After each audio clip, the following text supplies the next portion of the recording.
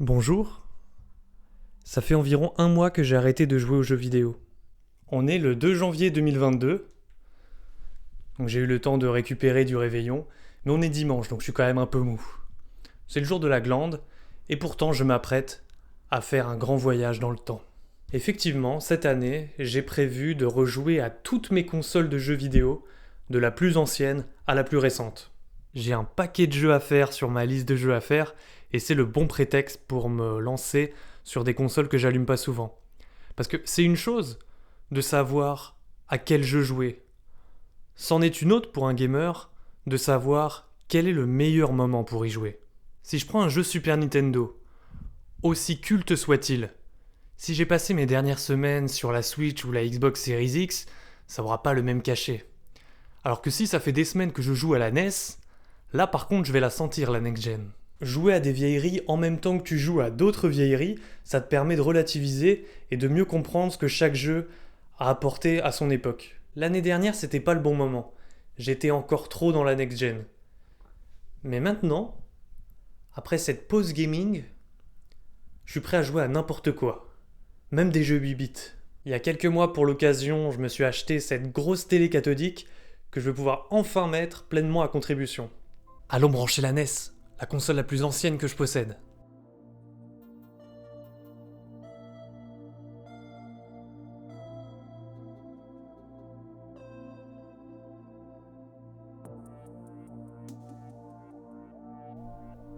Tadam. Faire une pause d'un mois dans le gaming avant de se lancer dans une rétrospective du jeu vidéo, c'est bien. Mais on peut faire mieux pour renforcer l'immersion de la transition vers ce voyage dans le temps. Ce que je vous conseille, c'est d'aller mater la télé des années 80.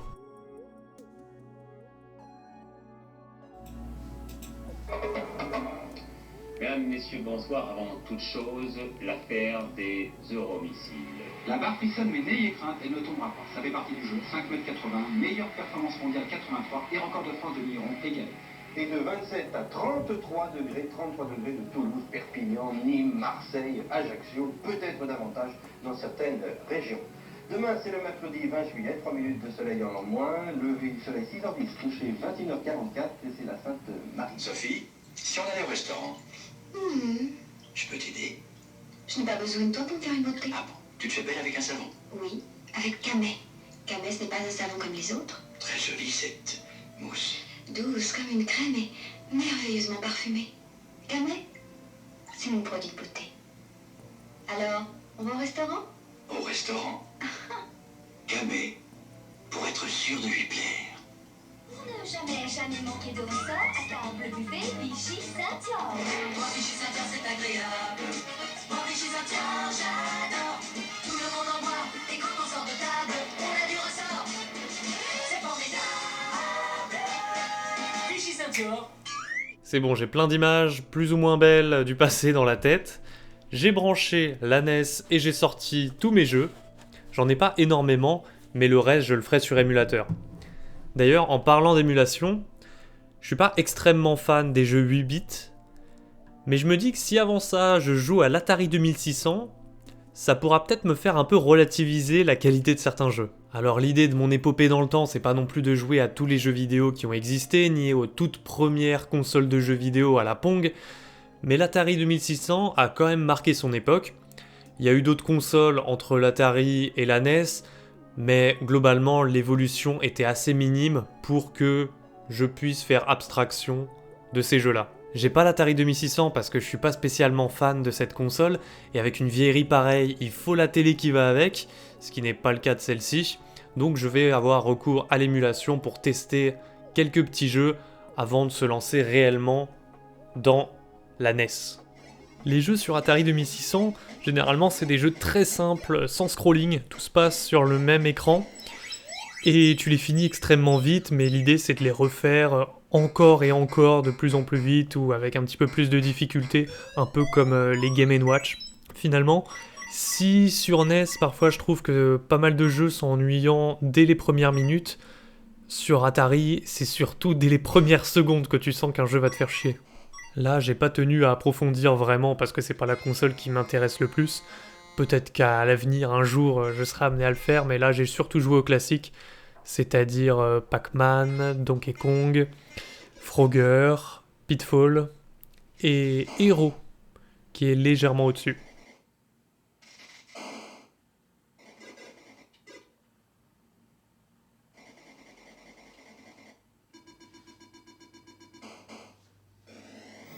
Et nous voilà enfin sur mon bon vieux tube cathodique pour jouer à la NES. Alors je vous le dis tout de suite, je suis pas fan non plus des jeux 8 bits, pour moi c'est encore la préhistoire du jeu vidéo. Mais l'intérêt principal c'est de retrouver des héros cultes de Nintendo, et pas que, parce qu'il y a d'autres séries aussi qui ont commencé sur la NES, et c'est vrai que c'est intéressant de voir la version minimaliste, épurée, de concepts de jeux qui existent encore aujourd'hui. Le plaisir de la découverte est pas mal, mais tu vas te rendre compte que le gameplay archaïque sur ces jeux a pas mal vieilli. Ça fait que c'est compliqué de rester accroché à plus de quelques heures, parce qu'on sait déjà à quel point le jeu vidéo a bien progressé par la suite, et finalement quand je joue à la NES, j'ai juste trop envie de passer à la génération suivante quoi, et pas m'attarder des heures et des heures sur des jeux qui sont objectivement vraiment moins bons. Mais la NES a encore un intérêt, c'est le côté très pick-up and play des jeux, qui sont souvent des adaptations de l'arcade ou qui reprennent les codes du jeu arcade. Donc par la suite dans le jeu vidéo, on a des aventures plus ambitieuses, mais pour lesquelles c'est plus compliqué de se faire juste des petites sessions.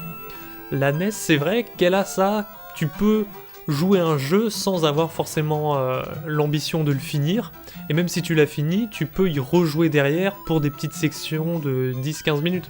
Le problème que j'ai avec la NES, c'est plutôt une lassitude, parce que en soi elle a vraiment ses qualités, mais c'est un catalogue qu'on a tellement déjà vu et revu via des compilations, les consoles virtuelles, les portages, qu'aujourd'hui cette nostalgie que Nintendo essaye de nous implémenter, en fait elle me procure plus rien du tout.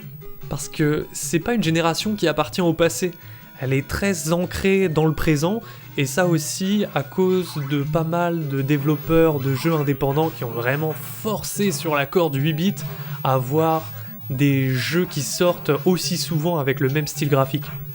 Et comme je vous l'ai dit, j'ai pas non plus énormément de cartouches, donc j'ai eu recours à la NES Mini pour jouer au reste du catalogue que j'ai pas en physique. Mais l'avantage d'y jouer du coup sur émulateur, c'est que je peux y jouer en 60 Hz à la vraie vitesse, parce que le 50 Hz sur ma télé, pour certains jeux c'est assez douloureux, notamment Castlevania où t'as les musiques qui sont ralenties. C'est pas optimal quand tu connais la version originale NTFC. Ce que j'aime bien avec la manette NES de la NES Mini, c'est qu'elle a pas un embout USB, elle a un embout comme pour les Wiimote de l'époque, ce qui fait que pour des jeux comme Earthbound Beginnings, qui est sorti en dehors du Japon officiellement que sur la Wii U, sur la console virtuelle, en fait je peux jouer à la NES sur ma Wii U en branchant directement la manette de la NES Mini sur la Wiimote. Je dirais que les jeux que je retiens le plus sur la NES, c'est pas très original, mais c'est les classiques quoi. Donc Castlevania, Mega Man 2 et Zelda 2, bien sûr.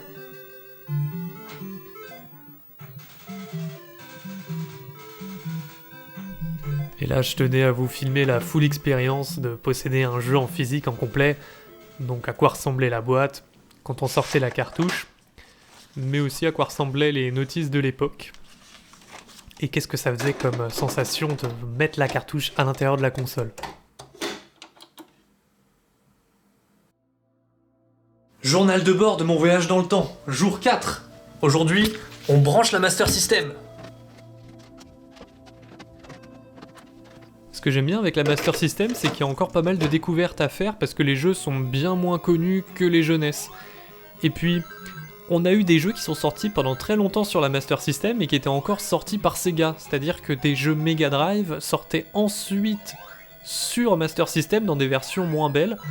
Et on voit que dans les communautés de fans, les D-Make parfois de jeux sont assez populaires, c'est marrant de voir que c'était des D-Make officiels souvent. Graphiquement, on sent une progression par rapport à la NES. C'est pas beaucoup plus détaillé, c'est toujours une machine 8 bits, mais les couleurs sont quand même plus chatoyantes, tu sens qu'il y a des couleurs plus pétantes, plus vives, et ça fait que globalement le rendu visuel est différent de la NES, on arrive vraiment à identifier les deux consoles. En rejouant la NES après quelques heures sur la Master System, c'est très frappant, la NES a des couleurs vachement fades et grises. Par contre, la manette NES explose la manette Master System. Sur Master System, il n'y a pas une croix, Il y a une sorte de pavé en carré avec 8 directions, mais souvent c'est imprécis, on se retrouve à faire des diagonales ou bas alors qu'on voulait juste aller à droite. Sur des shoot'em up notamment, ça peut être une horreur, ou d'autres jeux d'action plateforme où on n'a pas envie de se baisser à certains moments.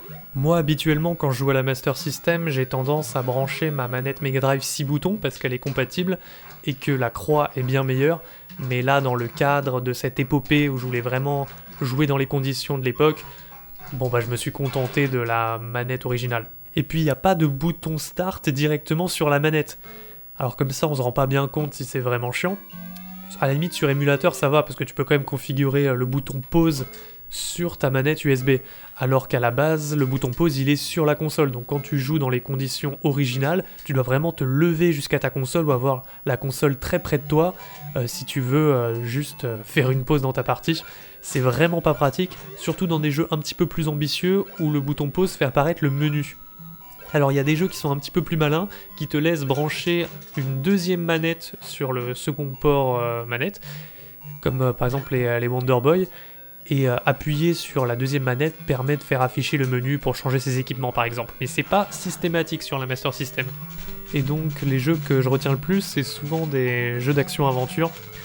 Donc sur la Master System, plutôt Ys, Golden Axe Warriors, et Wonder Boy 3 The Dragon's Trap, qui est sans doute mon jeu préféré de la console. Une fois n'est pas coutume, je vous montre une nouvelle boîte.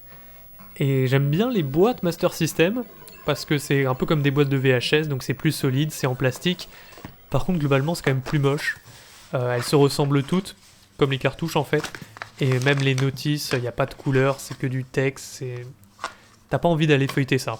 Contrairement à la NES où c'est un peu plus soigné. Mais bon, vu que sur NES c'est des boîtes en carton, vas-y, point pour la Master System. Et dans le cadre de ce voyage dans le temps, on va pas se contenter des consoles de salon, on va aussi jouer aux consoles portables avec la Game Boy originale qui est vraiment compliquée à jouer aujourd'hui à cause de son écran. J'entends vraiment le modèle, le tout premier modèle de la Game Boy, parce que tout ce qui est mouvement de sprite, ça crée comme une traînée de pixels à l'arrière, donc quand il y a du scrolling, c'est là que c'est le plus frappant. Je crois que ça s'appelle le ghosting, c'est pas très lisible, et alors à filmer n'en parlons pas. Et oubliez tout de suite l'idée d'y jouer s'il fait pas jour dehors, parce que ça sera illisible avec l'absence de rétroéclairage. Globalement, la console a vécu tellement longtemps que quand tu prends les jeux du début de vie de la machine, ça ressemble beaucoup à de la NES en noir et blanc. Et puis finalement, vu qu'en fin des années 90, il y a encore des jeux qui sortaient sur la Game Boy, cela se rapproche plus en termes d'ambition de jeux 16 bits. Donc je vais pas jouer à toute la ludothèque Game Boy, en tout cas dans ce chapitre, puisque ça serait un petit peu sauter des étapes dans le temps, mais en ce qui concerne les jeux de première génération Game Boy, on retrouve le même type de plaisir instantané, pick up and play, qu'on retrouvait directement sur la NES. On voit d'ailleurs plusieurs portages et adaptations de jeunesse sur la Game Boy, et j'imagine que pour l'époque ça devait être plutôt marquant de pouvoir trimballer ça où tu voulais. J'en ai fini avec ce chapitre sur les consoles 8 bits et j'ai vraiment trop hâte de passer à la génération suivante parce que globalement je trouve que la génération 8 bits est grave surcotée. Mais c'est compréhensible, elle a apporté tellement aux jeux vidéo que c'est normal que de temps en temps on lui fasse quelques éloges. Mais la plupart des jeux que j'ai à faire, c'est vraiment là sur la Mega Drive, sur la Super Nintendo, donc j'ai trop hâte de brancher des nouvelles consoles, notamment quelques consoles que je n'ai jamais approfondi. Je vais pas commencer directement par la Super Nintendo et la Mega Drive, puisque j'ai acheté cette console mini l'an dernier, à laquelle je n'ai pas joué parce que j'étais surtout sur la Next Gen, mais là c'est le moment de me lancer dans la PC Engine Mini. Alors certains vont débattre que c'est pas une vraie console 16 bits parce que je crois qu'elle fonctionne un peu comme une 8 bits, mais graphiquement, ce qu'elle arrive à afficher, ça se rapproche quand même plus de la 16 bits, donc c'est pour ça que je vais la ranger dans cette catégorie. Et c'est pas mal de jeux qu'on ne connaît pas beaucoup par rapport au catalogue Nintendo et même Sega, donc j'ai hâte d'approfondir ça et de découvrir des titres. Et vu que je n'ai pas la console originale, bah on passera sur cet écran plat HD moderne, mais pour les consoles suivantes, on passera sur ce bon vieux tube cathodique d'époque. Étant donné que c'est la première fois que je joue sérieusement à la PC Engine, je vais vous donner mes premiers feedbacks sur la console, mais aussi sur la manette dans un premier temps, que j'ai trouvé assez grosse en comparaison avec celle des autres consoles 8 bits. Pourtant, il y a le même nombre de boutons et la même disposition que sur une manette NES, mais non, c'est plus large. La croix est quand même meilleure que celle d'une Master System, c'est déjà ça. Et sinon, graphiquement, c'est de la next-gen, mais à petite dose. Pour les premiers jeux qui sont sortis en 87-88, la transition est plutôt douce après une Master System, même si on voit quand même qu'en termes de détails, de couleurs et d'animation, c'est plus de la 8 bits, c'est quand même légèrement mieux. Pour vous donner un ordre d'idée, si vous cherchiez un rendu graphique entre la Master System et la Mega Drive, la PC Engine c'est presque entre les deux, du moins pour les jeux de début de vie. Parce qu'après, plus les années passent, plus on se rapproche de graphisme vraiment 16 bits comme sur Mega Drive, mais sans les belles animations et le scrolling parallaxe. C'était pas évident pour cette console de concurrencer Sega et Nintendo à l'époque, parce que globalement les héros, les licences étaient moins mémorables, ils avaient pas non plus le même budget publicitaire, donc globalement c'était beaucoup moins connu des joueurs. Et moi-même je connais personne dans mon entourage qui a une PC Engine, donc c'est pas une console à laquelle j'ai pu jouer dans le passé. J'ai peut-être dans des expositions sur le jeu vidéo eu l'occasion de tenir une manette et de jouer 2 fois en 10 ans peut-être, mais ça s'arrête là. Je me rappelle d'une anecdote par contre, où une fois j'étais à la Fnac, et au rayon jeux vidéo, sur une télé écran plat, il y avait un employé de la Fnac qui avait ramené sa PC Engine CD, qu'il avait branché, il avait mis le jeu Street Fighter et des manettes, et vraiment c'était pour son plaisir personnel et aussi pour faire découvrir, je pense, le rétro gaming aux gens qui se baladaient dans son rayon. Donc à la pause déj, tu pouvais faire une partie avec lui, j'ai trouvé ça trop marrant. La PC Engine de la Fnac de la Défense. Bon, elle y est plus, hein, mais ça m'avait marqué. Ce qui m'a plu avec la PC Engine, c'était de découvrir des nouveaux jeux 16 bits, mais de l'époque, qui sont pas très connus, parce que contrairement aux jeux Nintendo et Sega, ils sont pas ressortis dans un nombre incalculable de compilations. Donc c'est des vraies découvertes pour moi, et ça m'a permis aussi de réaliser que, dans l'ensemble, même s'il y a des petites curiosités sympas, le catalogue PC Engine est pas du tout aussi marquant que celui d'une Mega Drive ou d'une Super Nintendo. Dans l'ensemble, j'ai vu qu'il y avait énormément de copies ou de concepts de jeux qui existaient déjà ailleurs, mais qui sont faits d'une autre façon ici. Donc il y a pas mal de jeux auxquels tu joues, mais tu te dis, bah j'ai déjà joué à une version meilleure dans le passé, ou j'ai déjà joué à une version différente, donc la part de découverte, elle reste limitée un peu à l'univers du jeu en question. Donc finalement, beaucoup de jeux découverts et pas beaucoup de jeux que je retiens ou auxquels j'ai envie de rejouer. Beaucoup de shoot 'em up aussi sur cette console, mais là pareil, il y en a tellement qui se ressemblent qu'au final tu prends les 2-3 meilleurs titres et t'as plus trop de raisons de jouer aux autres. Donc moi les shoot 'em up que je retiens surtout c'est R-Type, Soldier Blade et R-Zonk, ça c'était ma grosse découverte. Ensuite, j'ai bien aimé Neutopia 1 et 2, même si c'est vraiment pas très original. Ghouls and Ghosts et Splatterhouse. Alors j'aurais bien aimé pouvoir vous montrer une boîte de jeux PC Engine là, mais vu que j'ai pas la console originale, j'ai pas non plus de jeux en physique. Mais dites-vous que les boîtes, c'est comme des boîtiers de CD normaux. Vu que les cartouches PC Engine, c'est des U-cards, donc des petites cartes toutes plates, un peu en forme de carte de crédit. Bah ça rentre parfaitement à l'intérieur d'un boîtier de CD. Pour conclure sur cette console, je dirais que je me suis bien amusé dessus, même si je considère pas du tout que ça soit la meilleure des 16 bits. Mais pour les quelques-uns qui considéreraient encore que c'est une console 8 bits, ben je dirais que dans ce cas-là, c'est sans doute la meilleure des consoles 8 bits. Ce qui est bien avec les consoles mini, c'est qu'elles ont toutes les mêmes connectiques. Donc une fois que tu as les câbles branchés, bah tu peux brancher toutes les autres. Avec la Mega Drive Mini ici, mais tant qu'à faire, moi, je vais plutôt jouer sur la console originale, vu que contrairement à la PC Engine, celle-là je l'ai.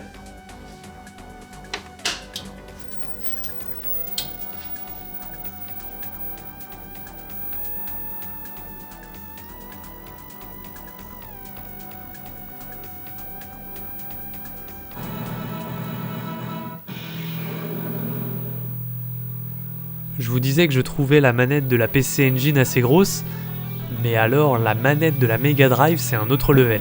Que ça soit le volume que ça prend dans les mains ou même la grosseur des boutons, c'est absolument pas comparable avec les consoles précédentes.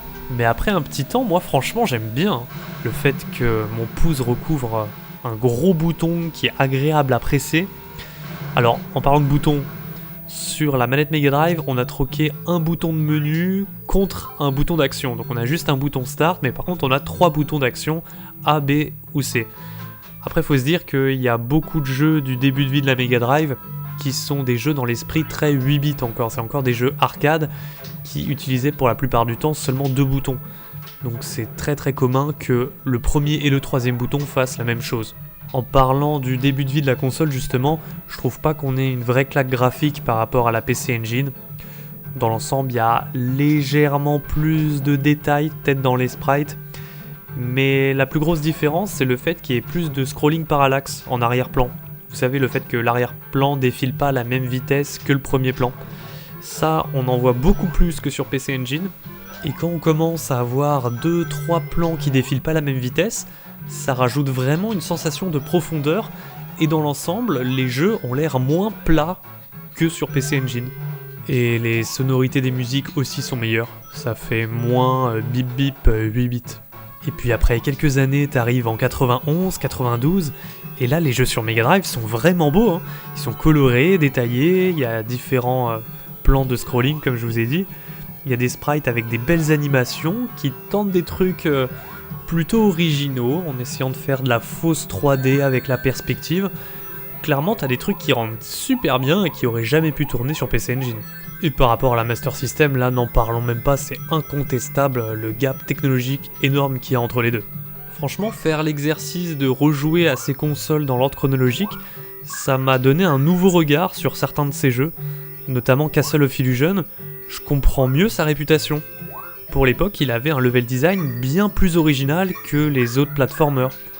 Et tu réalises à quel point Sonic était novateur par rapport aux jeux de l'époque.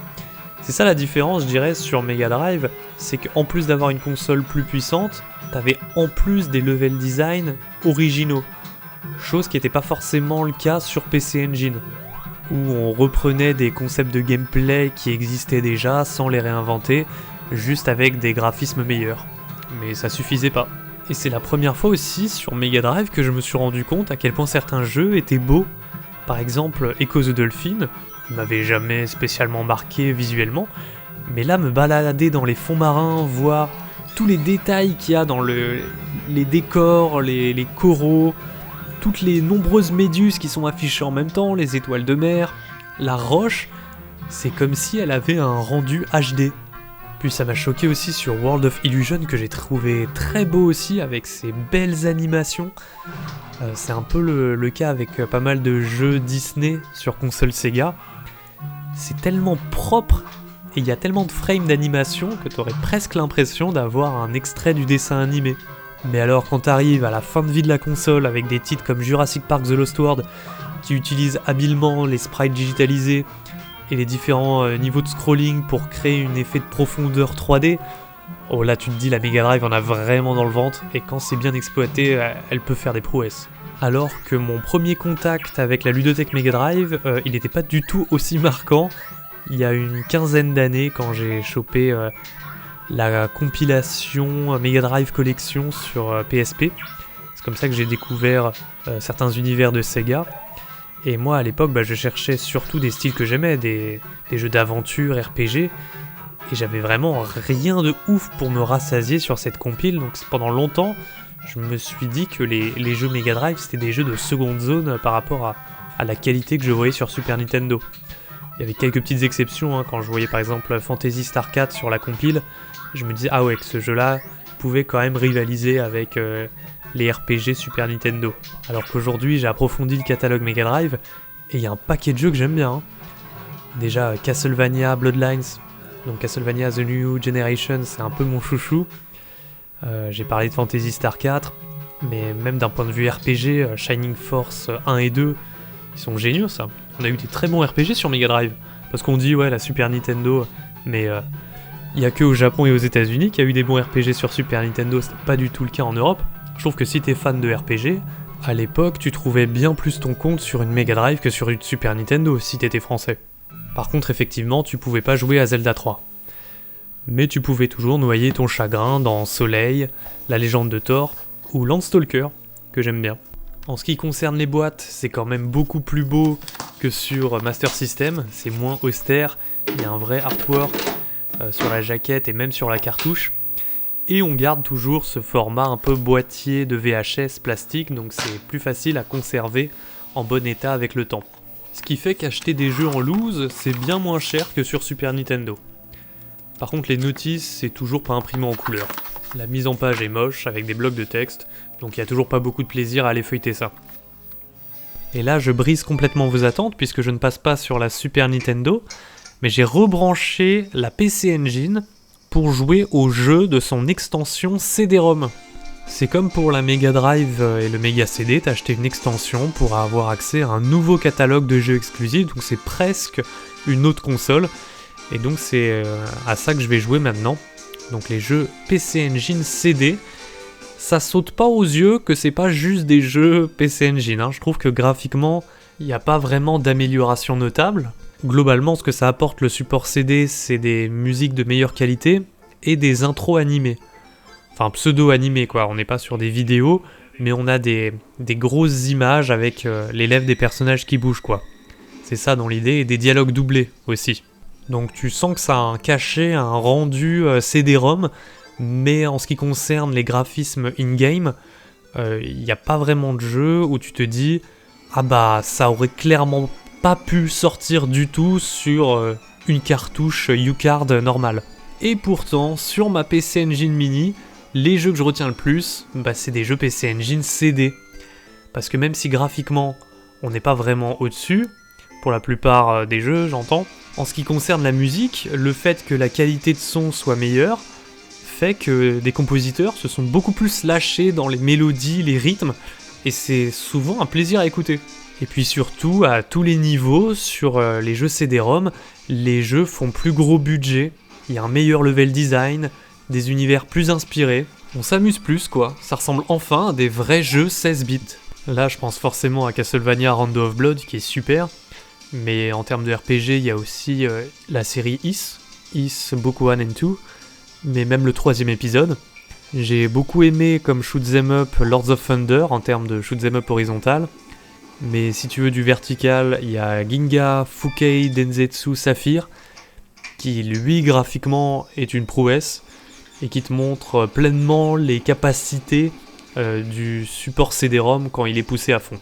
Je me suis pas mal investi dans ces jeux, parce que pendant 2 semaines j'étais pas chez moi, j'étais dans un autre appart, et donc c'est la seule console que j'ai pris, la PC Engine Mini, puisque elle est facile à transporter, facile à brancher, et donc je ne jouais que aux jeux PC Engine pendant ce laps de temps, donc surtout aux jeux PC Engine CD, et donc j'ai plus approfondi des jeux auxquels j'aurais peut-être pas trop joué en temps normal, puisqu'ils n'étaient pas en concurrence avec des jeux d'autres consoles. J'avais juste mon catalogue PC Engine. Et ça me rappelle un peu que quand on craque une console et qu'on a un catalogue de jeux illimité, la lassitude arrive beaucoup plus vite parfois sur des jeux, on a envie de passer d'un jeu à l'autre et finalement on s'investit moins. Le fait que là par contre je n'ai que ma PC Engine Mini fait que j'ai consacré beaucoup plus de temps à chacun de ces jeux là. J'en ai même profité pour acheter une 2e manette pour pouvoir jouer en multijoueur avec les autres personnes de la coloc. Et il y a Bomberman sur cette machine, mais Bomberman à 2, bon on tourne un peu en rond quoi, et j'ai pas non plus acheté 5 manettes. Et globalement ouais, Bomberman ça a tendance à me lasser. Et la bonne découverte que j'ai faite sur la PC Engine CD, c'est Bomberman Panic Bomber, qui est en fait un puzzle game, un peu à la Puyo Puyo, et qui reprend certaines idées de Bomberman avec des bombes à exploser, en plus des couleurs à faire matcher ensemble. Et ça, j'ai trouvé que l'action était frénétique, et il y avait beaucoup de compétitivité pendant ce laps de temps où j'étais pas chez moi. C'était devenu mon jeu multijoueur numéro 1. Donc que ça soit en solo ou en multi, la PC Engine CD m'aura ravi. Mais quand même un peu plus en solo. Et vu qu'après la PC Engine j'étais dans la hype des extensions CD, j'ai acheté un truc que j'avais envie de prendre depuis des années, le Mega CD. Je l'ai acheté spécialement pour ce défi, pour pouvoir y jouer dans les conditions originales et pas juste sur émulateur. Et je me suis vraiment bien amusé dessus parce que vu que la console lit les CD gravés, j'ai pu tester un maximum de jeux sans avoir à lâcher toute ma thune, au-delà déjà de l'extension qui m'a coûté un petit peu cher. Et donc j'ai réussi à identifier 3 types de jeux sur le Mega CD. Le premier, c'est les jeux Mega Drive. Tout simplement des portages de jeux qui étaient déjà au format cartouche et qui là ressortent au format CD avec des musiques un peu améliorées. Parfois ils te disent que les graphismes sont meilleurs, mais la plupart des portages, je vois absolument pas la différence graphiquement. C'est juste au niveau de la musique et parfois l'intro de ces jeux-là ont une vidéo ou un petit dessin animé pour présenter l'histoire. Ça a l'air complètement anecdotique dit comme ça, mais une fois que tu possèdes le Mega CD, tu deviens un petit peu un snob qui sait apprécier ce confort d'avoir une qualité de son meilleure, et par exemple sur des jeux comme Echo the Dolphin, ça fait une vraie différence. Donc c'est un luxe que j'ai plutôt apprécié. Ensuite le deuxième type de jeu que j'ai identifié, c'est les jeux FMV, donc Full Motion Video. Vous savez, c'est les premiers jeux auxquels on pense quand on pense au Mega CD. C'est des vidéos très très pixelisées, dans lesquelles il y a très peu d'interaction, et généralement c'est des QTE, faut appuyer sur la bonne touche au bon moment pour que la vidéo continue.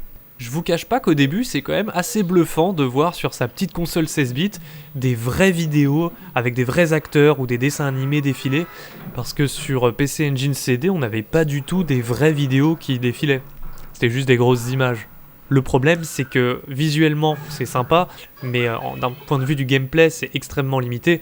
Donc les jeux qui reposent juste sur des QTE comme Dragon Slayer ou Road Avengers, moi, au bout de 5-10 minutes, mais je m'ennuie profondément. Je m'amuse vraiment pas dessus. Il y a quand même quelques jeux FMV un petit peu plus originaux, comme Night Trap par exemple, où il y a plus d'interaction puisque tu regardes des caméras de surveillance, donc tu passes d'une vidéo à l'autre pour arrêter les voleurs qui se baladent. D'un point de vue du gameplay, c'est un petit peu plus riche que juste appuyer sur gauche ou sur droite à la millième de seconde près. Et puis il y a d'autres jeux qui font défiler une vidéo, et ils vont mettre le sprite de ton perso ou de ton vaisseau par-dessus cette vidéo pour que tu aies l'impression de te balader dans un univers 3D. Alors qu'en vrai, c'est totalement scripté, mais il y a quand même un peu de gameplay. Et enfin, le troisième type de jeu que j'ai identifié sur le Mega CD, et sans doute le plus intéressant, c'est les vrais jeux exclusifs Mega CD qui tirent parti des capacités de cette extension sans pour autant abuser des vidéos FMV avec un gameplay très limité. Quand je vous parle des capacités du Mega CD, je vous parle de features qui n'étaient pas possibles sur la Mega Drive de base, mais qui du coup sont maintenant accessibles à Sega grâce à son extension. Et on a des rotations de sprites, des zooms, et une sorte de mode 7 très similaire à ce qu'on peut retrouver sur Super Nintendo. Grâce à cette extension, Sega s'aligne sur les rendus que peut proposer la Super Nintendo, mais vous verrez quand même que c'est beaucoup moins fluide, ça rame plus et ça fait moins abouti que sur Super Nintendo. Il y a beaucoup plus de scintillements, donc on s'en rapproche, mais il suffit de voir tourner un jeu comme Sonic CD et ses fameux niveaux bonus pour se rendre compte que visuellement c'est pas du tout aussi fluide et agréable que par exemple F-Zero sur Super Nintendo. Reste qu'on s'amuse quand même beaucoup sur le Mega CD parce qu'il y a des jeux sympas comme Secret of Monkey Island, Pop Full Mail, Snatcher ou même Lords of Thunder que j'ai mentionné aussi pour la PC Engine CD. Mais je dirais que là où l'extension CD est indispensable à la PC Engine, je trouve que pour la Mega Drive, le Mega CD est vraiment beaucoup plus accessoire. Alors c'est un peu complexe parce que au final je me suis quand même plus amusé sur le Mega CD que sur la PC Engine CD, mais prendre une PC Engine sans l'extension CD, on se prive d'une énorme partie du catalogue intéressant de la PC Engine. Alors que sur la Mega Drive de base, il y a déjà tellement de jeux de ouf qu'au final, t'as vraiment pas besoin de prendre l'extension CD pour t'amuser sur ta Mega Drive. Parce que la plupart des jeux intéressants du Mega CD ont déjà des versions meilleures, plus gros budget, plus abouties sur leur format cartouche. Par exemple, Sonic CD, il est assez réputé, mais en vrai, moi je le trouve vraiment moins bien que tous les épisodes de la Mega Drive. Et un épisode comme Sonic 3 et Knuckles est beaucoup plus riche que Sonic CD. Et ce, même graphiquement. Donc t'as vraiment pas besoin d'acheter une extension pour aller jouer à Sonic. De la même façon, Shining Force CD, il est très bien. mais il ressemble vraiment beaucoup aux épisodes de la Mega Drive, il apporte pas grand chose de plus, même graphiquement, je trouve que c'est la même chose quoi. Alors, si t'as pas déjà torché tous les Shining Force de la Mega Drive, il n'y a pas vraiment de raison d'aller acheter une extension CD pour jouer à Shining Force CD. Les épisodes cartouches suffisent largement. Et pour les autres RPG, c'est un peu pareil. Lunar sur Mega CD, ça vaut pas un Phantasy Star sur Mega Drive. Et les shoot'em up, c'est pareil, on a déjà des très très bons sur Mega Drive. Donc l'extension Mega CD n'est vraiment pas indispensable, mais c'est sûr que tu vas quand même t'amuser dessus. Et voici à quoi ressemble une boîte de jeux Mega CD européenne. Donc c'est le même format que les jeux multi-CD sur PlayStation 1. C'est des boîtiers plus gros que pour des CD simples, même si à chaque fois sur Mega CD, il n'y a bien qu'un seul CD à l'intérieur.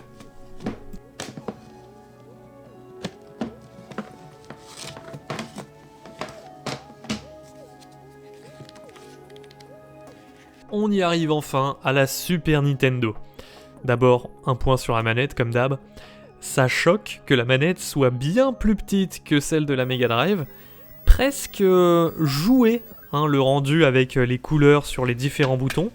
Mais en même temps, elle a un côté très futuriste, avec cette symétrie et le fait qu'il y ait autant de boutons, avec les 4 boutons de façade, les boutons L et R, ça apporte quelque chose en plus par rapport aux autres consoles. On se croirait presque sur Next Gen.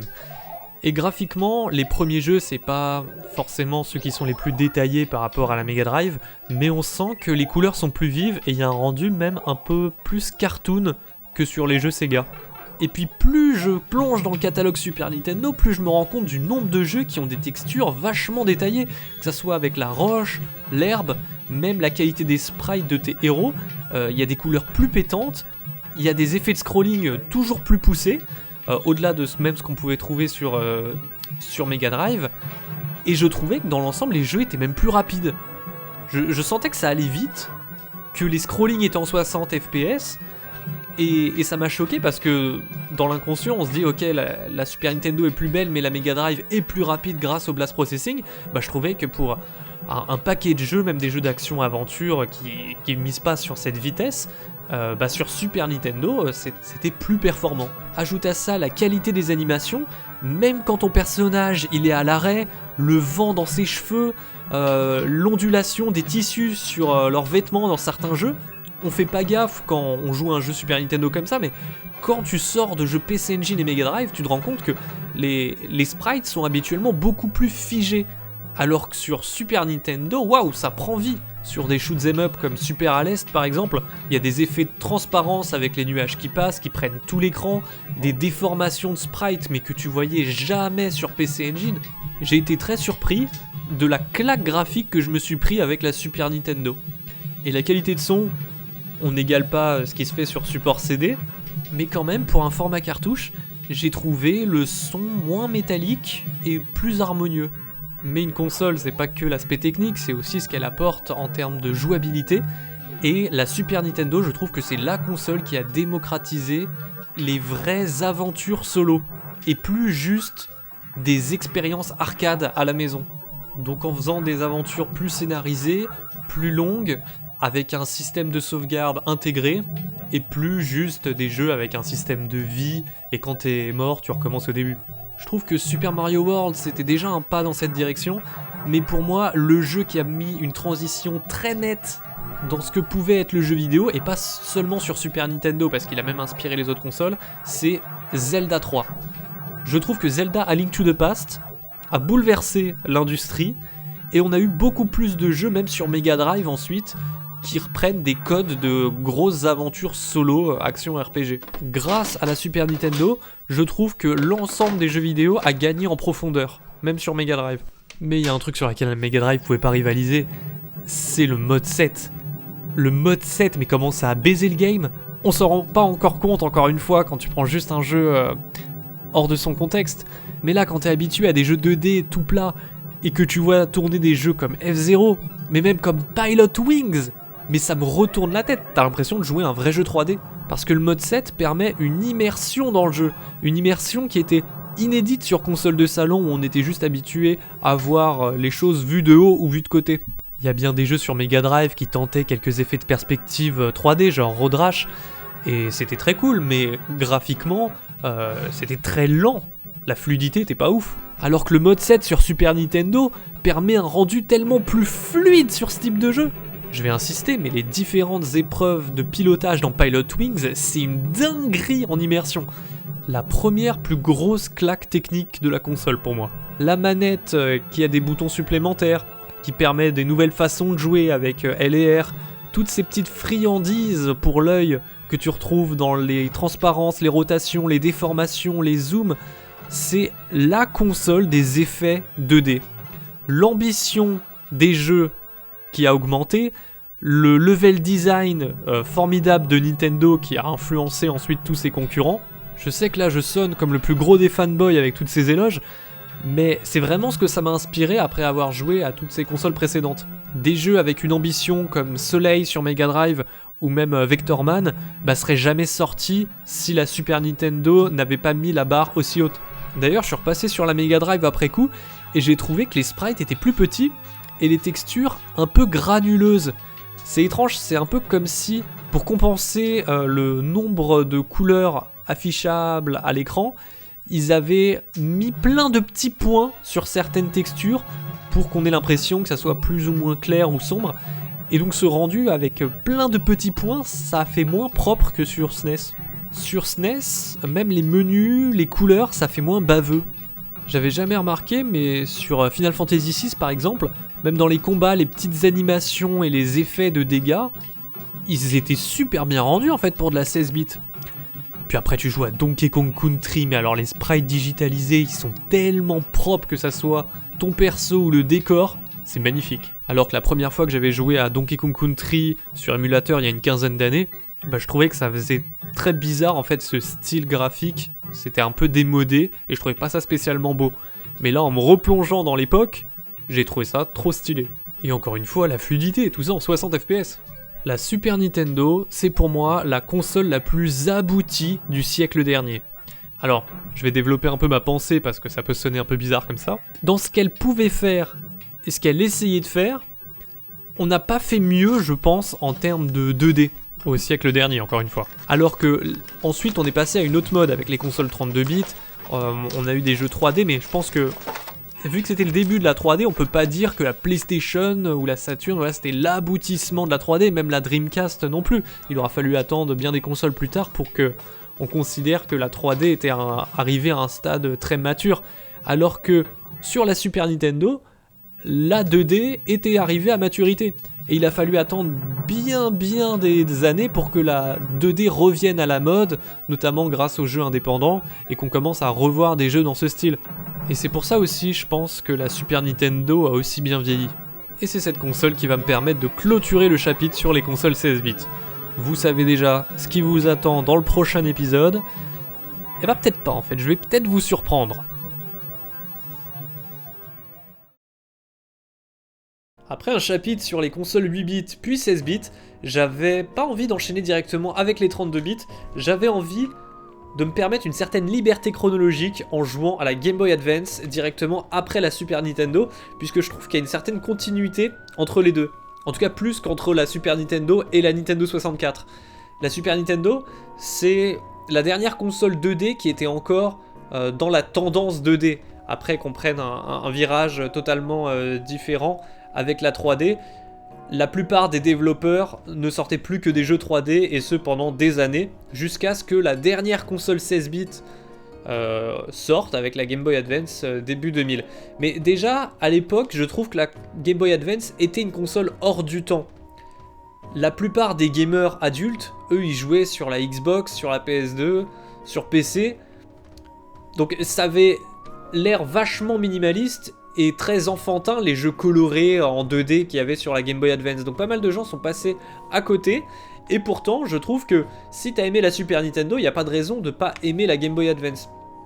Et je pense vraiment que si ces mêmes jeux étaient sortis à l'époque de la Super Nintendo, et ben on aurait un autre regard sur eux. Donc c'est pour ça que j'avais envie de faire cet exercice de triquer mon cerveau pour lui faire croire que j'étais tout le temps en train de jouer à la Super Nintendo alors qu'en fait j'étais passé sur le catalogue Game Boy Advance. Comment je vais faire ça ? Vu que je jouais sur le tube cathodique avec ma manette Super Nintendo, ce que j'ai fait, c'est que j'ai branché la GameCube avec le Game Boy Player et j'ai un adaptateur qui permet de brancher une manette Super Nintendo directement sur la GameCube. Donc ça évite de jouer à des jeux en 2D avec un joystick GameCube. Donc je peux continuer de jouer sur le tube cathodique avec une manette Super Nintendo à des jeux 16 bits. Donc l'illusion est totale. Je pense que ça peut être intéressant cette fois-ci, avant d'aller creuser les consoles 3D, de voir des jeux au style graphique similaire, mais voir comment ils se comparent alors qu'ils sont sortis à 10 ans d'écart. Si tu demandes à des gamers quelle est la meilleure ludothèque entre celle de la Super Nintendo et la Game Boy Advance, la plupart des gens vont te dire la Super Nintendo parce que c'est plus culte. Mais je pense que si tu regardes vraiment les qualités intrinsèques, ça doit se défendre.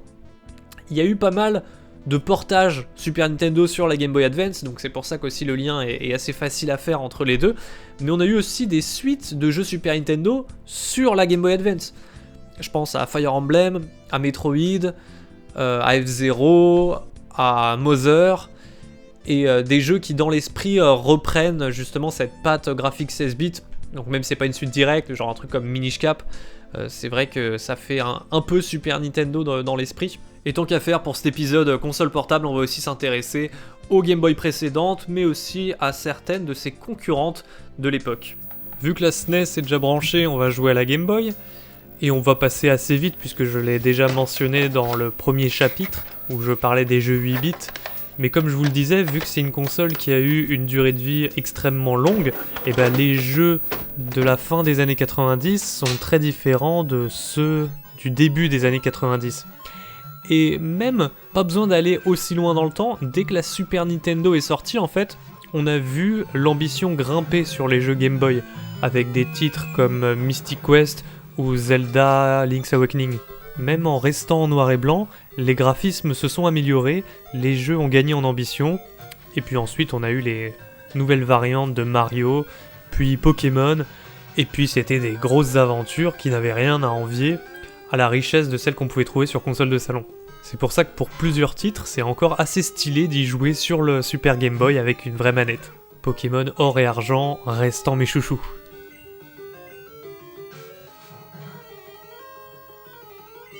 Mais à l'époque, la Game Boy n'était pas seule. Il y avait la Lynx, mais ça j'ai pas trop dégagé de temps pour y jouer. Il y avait la Game Gear aussi. Alors j'ai pas la console, et contrairement au Mega CD, je vais pas l'acheter spécialement pour cette série de vidéos. Donc je vais y jouer sur émulateur. Déjà, je peux vous répéter les banalités sur le fait que les graphismes étaient en couleur, la console était rétro-éclairée, les graphismes étaient de meilleure qualité, mais ça avait un prix, 6 piles pour une autonomie de moins de 3 heures.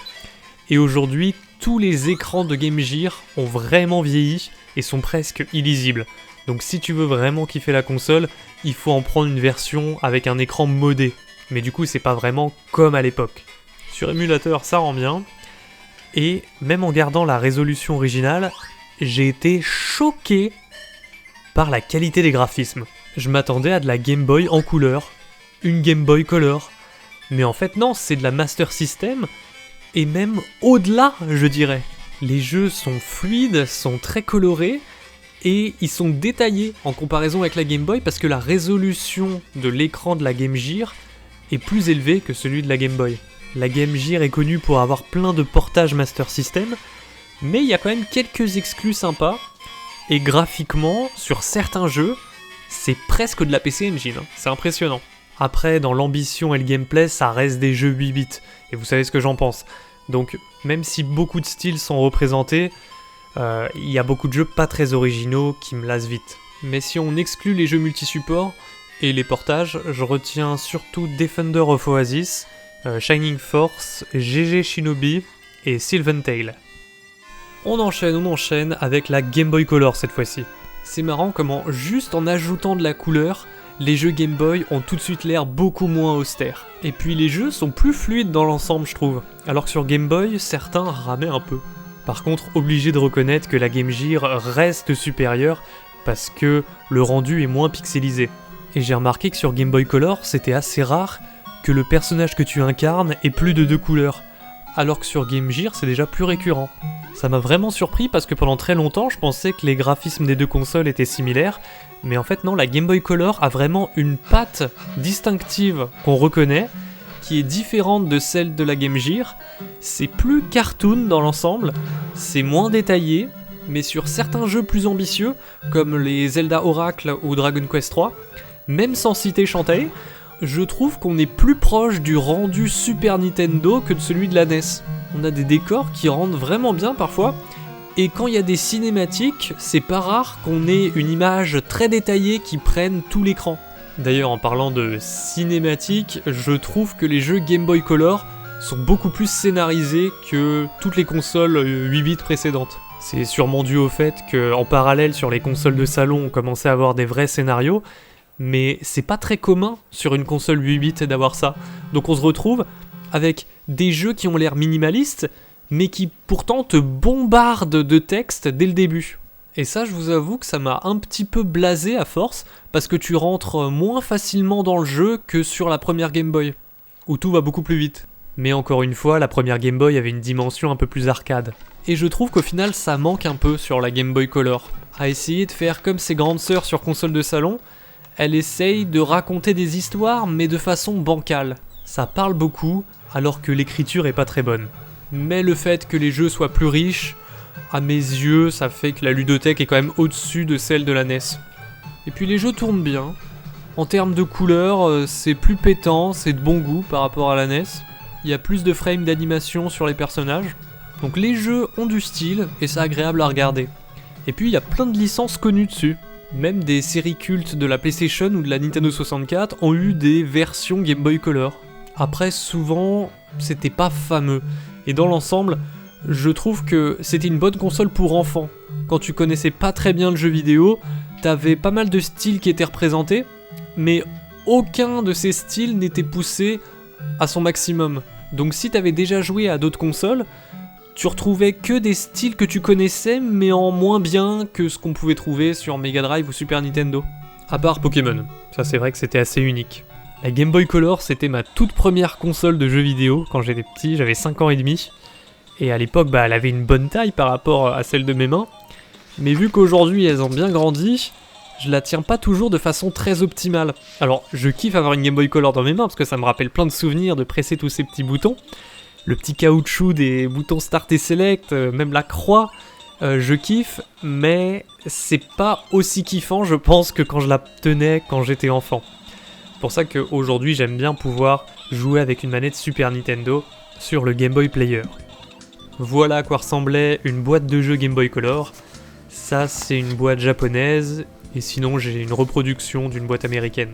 Comme pour la première Game Boy, et comme pour la Super Nintendo et tous les trucs Nintendo, c'était des boîtes en carton, mais avec quand même des notices de bonne qualité. Et cette fois-ci, c'est le tour de la Neo Geo Pocket Color, vu que je l'ai dans ma collection. Graphiquement, c'est très similaire à la Game Boy Color, en étant quand même un petit peu au-dessus en termes de qualité d'animation et de fluidité, mais on reste toujours en dessous de la Game Gear en termes de résolution et de graphisme en général. La Neo Geo Pocket Color a pas eu un boost de pixels par rapport à une Game Boy Color. Donc le rendu est très semblable, mais l'écran est quand même légèrement plus grand que celui de la Game Boy Color.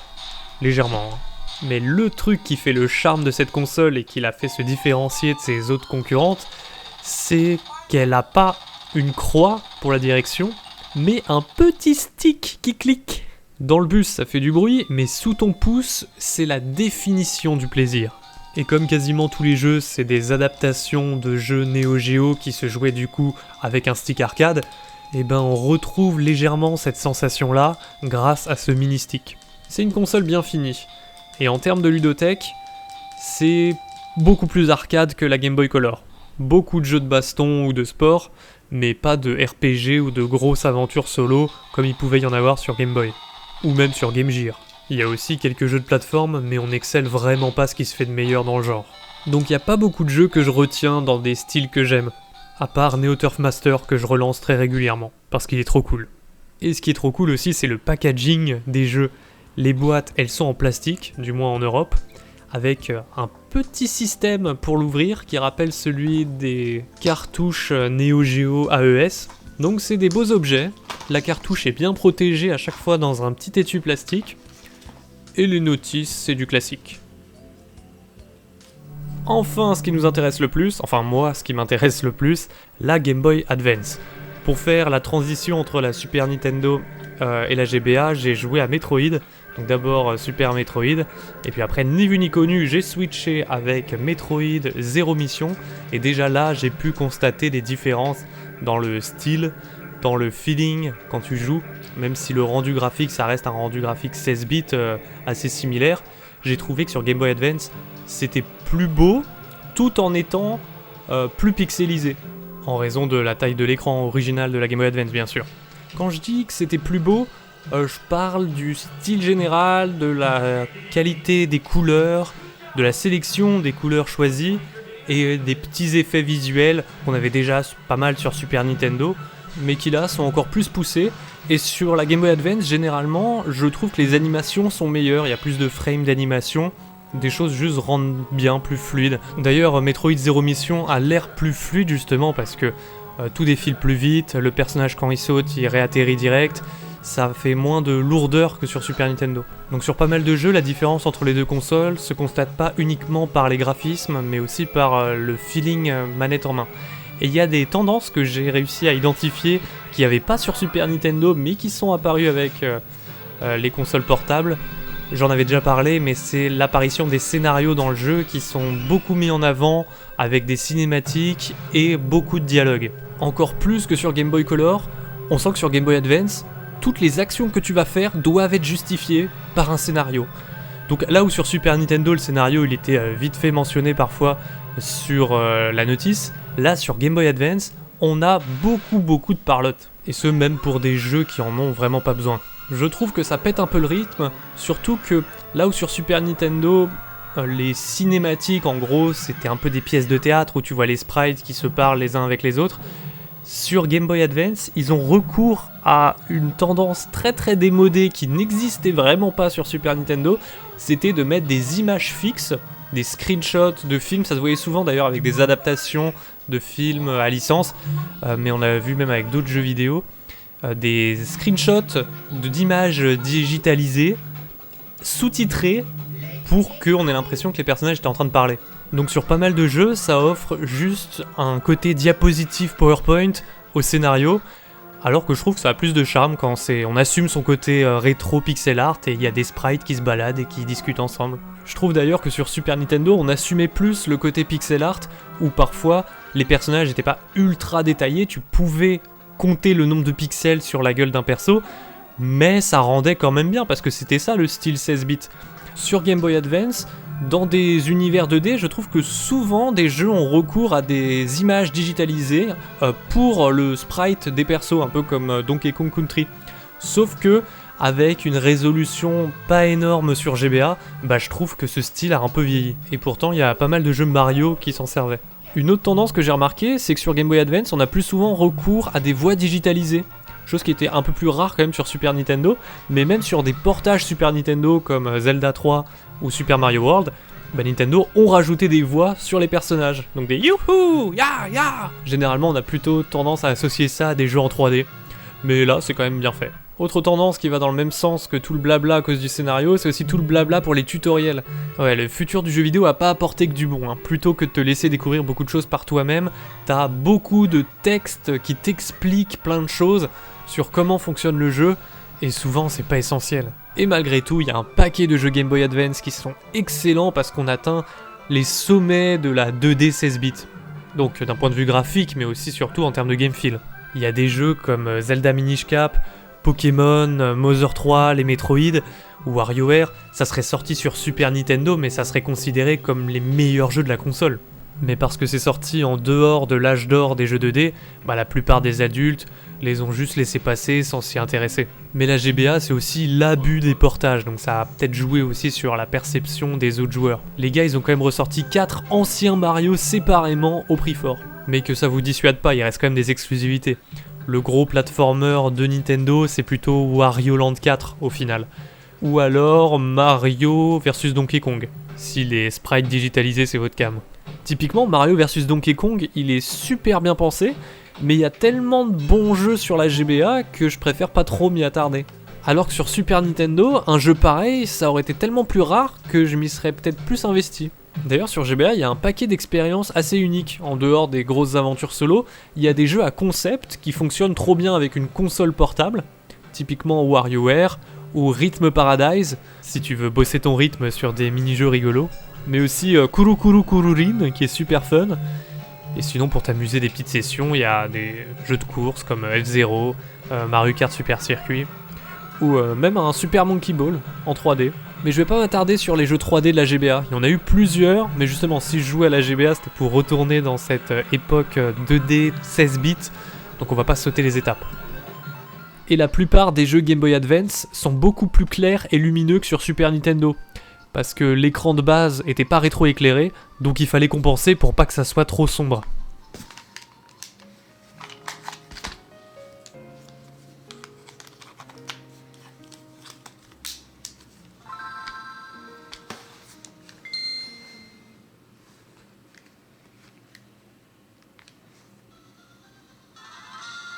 En somme, jouer à la Game Boy Advance sur un écran cathodique avec une manette Super Nintendo, c'est de la branle. Ça te permet de réaliser que pour le coup, la Game Boy Advance était vraiment plus puissante qu'une Super Nintendo. Un petit peu comme une Wii est plus puissante qu'une GameCube tout en gardant un peu le même style. Et ça permet aussi de réaliser que les jeux sont bons dans un contexte. Quand l'industrie elle est tournée vers la 2D ou la 3D, ton appréciation de certains jeux peut changer. Dans les années 2000, les jeux 2D de la GBA sont perçus comme des petits jeux pour enfants, alors que ces mêmes jeux, tu les aurais sortis sur Super Nintendo, ils seraient encore méga cultes aujourd'hui. C'est mon avis. Parce que je pense que la ludothèque Game Boy Advance est plus intéressante que la ludothèque Super Nintendo. Déjà parce que sur Game Boy Advance, il y a plein d'exclus, mais t'as en plus la plupart des gros hits de la Super Nintendo qui ont eu un portage dessus. Donc c'est 2 en 1 quoi. Par contre les boîtes de jeux, c'est toujours de la merde à conserver.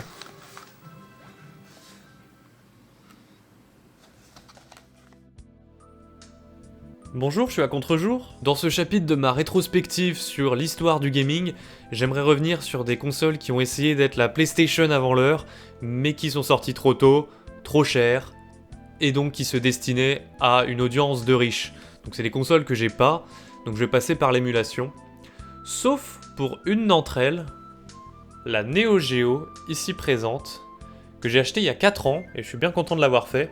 Comme ça je peux jouer sur du hardware original, mais pour ce qui est genre le CDI, la 3DO, je passerai par l'émulation sur mon PC. Commençons donc avec la Neo Geo, et j'ai commencé par jouer à Fatal Fury Special parce que je l'ai aussi sur Mega CD, donc ça me permet de faire directement un lien entre les consoles 16 bits traditionnelles et la Neo Geo pour comparer les graphismes. Et ça m'a fait réaliser que le Mega CD s'en sortait vachement bien, n'empêche. Les persos sont tout aussi détaillés, le seul truc qui change, c'est qu'il y a légèrement plus de frames d'animation sur Neo Geo, et surtout les décors sont bien plus vivants. Au lieu d'avoir 2 frames sur des fonds, tu vas en avoir bien plus, et ça rajoute de la profondeur. Et globalement, sur les jeux de début de vie de la Neo Geo, c'est ce que j'ai constaté, c'est que l'écart avec la Super Nintendo et la Mega Drive est notable, mais clairement pas flagrant. Comme je vous l'ai dit, ça se joue dans les arrière-plans, ou dans quelques effets de zoom.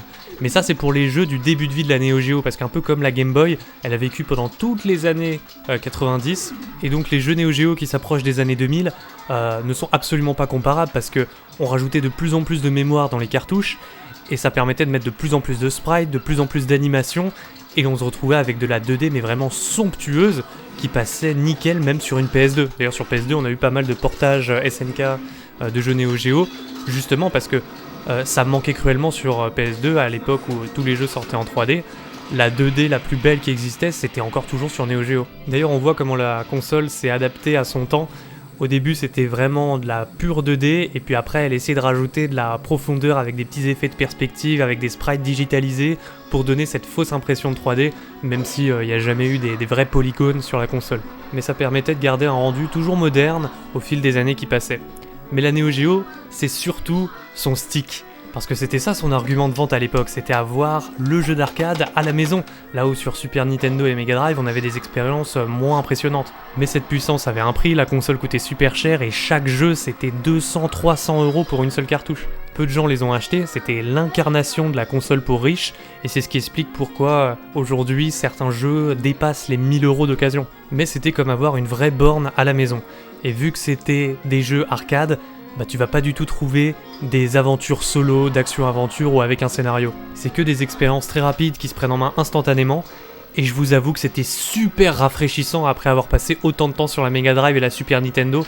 Là, le fait de pouvoir jouer sans pression, sans se dire qu'il faut que je finisse le jeu, c'est ça le plaisir de l'arcade. Et avec un stick, c'est magique. Le défaut de la plateforme par contre, c'est qu'il y a beaucoup de jeux qui se ressemblent, et la plupart c'est des jeux de baston.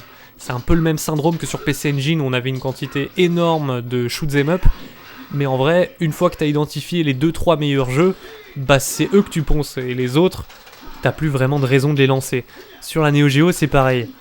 Je joue à SNK vs Capcom ou Garou Mark of the Wolves, mais ensuite j'ai besoin de jouer à d'autres styles. Alors il y a aussi pas mal de shoot 'em up sur la Neo Geo. Mon préféré reste Blazing Star pour son gameplay super nerveux, ses beaux graphismes, le fait que tu reprennes pas au début du niveau quand tu meurs. Il est très agréable à jouer, comme les run and gun à la Metal Slug. Mais sinon j'aime bien aussi certains jeux de sport, comme par exemple Windjammers, et je pense que mon jeu ultime de la Neo Geo c'est Neo Turf Master, le jeu de golf arcade le plus fun que je connaisse. Donc c'est pas une console pour tout le monde, mais une fois que t'as fait le tour du catalogue et que t'as identifié la dizaine de jeux qui te plaît le plus, à chaque fois que tu l'allumes tu vas t'éclater parce que la plupart de ces jeux ont vraiment un gameplay très soigné. Et là on régresse pas mal avec le CDI que je ne possède pas, donc on va passer sur émulation.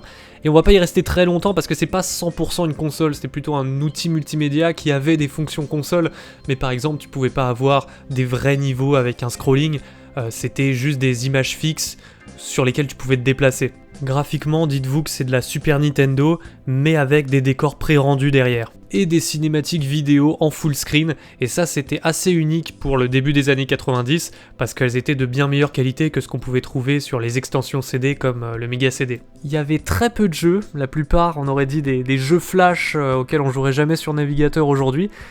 Donc finalement, ce qui ressemble le plus ludiquement à un jeu vidéo, bah c'est les Zelda CDI, alors derrière leur réputation de merde, ça reste les expériences les plus intéressantes de la machine. Retour sur le format cartouche avec la Jaguar, sortie en 1993, donc la même année que les Zelda CDI. Alors c'était soi-disant une console 64 bits, mais en vrai c'est bien en dessous d'une console 32 bits. Pour la plupart des jeux 2D, on est même en dessous d'une Mega Drive. Et sa particularité, c'est qu'elle permettait de faire de la 3D, mais c'était du low polygone, pas texturé, très cubique. Dites-vous qu'en termes de rendu, c'est l'équivalent des jeux Super FX de la Super Nintendo. Il y a des petites exceptions comme Alien vs Predator, qui est un petit peu plus beau, mais c'est lent, c'est pas du tout fluide et c'est vraiment très chiant à jouer. Comme la plupart du catalogue de la console en fait. À l'exception de quelques jeux de course, finalement il y a eu tellement peu de ventes que peu de développeurs ont développé des jeux dessus, et donc ça minimise encore plus les chances d'avoir un bon jeu qui tombe. Mais heureusement pour elle, Rayman est sorti dessus, et ça par contre c'est le jour et la nuit avec tout le reste du catalogue. C'est de la super belle 2D qui aurait clairement jamais pu sortir sur une Super Nintendo ou Mega Drive. Le jeu est jouable, a un bon level design, c'est la killer app de la console. Avant qu'il ressorte sur Saturn et PlayStation quelques temps plus tard. On passe sur le 32X, sorti en 94. C'était juste une extension pour la Mega Drive, au même titre que le Mega CD, mais techniquement c'était plus réussi que la Jaguar. Au début, ils sont durs à trouver, les jeux 2D qui auraient pas pu sortir sur une Mega Drive de base, mais on en trouve quand même, genre Colibri par exemple, qui a des beaux décors, alors pas aussi fins et détaillés que ce qu'on pourrait trouver sur Jaguar avec Rayman, parce qu'il y a toujours ce ton pixelisé très Mega Drive. Il y a Tempo par contre qui se démarque avec ses belles animations, ses beaux graphismes colorés. Là tu te dis ouais, sans le 32X ça aurait pas pu tourner sur une Mega Drive. Par contre à jouer c'est pas très fun je trouve, c'est assez lent. Finalement c'est juste une vitrine pour la console. Et en termes de 2D vous verrez pas mieux hein. Il y a des jeux comme Knuckles Chaotic, c'est de la belle 16 bits mais c'est pas plus beau qu'un Sonic 3 sur Mega Drive. Il y a quelques effets visuels inédits, genre de distorsion, mais ils sont assez rares. Non, je pense que l'intérêt du 32X, c'est d'aller chercher des jeux en 3D de la série Virtua. Donc déjà Virtua Racing Deluxe, c'est une version améliorée du Virtua Racing de la Mega Drive. La route est encore assez scintillante, mais le rendu est moins granuleux et décoloré que la version Mega Drive, et le jeu est bien plus fluide, en plus d'avoir plus de contenu. C'est de loin le jeu qui m'amuse le plus sur cette extension. Et puis il y a aussi Virtua Fighter, et là j'ai été surpris, ça tourne bien, c'est fluide, c'est un vrai jeu de baston en 3D, sur ma Mega Drive, si on branche son petit champignon par-dessus. Ça prouvait que Sega savait faire de la 3D sur son 32X, et s'il avait eu plus de succès, eh ben on aurait eu sans doute bien plus de titres cool dessus, mais qu'on ne verra malheureusement jamais, puisque ça a été un échec, donc il y a eu très peu de jeux dessus, et donc très peu de jeux à retenir.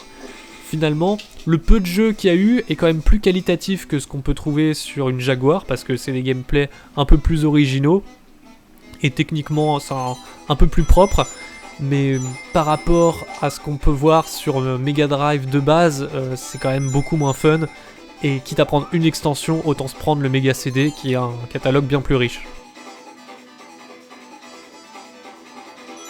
Et enfin on termine avec la 3DO, sortie en 94 aussi, même 93 aux US. C'est la console qui devait en théorie bouleverser le jeu vidéo et véritablement le faire passer à la 32 bits avec la 3D, mais avec les différents problèmes de coût, d'organisation et de timing, c'était une console qui coûtait extrêmement cher, qui n'était pas destinée à tous, et finalement c'est la PlayStation qui se démarquera quelques temps plus tard et qui deviendra ce que la 3DO avait voulu être à la base, à savoir un nouveau compétiteur qui bouleverse l'industrie. La 3DO c'est une sous 32 bits, mais à y regarder de plus près, elle n'est pas aussi inintéressante qu'une Jaguar ou un 32X. Il y a eu pas mal de jeux dessus finalement. C'est le retour du format CD, et donc le retour des intros animés, des jeux FMV, un peu à la Mega CD, mais en moins pixelisé quand même. Des trucs comme Night Trap ou Dragon Slayer, c'est plus propre. Il y a des cinématiques, soit en images de synthèse, soit filmées avec des vrais acteurs. Et souvent c'est au démarrage du jeu, un petit peu comme ce qu'on retrouve sur Saturn et PlayStation justement. Il y a déjà une vraie vibe Saturn PlayStation qu'on retrouvait pas du tout sur une Jaguar ou un CDI par exemple. Et globalement ce que j'ai aimé avec la 3DO, c'est qu'elle est pas si différente des consoles 32 bits qui l'ont succédé. On trouve des choses qui seront plus tard bien mieux faites, mais qui étaient déjà là, en version low cost. Du survival horror avec des décors pré-rendus à la Resident Evil, et il y avait Alone in the Dark. Des jeux de sport en 3D, il y avait déjà FIFA. Des jeux de course avec une ambiance punk rock, il y avait Road Rash et The Need for Speed. Tout était déjà là, mais avec beaucoup de clipping et 3 fois moins fluide que sur PlayStation. C'était quand même cool de voir de plus en plus la 3D se démocratiser dans le jeu vidéo. Mais les consoles n'étaient pas encore assez puissantes pour faire du full polygone partout, donc il y avait encore recours à beaucoup d'images 2D, d'images digitalisées par-dessus la 3D, ou en arrière-plan. Et malgré tout, on a continué d'avoir des jeux full 2D, bien que c'était moins la mode, mais par exemple, on a eu des portages Neo Geo sur la 3DO, mais c'était un peu moins propre visuellement.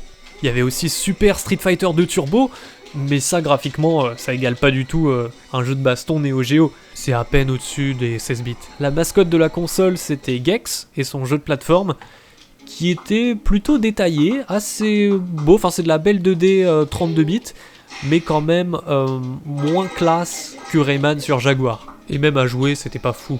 En fait, ce qui est drôle, c'est que la plupart des jeux les plus réputés de la 3DO seraient juste des jeux considérés comme très moyens sur une PlayStation. Mais pour l'époque, c'était une machine marquante. Si vous êtes en recherche de 3D qui se déforme quand tu avances, d'intégration de sprites 2D digitalisés par-dessus des polygones peu texturés, le tout en moins de 15 images par seconde, c'est la console qu'il te faut. Au final, dans cette sélection de consoles, c'est la Neo Geo qui a le mieux vieilli, parce qu'elle restait cantonnée à la 2D et elle savait ce qu'elle faisait, là où les autres machines se prenaient le pied dans le tapis avec la 3D. On en a fini avec les consoles pour riches que quasiment personne ne possède. J'ai hâte maintenant d'enchaîner avec la ludothèque 32 bits, surtout sur PlayStation, j'ai un paquet de jeux à faire, et je vous présenterai ça dès la prochaine vidéo. Nouveau chapitre dans mon épopée temporelle, et après avoir vu des consoles comme la 3DO ou la Jaguar se prendre les pieds dans le tapis de la 3D, on va s'intéresser aux vraies consoles 32 bits selon moi, celles qui ont réussi à en faire quelque chose de tous ces polygones.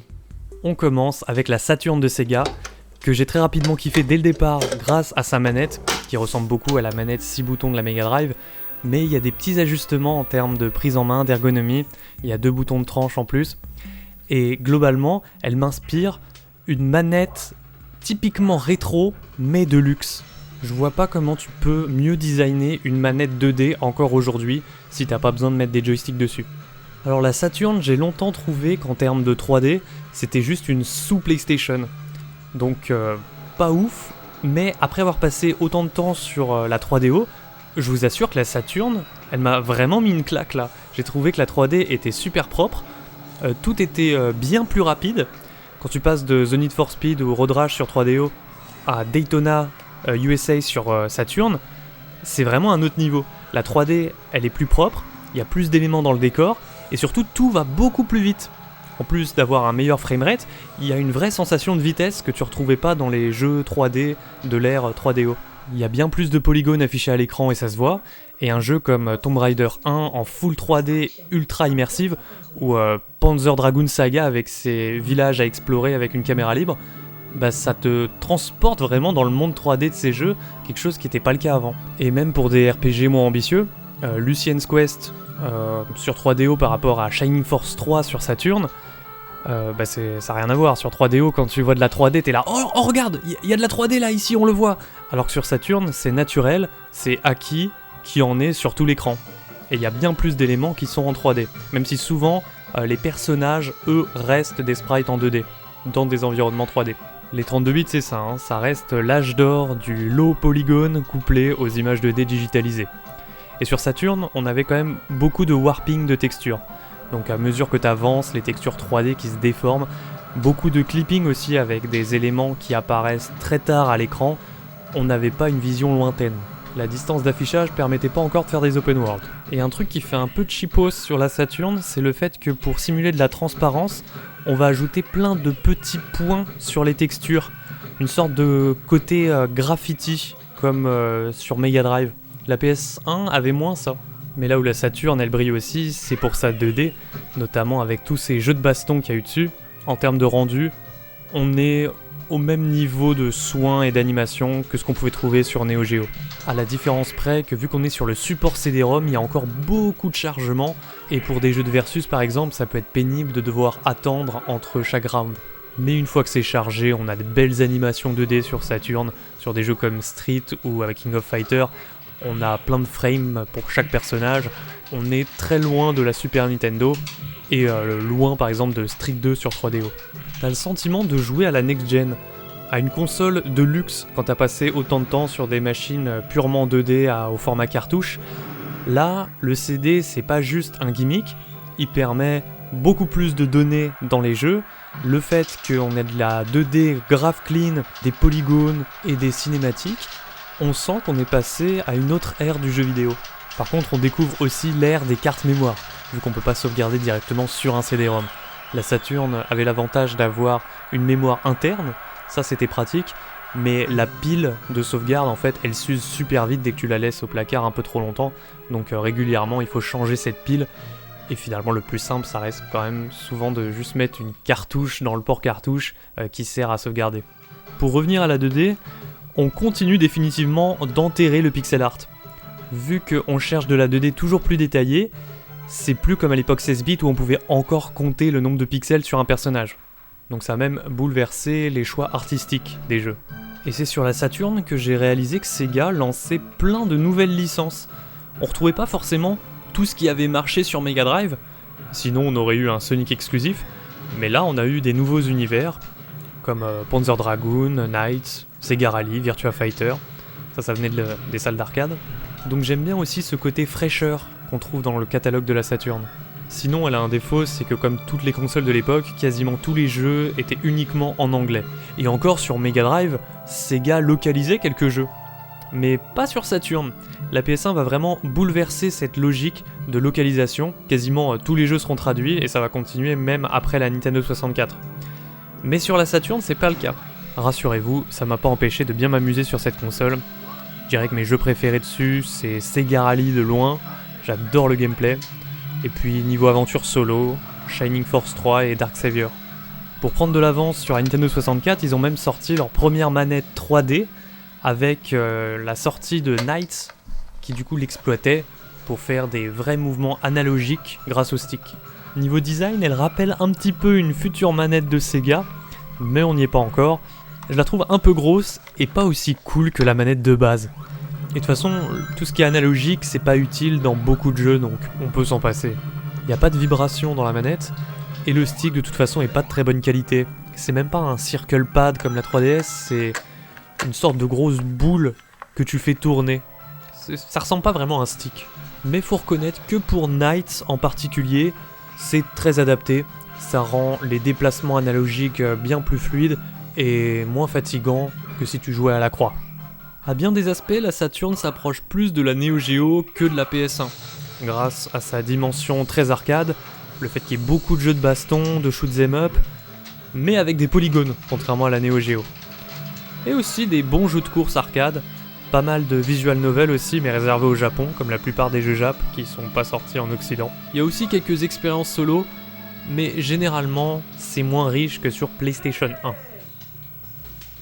Parlons-en de la PlayStation 1. Premier choc, la manette. Les poignées sont trop agréables à prendre en main par rapport à la Mega Drive, la SNES ou même la Saturn.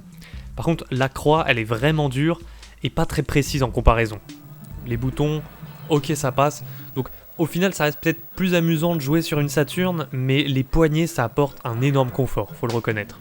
Sur cette console, le dos des CD est noir et je trouve que ça lui donne un côté différenciant, un peu futuriste par rapport aux autres machines CD.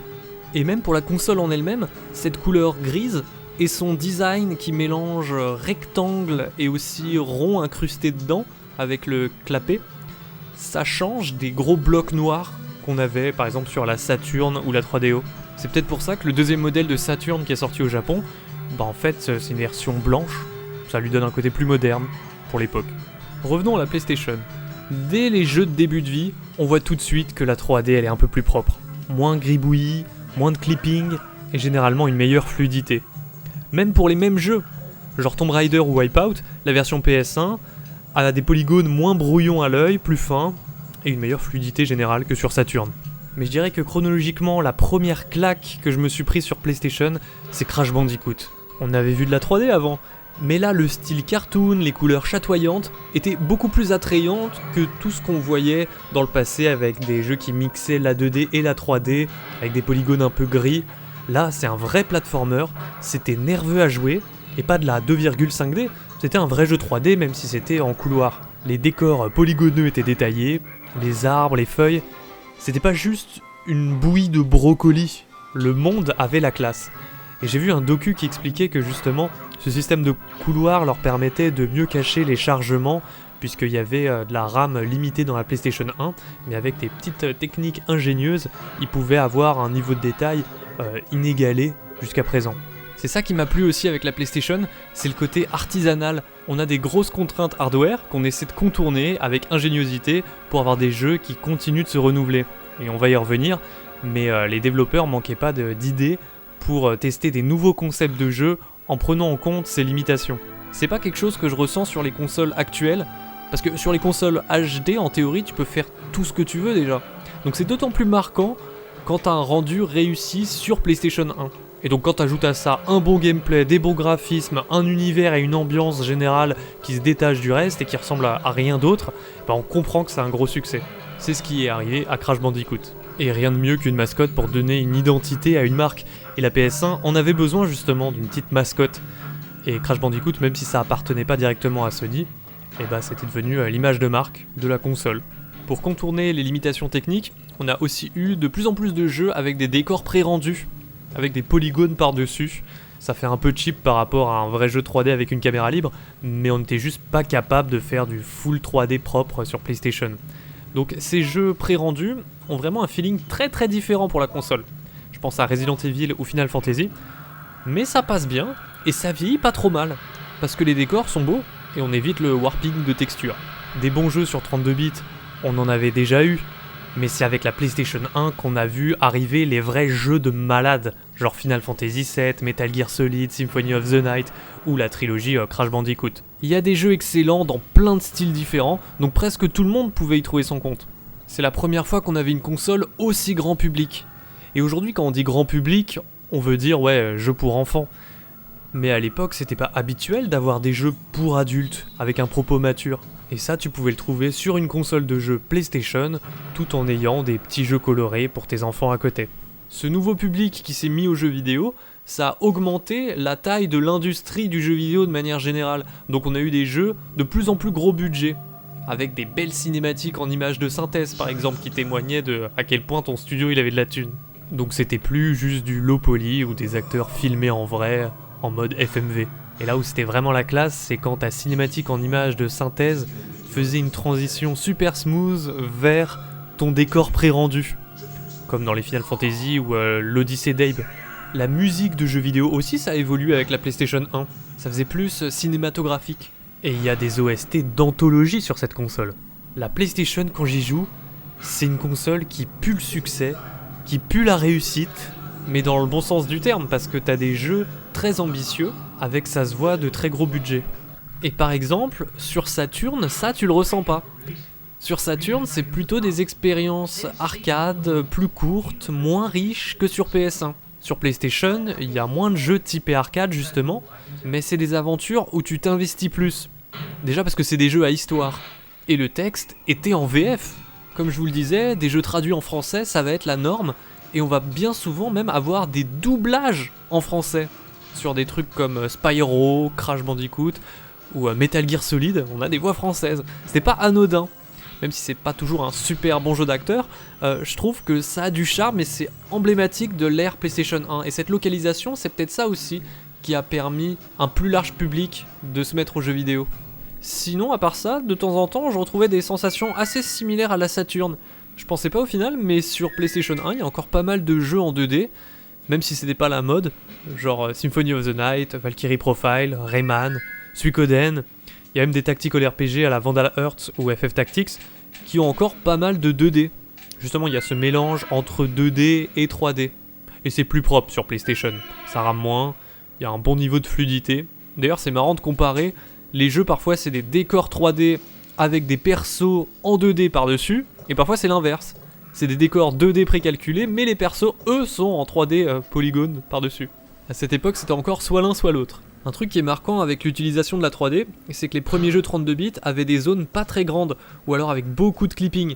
Et plus tard, on a vu des jeux sur les mêmes consoles avoir des environnements bien plus grands, et pourtant le nombre de polygones affichables a pas augmenté lui. C'est juste que les devs ont gagné en expérience, ils ont dompté la machine, et ça leur a permis d'optimiser un maximum pour cacher ce qui devait pas être vu par des couloirs ou des murs.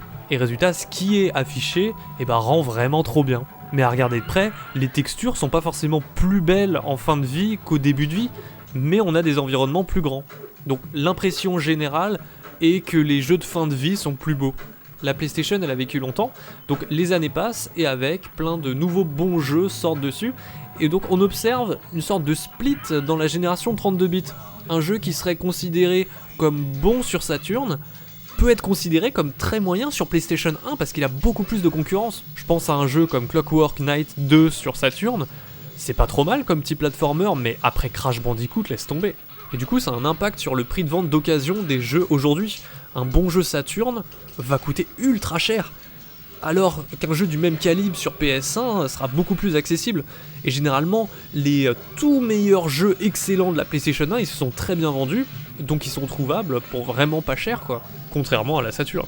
La PlayStation a cartonné, et donc le nombre d'équipes de développement pour cette console s'est multiplié au fur et à mesure des années, les sorties de jeux s'enchaînaient, et on a eu une ludothèque de dingue. Quand je dis une ludothèque de dingue, c'est vraiment qu'on a eu plein de jeux. Donc faudrait que je vous fasse un top un jour pour vous citer vraiment tous mes jeux préférés, parce que là j'aurais pas l'occasion. Mais ça implique aussi qu'on a eu plein de jeux de merde. Et si tu te balades dans les caches, tu vas voir que la plupart des jeux PlayStation 1 que tu vas y trouver, c'est vraiment des trucs que t'as pas envie d'avoir. Plus il y a de jeux sur une machine, plus t'as de chances que si t'en prends un au hasard sur les quelques milliers, tu tombes sur un jeu de merde. Mais si tu sais où chercher, la ludothèque, elle est extrêmement qualitative. Et c'est ça qui fait que même si j'ai beaucoup d'affection pour la Saturn aujourd'hui, non, quand t'enchaînes les deux, la PlayStation 1 elle explose. Dans le cadre de cette rétrospective, j'ai joué à plein de jeux vieillots, plus ou moins fun, en essayant de kiffer, en mettant dans le contexte de l'époque. Mais là, legit, sur PlayStation, je me suis beaucoup plus amusé que sur toutes les autres consoles précédentes. Et je pense que c'est ça aussi qui explique son succès à l'époque, c'est que c'était trop fun. Bon, j'ai beaucoup kiffé la Super Nintendo aussi. Mais c'était une autre époque, des jeux un peu différents, donc c'est dur de trancher entre les deux. Bon, c'est facile de rester nostalgique et de faire le N-Sex, mais je pense tout de même que des titres comme Metal Gear Solid, les Final Fantasy, les Crash, Spyro, Ridge Racer, Resident Evil, ouais, ça dépasse la ludothèque Super Nintendo. Parfois, certaines consoles, elles ont une seconde jeunesse grâce à une nouvelle version, ou à une extension. Là, la PS1, elle a eu une seconde vie, je trouve, avec la DualShock.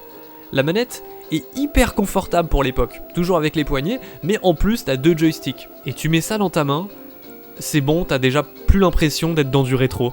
Ça, le toucher et la prise en main d'une manette jeu vidéo moderne. Avec les 2 poignets, les 2 joysticks, les 4 gâchettes, les 4 boutons de façade. Quand je suis passé à la DualShock, je trouvais que c'était bien plus simple de jouer à Crash Bandicoot 2. Je gagnais énormément en précision par rapport à jouer à la croix. Mais j'imagine que c'est mon cas aujourd'hui, mais à l'époque c'était tellement nouveau de jouer avec un joystick que ça devait être compliqué pour pas mal de gens. Il a dû y avoir un temps d'adaptation, j'imagine, de plusieurs mois avant que les joueurs réussissent à choper le niveau qu'ils avaient sur une croix, mais du coup sur un joystick. Et puis elle était cool la texture des joysticks sur la DualShock.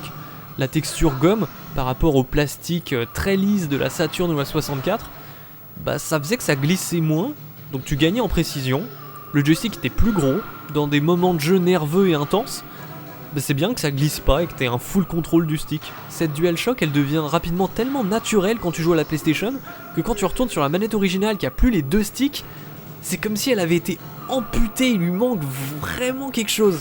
Elle a une apparence vide. Et je pense que c'est une bonne preuve que la DualShock c'était une manette exceptionnelle pour l'époque. Et j'en ai pas parlé, mais il y a des vibrations dedans, c'est pour ça que ça s'appelle DualShock, parce qu'il y avait 2 moteurs de vibration. Et ça marchait sans pile, contrairement à la 64. Bon, aujourd'hui, les vibrations c'est anodin, mais à l'époque, t'as passé des centaines d'heures sur des machines où il se passe rien dans la manette, et là d'un coup tu conduis une voiture, t'en percutes une autre, et ta manette elle tremble. Mais là on est dans le jeu. Par contre, c'est la première génération de vibrations, hein, donc c'est très vénère, c'est brrr, ça tremble, c'est pas du tout aussi précis et subtil que ce qu'on peut avoir aujourd'hui. Quoi qu'il en soit, toutes ces features font de la DualShock la meilleure manette de l'époque selon moi. Bien au-dessus de la 64, qui est connue pour avoir démocratisé le stick, mais en comparaison, le stick de la PlayStation sur le long terme, il est plus agréable. Mais ne crachons pas trop tôt sur la 64. Le premier truc qui m'a surpris avec sa manette, c'est que la poignée est un peu plus courte que sur PS1. J'avais mon dernier doigt un peu dans le vide. Et donc l'atout phare, c'est le joystick. Parce que c'était la première machine à avoir démocratisé l'utilisation du joystick dans tous ces jeux. Il est vachement précis quand t'as une manette en bon état, n'empêche. Mais forcément, quand tu sors de la DualShock, la qualité de finition du joystick 64 fait cheap. Mais je vais essayer de comparer un petit peu moins, parce que la manette 64 est quand même arrivée bien avant la PS1. Donc là, retour dans le temps, on découvre la 3D analogique. C'est le futur. Et même sa manette inspire le futur, avec cette forme qui ressemble à rien d'autre du passé. Le souci, c'est que du coup, tu tiens que les 2 tiers de la manette. Forcément, t'as que 2 mains. Son atout, c'est aussi son principal défaut, c'est que c'est une manette qui suit ni les codes de l'époque, ni les codes d'aujourd'hui. Donc elle est atypique, mais la prise en main est pas instantanée.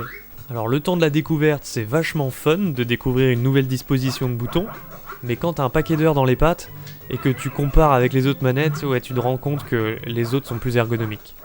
Bon allez, parlons des jeux maintenant. C'est la première fois que j'ai été un peu impressionné par la démo technique de la tête de Mario dans 64. Sa tête, elle est lisse, elle est expressive, c'est pas juste des grosses textures pixelisées remplies de carrés. Dans l'ensemble, j'ai remarqué que sur 64, les héros que tu contrôlais étaient légèrement plus détaillés et moins grossiers dans leur modélisation que sur 32 bits. Bon, Mario 64 me donne tort, mais tu prends un jeu de snowboard sur PS1 et un jeu de snow sur 64, le rendu sur le surfeur est pas le même, c'est clair. Là où sur PS1, c'est remarquable quand un jeu a un environnement plutôt ouvert en 3D, souvent il n'y a pas une grande distance d'affichage, comme Spyro, sur 64, c'est la norme. C'est acquis que c'est bon, tu vas avoir des full environnements en 3D vastes, avec une grosse distance d'affichage. Même si bien sûr au loin c'est moins texturé et plus tu t'approches, plus les détails apparaissent. En fait, la PS1 a démocratisé le fait de se balader dans des environnements full 3D. La 64, elle, a démocratisé l'immensité des environnements. Avoir de la hauteur, du relief, l'impression de se perdre dans une grande zone et pas seulement un couloir. En plus, on perd un peu le côté mosaïque des textures, où en fait, un mur, c'est juste plein de petits carrés, un peu comme dans Tomb Raider. Et le côté instabilité de ces textures aussi. Vous savez, quand vous bougez pas, mais vous sentez que le mur, il est pas très bien fixé aux autres polygones autour de lui.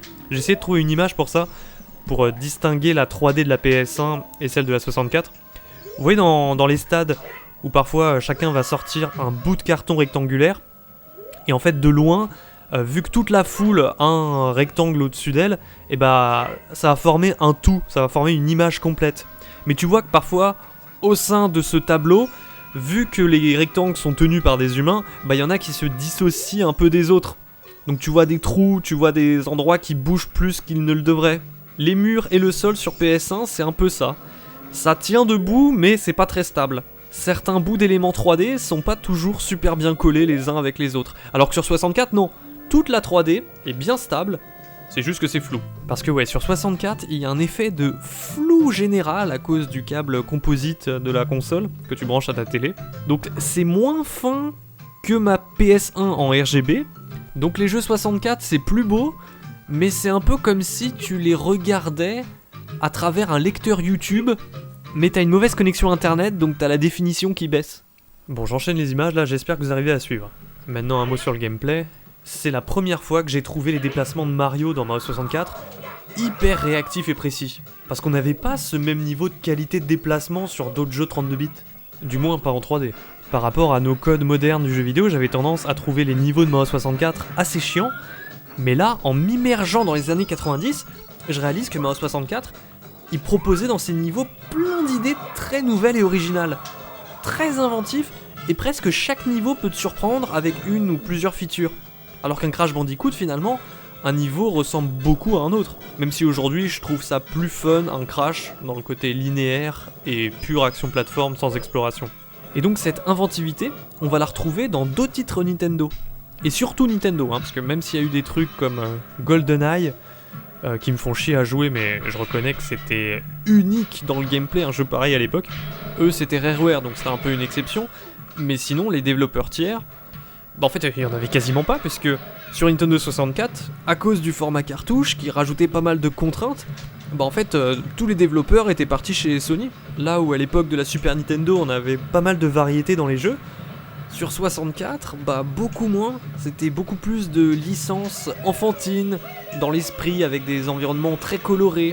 Ça contrastait beaucoup avec les thèmes et les univers plus dark qu'on pouvait retrouver sur PS1. Nintendo ne pouvait compter que sur eux-mêmes pour cette console. Donc l'image de marque s'est forgée sur les jeux qui sortaient dessus, et Nintendo, ils sont connus pour faire des jeux colorés, des jeux plutôt attirants pour une audience jeune.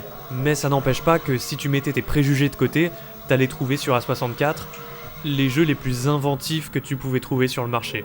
Donc si t'es des fans de game design, c'était la console à avoir.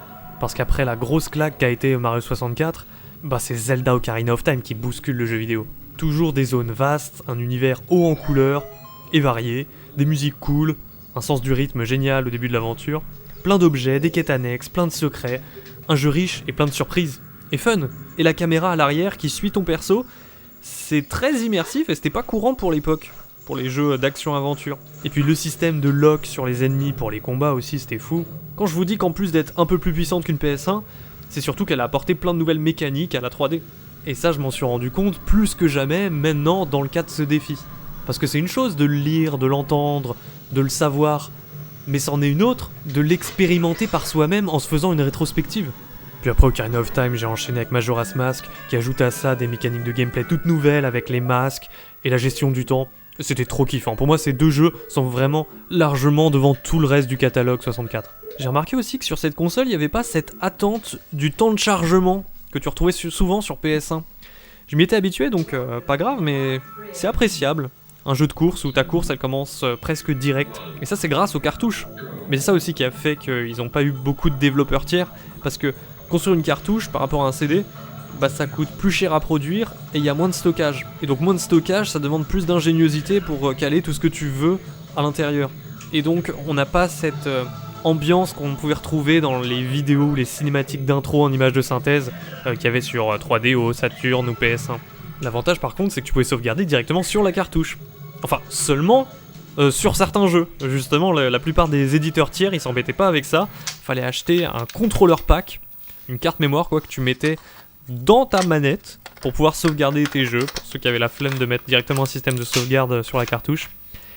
Et vu qu'il y a des jeux qui utilisaient le Rumble Pack, que tu mettais aussi dans ta manette, quand tu voulais à la fois avoir des vibrations et à la fois sauvegarder ta partie, bah tu devais interchanger les deux. C'était pas ultra pratique. Enfin, ça se fait mais c'est très bizarre comme action parce que on te demande jamais ça dans une autre console de jeux vidéo. Et graphiquement, même si c'est mieux au niveau de l'ambition et de la grandeur, il y a plein de jeux 64 vraiment pas ouf graphiquement, qui font même pas le figure à côté de la PS1, genre Cruisin' USA ou Mario Kart 64. Et je sais pas si c'est parce que les mondes sont grands, mais pas mal de jeux 64 rament vraiment. C'est pas fluide. Il y a une impression même que la plupart des jeux sont bien moins fluides que sur PS1. Et ça me fait dire que même si vers la fin des années 90, la PS1 commençait à se faire vieille, ben ces jeux étaient toujours d'actualité, grâce à l'ingéniosité des devs, dont on a parlé. Elle pouvait peut-être pas faire ce que pouvait faire la 64 en termes de grandeur à la Ocarina of Time, mais sinon la plupart des jeux pouvaient continuer de sortir sur PS1. Résultat, même Rayman 2 a pu sortir dessus. Et ça c'est un portage remarquable pour une console pareille. Il est plus pixelisé au niveau du perso, et certaines parties un peu grandes des niveaux ont été supprimées ou adaptées, mais dans l'ensemble c'est le même jeu. Et il est plus fluide sur PS1 que sur 64, Rayman 2. Donc je pensais me prendre une plus grosse claque sur la 64. Mais entre la fluidité, le flou ambiant, les graphismes sont pas bluffants, même s'il y a moins de warping.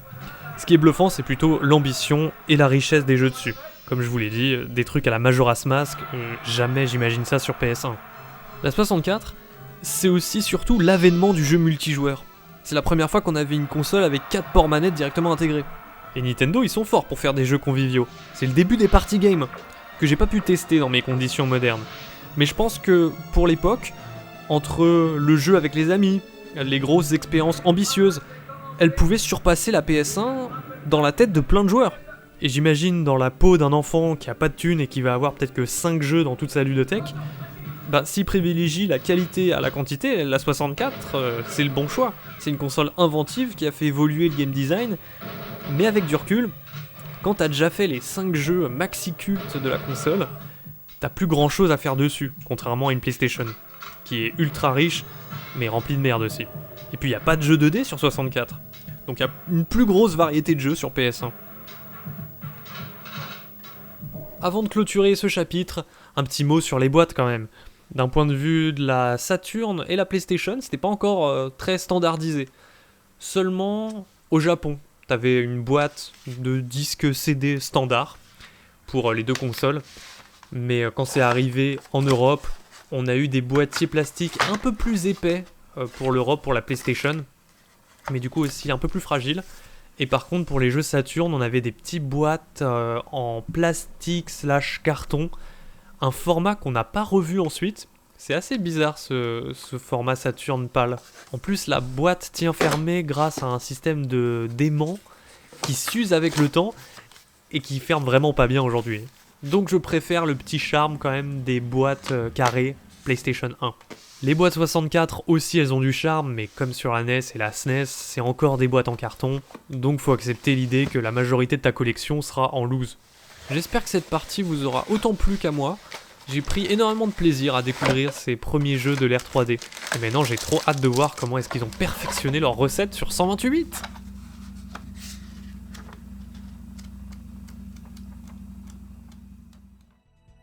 Allez, on attaque le 6ème chapitre de mon épopée temporelle dans l'histoire du gaming. On est en juillet, donc ça va faire un peu plus de 6 mois que je n'ai pas joué à un jeu moderne du tout. Mais là, je suis quand même vachement content, puisqu'on va s'attaquer à peut-être la génération que je porte le plus dans mon cœur, la génération 128 bits, puisque c'est à partir de là que, on va dire que j'ai mûri dans ma culture du jeu vidéo. Et puis, c'est une époque fascinante, on avait quand même 4 constructeurs différents, donc Sega, Nintendo, Sony et Microsoft qui débarquaient, et on n'imagine pas aujourd'hui 4 concurrents sur à peu près le même marché des consoles. Et du coup, il y a plein de choses passionnantes qu'on va analyser ensemble maintenant. La Dreamcast. Déjà, mon premier contact avec la bête, comme d'hab, c'est sa manette. Alors même si je sais que par rapport au standard actuel, c'est pas ce qu'il y a de plus ergonomique, je trouve que pour l'époque, ça faisait vraiment très futuriste. Des gâchettes analogiques, pour de vrai, des poignées qui rentrent bien dans les paumes, mais que je trouve quand même pas assez épaisses. Ça change, elles font un peu plates par rapport à ne serait-ce qu'à la DualShock. Mais sinon, le joystick est bien positionné, et surtout, il y a 2 ports à l'intérieur, donc tu peux t'en servir pour mettre un kit vibration comme sur la 64, mais aussi ta carte mémoire en même temps. Et la carte mémoire, c'est une des caractéristiques futuristes de la Dreamcast justement, puisque tu as l'écran qui s'affiche dessus, donc in-game parfois ça te transmet quelques infos, mais sinon hors jeu, c'est comme une petite console à part entière avec son propre écran, et tu peux gérer tes sauvegardes, ou jouer à des petits mini-jeux justement que tu auras uploadé dessus grâce à certains jeux. Ça fait un peu Tamagotchi. Sur le papier c'est une super idée, mais en pratique ça n'a pas été très exploité, les jeux sont pas hyper inventifs sur le VMU, donc le Visual Memory Unit, je crois que c'est ça comme ça que ça s'appelle, et au final on s'en sert juste pour sauvegarder comme n'importe quelle carte mémoire. Pour parler de la console en elle-même, si la PS1 elle a démocratisé l'utilisation de la 3D, la 64 a apporté une dimension plus vaste aux environnements, au détriment du framerate souvent, et ben la Dreamcast bouleverse pas l'utilisation de la 3D déjà bien évoluée de la 64, mais elle apporte une qualité de rendu vraiment d'un tout autre niveau. Tout est beaucoup plus fin, bien plus fluide, plus beau. Là, on sent vraiment qu'on passe à la next-gen pour la première fois depuis des années. Elle était très puissante pour l'époque, mais elle arrivait assez tôt sur le marché, donc beaucoup de jeux exploitaient pas vraiment la puissance au début. On avait beaucoup de jeux multi-supports ou des portages PS1 qui étaient plus fins et tournaient de manière hyper fluide en comparaison, mais dans l'ambition, ça dépassait pas celle des jeux 32 bits, avant qu'on ait des vrais jeux exclus. Faut se dire que c'était un peu l'équivalent de la PS4 Pro ou Xbox One X de l'époque, pour avoir des jeux 32 bits, mais surboostés. La console a eu une vie assez courte, vous le savez, mais ces gars ont tellement géré qu'ils ont très vite sorti la masse de jeux dessus, et des nouvelles licences très variées. Elle a finalement un catalogue de qualité plutôt riche, peut-être même plus riche que celui de la 64. Les jeux que je retiens pour le début de vie, c'est Sonic Adventure, parce qu'il te montre qu'on peut enfin faire des jeux fluides dans des zones vastes, et encore c'est que en 30 fps, mais le deuxième sera en 60. Il y a de la mise en scène grand spectacle, avec les loopings, la vitesse, tout ça, et l'orque au début qui jaillit de l'eau. C'est pas le genre de truc qu'on avait l'habitude de voir sur PS1 et sur 64. Où on avait encore des jeux au rythme assez lent en comparaison. Là, ça allait bien plus vite. Resident Evil, Code Veronica, ça par contre c'est pas rapide, mais ça nous montre que grâce aux 128 bits, l'ère des décors pré-rendus en 2D est révolue. On peut enfin faire scroller même des plans de caméra fixe, et ce naturellement parce que le jeu est en full 3D. Sur 128 bits, il y a plusieurs jeux qui commencent à montrer des lumières dynamiques, avec par exemple une lampe qui se balance.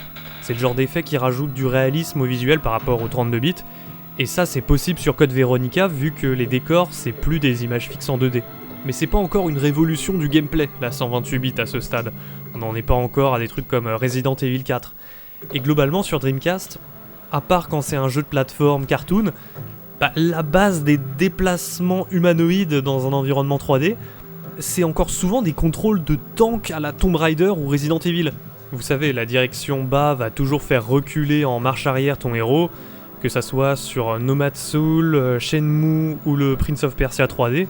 On n'a pas un contrôle très fluide de son personnage, on peut pas faire un demi-tour facilement, et c'est quelque chose qui va se perdre avec les consoles suivantes où le stick sera vraiment mis à contribution de manière analogique pour qu'on puisse facilement changer de direction. Mais sur Dreamcast, on n'a pas toujours besoin du stick parce qu'il y a encore quelques jeux 2D qui survivent, surtout des jeux de baston. Et clairement, un truc comme Street Fighter 3, c'est magnifique. On est même un poil au-dessus des derniers jeux de la Neo Geo en termes de détails et d'animation. Sinon, sur la plupart des jeux, j'ai remarqué un truc sur comment sont gérés les environnements.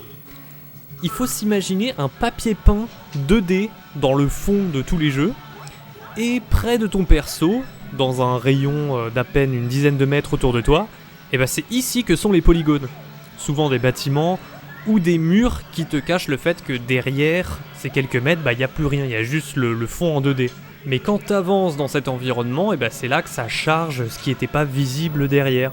C'est pour ça que sur PS1, il y avait autant de couloirs et de petites zones, le temps que ça charge le reste du décor. Et sur Dreamcast, bien sûr, c'est amélioré, mais que ça soit sur Sonic Adventure 2 ou même Shenmue, tu vois le décalage entre le modèle 3D tout près de toi et le fond du décor en 2D.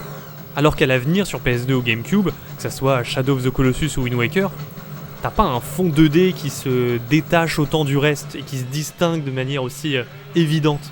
Après la Dreamcast, il y aura plus de décors en 3D, même s'ils sont pas forcément totalement chargés, hein, tous les détails ils apparaissent pas tant que tu t'es pas approché. Mais c'est peut-être ça qui permet à la Dreamcast d'avoir globalement des jeux souvent plus fluides que sur PS2. C'est parce que c'est des jeux qui affichent en général moins de choses. La Dreamcast, elle a l'air d'être encore enfermée sur une façon de concevoir les jeux tels qu'on les concevait sur la PS1. Donc forcément, vu qu'elle est plus puissante, les jeux tournent bien, souvent en 60 FPS. Alors que sur la PS2, là on est passé à une autre génération, et on conçoit plus le développement de jeu de la même façon que sur PS1, à base de petits couloirs pour charger la zone suivante qui est à 10 mètres. Mais en conséquence, ils deviennent très rares les jeux qui tournent en 60 FPS. Et puis la Dreamcast, c'est aussi l'arrivée du 60 Hz sur console en Europe.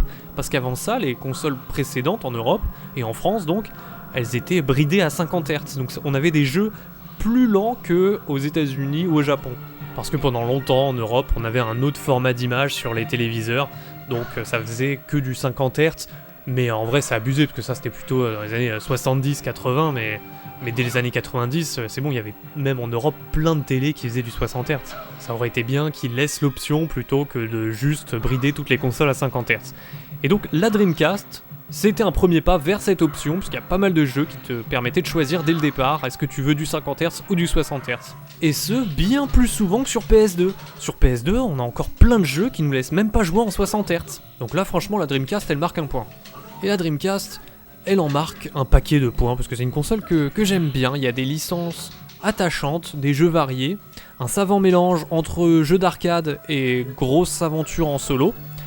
Je vais pas être très original, mais moi ce que je retiens le plus dessus, c'est Shenmue. Ce qui pêche un peu par contre pour une 128 bits, c'est le manque d'un deuxième joystick, qui va devenir la base dès les consoles suivantes. Et aussi sa puissance, qui va pas lui permettre de s'aligner avec la concurrence une fois qu'il y aura eu la GameCube et la Xbox de sortie. On imagine que si la Dreamcast elle avait continué sa vie, on aurait eu beaucoup moins de portages multi-support. Parce qu'elle pouvait pas afficher autant de polygones que sur une PS2. Et déjà souvent, dans les jeux multi-support, la version PS2 c'était la version la plus cheap. Donc on n'imagine même pas comment ça aurait pu tourner sur une Dreamcast. D'ailleurs, parlons-en de la PS2. La manette PS2, il n'y a pas de changement avec la DualShock 1, c'est la même prise en main, la même disposition de boutons, sauf qu'il y a écrit 2 cette fois-ci sur la manette. Alors en théorie, la nouveauté c'est qu'il y a des boutons analogiques en façade, donc je parle pas des gâchettes mais bien des boutons X, carré, triangle, qui ont différents niveaux de pression, mais t'as pas de retour, hein. C'est pour ça que c'est pas très exploité en fait par les devs. Généralement t'appuies ou t'appuies pas, mais t'es pas en train de nuancer ta pression, contrairement à une gâchette analogique sur la Xbox. Donc c'est la même manette que la génération précédente. Et pourtant, au vu de cette manette, elle faisait next-gen. Et pourquoi ? Parce qu'elle était de couleur noire. Et ça c'était une couleur inédite à cette époque. La PS1 et la 64, c'était plutôt gris, la Dreamcast c'était blanc, et là voir arriver une nouvelle console, la plus puissante du marché, avec du noir pur, c'est tout con, mais il y a des modes dans les couleurs. Alors quand tu viens chambouler les standards, tu te distingues des autres. Un peu comme la PS5 qui sortait avec une manette blanche. Ça contrastait d'autant plus que la mode était au noir en 2020. Mais pour revenir à la PS2 et sa DualShock 2, elle est toujours ergonomique, donc à l'usage, même si elle change pas, je la trouve quand même plus pratique qu'une manette Dreamcast. Par contre, je trouve les vibrations de la Dreamcast plus nuancées et plus précises que celles de la PS2. Sur PS2, c'est vraiment des grosses vibrations bourrines. Par contre, la machine en elle-même, elle a une certaine classe. La Dreamcast, elle était assez compacte, et la PS2, elle est bien plus grosse, mais ça renvoyait à cette idée de maintenant on a besoin de plus de place pour plus de puissance. Et par exemple, sur le bouton Power, rien que la petite LED de couleur verte ou bleue, ça faisait moderne, parce que c'était léger, et ça faisait moins années 90 que la grosse lumière de la Dreamcast qui rappelait déjà plus celle de la 64 ou de la PS1. Alors la PS2 c'était un phénomène dès le départ parce que déjà c'était la suite de la PlayStation qui avait cartonné, et en plus elle était rétrocompatible avec tous les jeux PlayStation 1. Et la rétrocompatibilité, c'était absolument pas quelque chose de banal à l'époque. Par exemple, la Dreamcast ne lisait pas les jeux Saturn, et la 64 ne lisait pas les jeux Super Nintendo. Mais surtout, au début des années 2000, on passait à un nouveau format pour mater des films chez soi, on commençait à remplacer le format VHS par le DVD. Et la PS2 lisait les DVD, qui permettaient de stocker bien plus de données qu'un CD-ROM normal, donc on a eu sur PS2 des jeux plus ambitieux, avec plus de vidéos, plus de cinématiques, et il n'y avait pas besoin pour ça de mettre 4 CD-ROM dans la boîte. Un seul DVD suffisait. Même si au début de vie de la PS2, on avait encore des jeux au format CD-ROM, on les reconnaît parce que le dos du disque il est bleu. D'ailleurs les premiers jeux de la PS2 ça volait pas très haut, c'était assez naze pendant de nombreux mois, et les jeux étaient pas au-dessus d'une Dreamcast graphiquement. Puis avec le temps on a gagné en richesse d'affichage, c'est moins vide, on a plus d'éléments à l'écran, et les grosses licences font leur retour comme Metal Gear Solid 2 ou Final Fantasy X. Et là, la PS2 devient vraiment incontournable avec ses chiffres de vente énormes et tous les jeux qui sortent dessus. Les années passent et on distingue de plus en plus la différence entre les jeux Dreamcast et les jeux PS2. Sur PS2, tout est plus détaillé, surtout les persos. Leurs vêtements, ils auront plein de petits éléments supplémentaires et pas juste une texture simple collée sur le polygone du personnage. Et même les visages sont plus réalistes, ils sont plus expressifs dans les cinématiques. T'as les lèvres qui bougent ou les yeux et les paupières qui se ferment de manière convaincante. C'est d'autant plus flagrant quand tu retournes sur Dreamcast ensuite. Alors c'est toujours lisse, coloré et fluide, mais c'est plus simple les textures. Et les visages, ils font plus figés. Genre par exemple, les yeux, c'est souvent une image d'œil ouvert. Et pour simuler un clignement d'yeux, tu vas avoir une image d'œil fermé dessus. Donc ça va alterner entre les deux images. Donc ça fait très figé, là où sur PS2, bien plus souvent, tu vas avoir une animation de fermeture de la paupière. Et en parlant d'animation, ça s'applique aussi au mouvement des personnages dans leur entièreté. Un jeu comme Ico, mais alors les mouvements, ils sont tellement réalistes et fluides alors qu'on est en 2001, c'est trop beau et on n'imaginerait pas du tout ça sur Dreamcast à cette époque. Sur PS2, on a 2 sticks, donc on commence enfin à avoir une full caméra libre dans plein de jeux, contrairement à la Dreamcast, où c'était juste des rotations autour de ton perso grâce aux gâchettes. Sur PS2, non, t'as une caméra analogique dans toutes les directions, comme dans Tomb Raider Legends par exemple, qui au passage, Tomb Raider ça devient enfin une bonne série, bien plus agréable à manier que les épisodes 32 bits. Et en parlant de caméra libre, c'était pas encore standardisé quelle direction aller où. Parfois ton stick, quand t'allais à droite, la caméra allait à gauche, parfois c'était l'inverse, et dans les menus, fallait souvent faire inverser pour qu'elle soit en mode normal, tel qu'on considérerait une caméra normale aujourd'hui. Et certains jeux, ils ont même pas cette option, donc t'es obligé de jouer avec une caméra inversée. Je pense que c'est un des trucs qui a le plus vieilli sur cette génération. La PS2, c'est aussi le début des open world à la GTA. Bon, c'est un peu moche par rapport aux autres jeux 3D de la console, mais faut bien réduire les graphismes pour permettre l'affichage d'un tel environnement, d'une telle distance d'affichage justement, et la PS2 peut le faire. Ça prouve qu'avec des consoles plus puissantes, il y a aussi de nouveaux styles de jeux qui se démocratisent. Et l'arrivée de GTA en 3D, ça va bouleverser l'industrie, et beaucoup de développeurs s'en inspireront. Il y a juste tellement de jeux sur cette console, et t'en as pour tous les styles. Les grosses aventures solo, les RPG, les jeux d'action. Il y a même plein de jeux multijoueurs originaux, donc elle concurrence même Nintendo sur le marché du jeu fun familial, avec des trucs comme SingStar, Buzz, vous savez le truc de culture générale où tu joues à 4 avec des buzzers, Guitar Hero, ou même Lightoy, c'est le début des jeux où tu bouges devant ta télé. Il y a aussi un paquet de jeux de course dans cette mode rock californien des années 2000, les Need for Speed, Burnout entre autres. Mais je préférerais toujours la conduite d'un bon Ridge Racer 5 du lancement, même si ça manque de contenu en comparaison. Mais moi, ce que je retiens le plus sur la machine, c'est les RPG.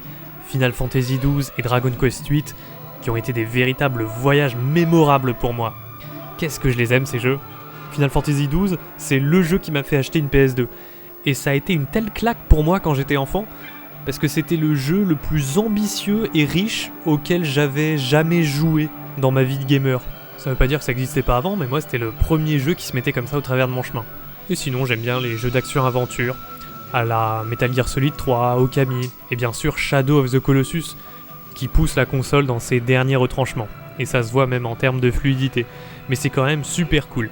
C'est fou de se dire que c'était le jeu le plus épique qui soit à l'époque, alors qu'il est sorti sur la console la moins puissante du marché en 2006.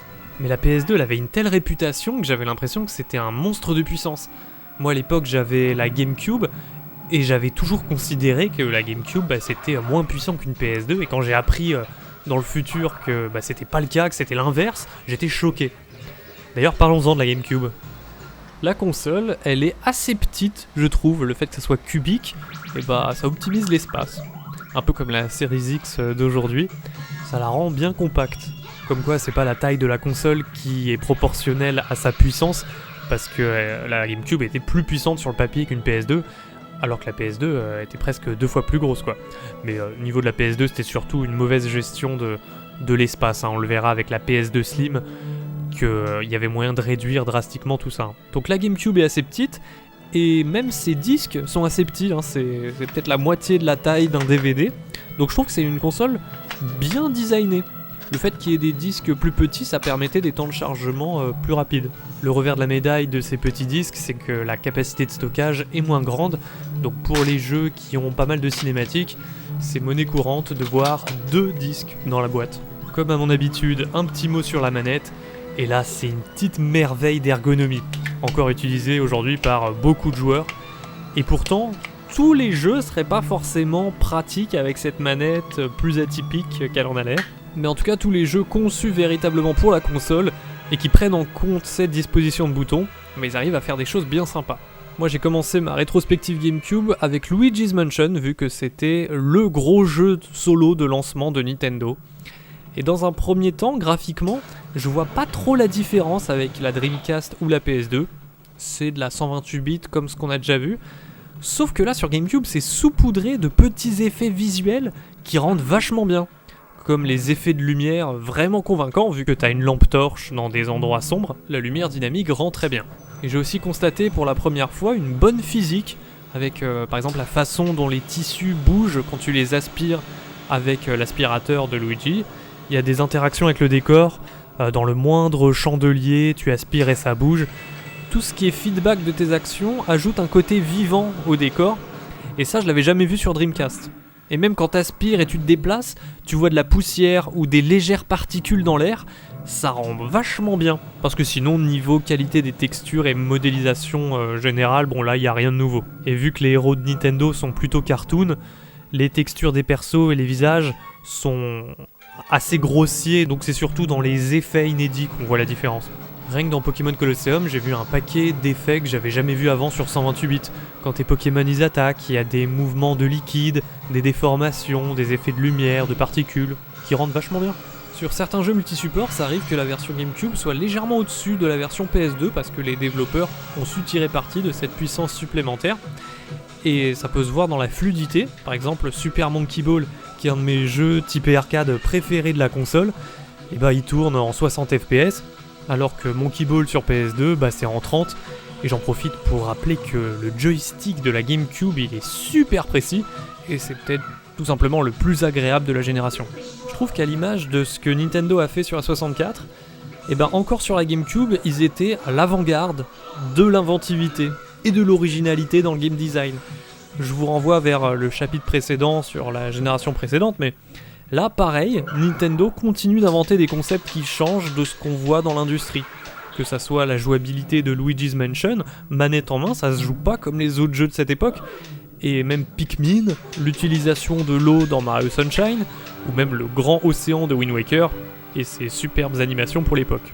Selon moi, Nintendo, ça reste ceux qui apportent le plus aux jeux vidéo, et même à cette période. Mais j'insiste, je dis pas ça à la légère, prenez ça au pied de la lettre. Pour moi, au début des années 2000, Nintendo, qui sort aussitôt sur sa machine des jeux aussi novateurs que Mario Sunshine, Wind Waker, Metroid Prime, c'est fou. Parce que sinon, les jeux d'éditeurs tiers, il y en a quelques-uns, mais tellement moins que sur PS2, qu'au final, le catalogue GameCube paraît bien plus maigre, et c'est peut-être ça qui fait que ça se vendait pas trop aussi. Fallait vraiment surkiffer les licences Nintendo. Et en tout cas, j'avais aucun pote de mon âge qui avait et la GameCube et la PS2. Soit t'étais dans les licences Nintendo, soit tu pouvais jouer à toutes les autres licences du monde du jeu vidéo sur PS2. Et encore, au tout début de vie de la GameCube, il n'y avait pas encore trop de jeux exclus, donc c'était juste une PS2 en beaucoup moins bien. Finalement, ça rappelle un peu le début de vie de la Wii U. Mais n'abusons pas non plus, en termes de soutien des éditeurs tiers, c'était absolument pas comparable avec l'ère 64. Là, sur GameCube, on a quand même eu Capcom, Konami, Ubisoft, qui sortaient régulièrement des jeux.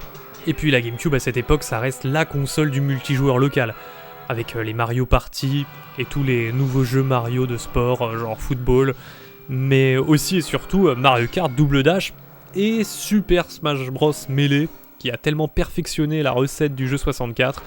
C'est une célébration des univers Nintendo, notamment avec tous les trophées à collectionner, et symboliquement, c'est fort ce qu'ils ont fait avec ce jeu, et c'est pas étonnant que ça soit le jeu le mieux vendu de la GameCube. Ça montre aussi en quoi, surtout à l'époque, c'est Nintendo comme entreprise qui avait les licences les plus mémorables, les plus identifiables, les persos hauts en couleur, et ils savaient capitaliser dessus de génération en génération en célébrant leurs anciennes licences au sein d'un même jeu, Smash Bros Melee.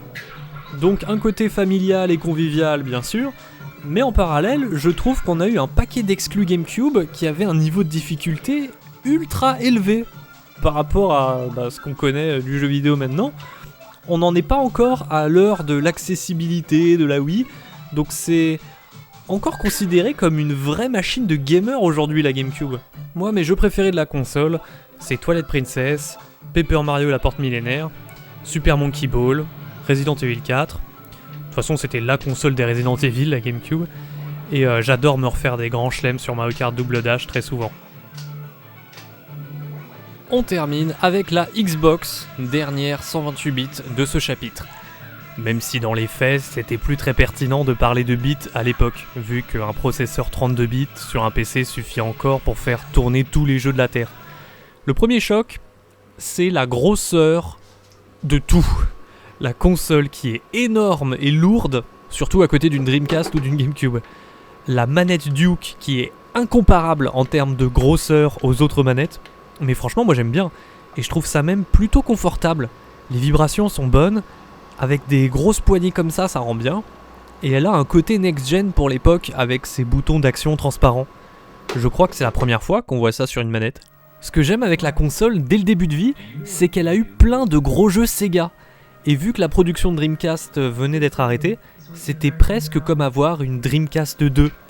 Et même la manette et sa disposition de boutons, les 2 ports carte mémoire, le faux petits écrans sur la manette, elle emprunte beaucoup à la Dreamcast. Puis grâce à des jeux comme Panzer Dragoon Horta, Jet Set Radio Future, Shenmue 2, Outrun 2, Sega GT 2, Crazy Taxi 3, très vite, elle a eu des licences cultes exclusives. Le gros hit du lancement, bien sûr, c'est Halo, donc c'est pas fait par Sega. Et ça tombait à pic comme style de jeu, à une période où on aimait bien tirer sur des choses. Ça s'impose comme le FPS phare de la gêne. Il y avait un bon game feel pour ceux qui aiment ça, et une vraie identité avec ses grandes plaines vertes et son héros vert. La console est verte en plus, enfin noire et verte, donc ils pouvaient pas trouver une meilleure mascotte pour la console. Mais j'ai l'impression que c'est surtout un truc de ricain. Si t'es pas fan de tir, bof. Sur certains jeux, on voit bien qu'on est sur une 128 bits de luxe. Outrun 2, j'ai kiffé la modélisation des voitures, les reflets, les effets de lumière, la fluidité. Le jeu est très beau dans l'ensemble. Et on gagne en ambition. Dès le début de la Xbox, un jeu comme Elder Scrolls 3 Morrowind, on n'imagine pas ça tourner sur une PS2. Un grand open world avec des villages vivants. Déjà que sur Xbox le framerate est pas ouf, mais alors j'imagine pas ça tourner ailleurs. Half-Life 2 aussi c'est une exclue à ce moment, et ça se comprend vu comment il est assez fou parfois techniquement, pour sa gestion de la physique, mais aussi pour tout ce qui se passe en mise en scène, dans l'arrière-plan, des gros vaisseaux qui te passent au-dessus de la tête. C'est pas un jeu multi-support pour une bonne raison. Puis le remake de Conquer Bad Fur Day, il est somptueux pour l'époque, tu vois chaque poil sur le pelage de Conquer. C'est super coloré et chatoyant. Le jeu arcade que je retiens le plus, c'est Outrun 2, de loin. Je vous en ai parlé, les graphismes ultra fluides, la gestion des dérapages, le feeling de la conduite avec cette super manette, les gâchettes trop agréables pour accélérer, les chouettes vibrations qui s'adaptent en fonction des pistes sur lesquelles tu roules, et les musiques qui tuent, la replay value avec les différents tracés, c'est une dinguerie ce jeu. Sinon j'ai kiffé Shenmue 2, Conquer Live and Reloaded, et niveau exclu, je peux vous conseiller le premier Fable, la killer app solo de la Xbox selon moi. Depuis la PS1, je pense que c'est la seule console qui a changé sa manette midlife. Plus petite, adaptée pour le marché japonais, et qui se rapproche des manettes traditionnelles à la 360. C'est ergonomique, mais j'avoue que je préfère la Duke. Je trouve les gâchettes plus longues et plus agréables. La Xbox, c'est presque un premier pas vers la génération suivante, avec de tels perfs. Plus un bête de disque dur intégré. Il n'y a même pas besoin de carte mémoire en fait. Et surtout, le jeu en ligne qui commence avec le Xbox Live. Et rapidement, il va y avoir plein de jeux à l'américaine, surtout des trucs de tir militaire, après le succès d'Halo. Halo 2 qui va cartonner en online. Mais à sortir des jeux aussi ambitieux pour de la console, finalement, c'était quand même pas un PC la Xbox. Et pas mal de gros jeux comme Halo, Morrowind ou Half-Life 2 sont pas très fluides niveau framerate par rapport à une GameCube qui a des jeux plus simples parfois, mais qui a une bonne fluidité plus souvent. Finalement, la Xbox n'aura pas vécu hyper longtemps par rapport à nos standards actuels. Parce que dès 2005, la vraie nouvelle génération arrive avec la console qui va la remplacer. Mais on va en parler plus tard. On va passer très rapidement sur les boîtes de jeux. D'abord, la Dreamcast, c'est très inspiré par les boîtiers plastiques PS1, c'est-à-dire le format carré. C'est pas exactement la même coque, mais en termes de taille, d'épaisseur et de fragilité, c'est très comparable. Alors que les autres consoles 128 bits, c'est juste des boîtiers de DVD. Sauf la GameCube, vu que les disques sont plus petits. Au Japon, ils ont fait aussi des boîtes plus petites. Mais en Europe, ils ont dû se dire qu'on les verrait moins dans les rayons, donc ça garde le format des boîtes DVD normales, même si le disque est plus petit qu'un DVD standard.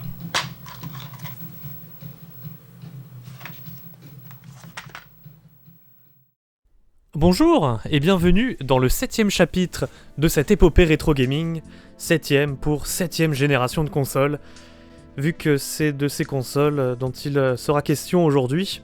Vous voyez que j'ai changé de décor, j'ai déménagé, parce que entre l'intro que j'ai filmée dans l'épisode précédent et celle-ci d'intro, vous voyez qu'il y a pas mal de temps qui est passé, je sais pas si vous verrez à l'écran.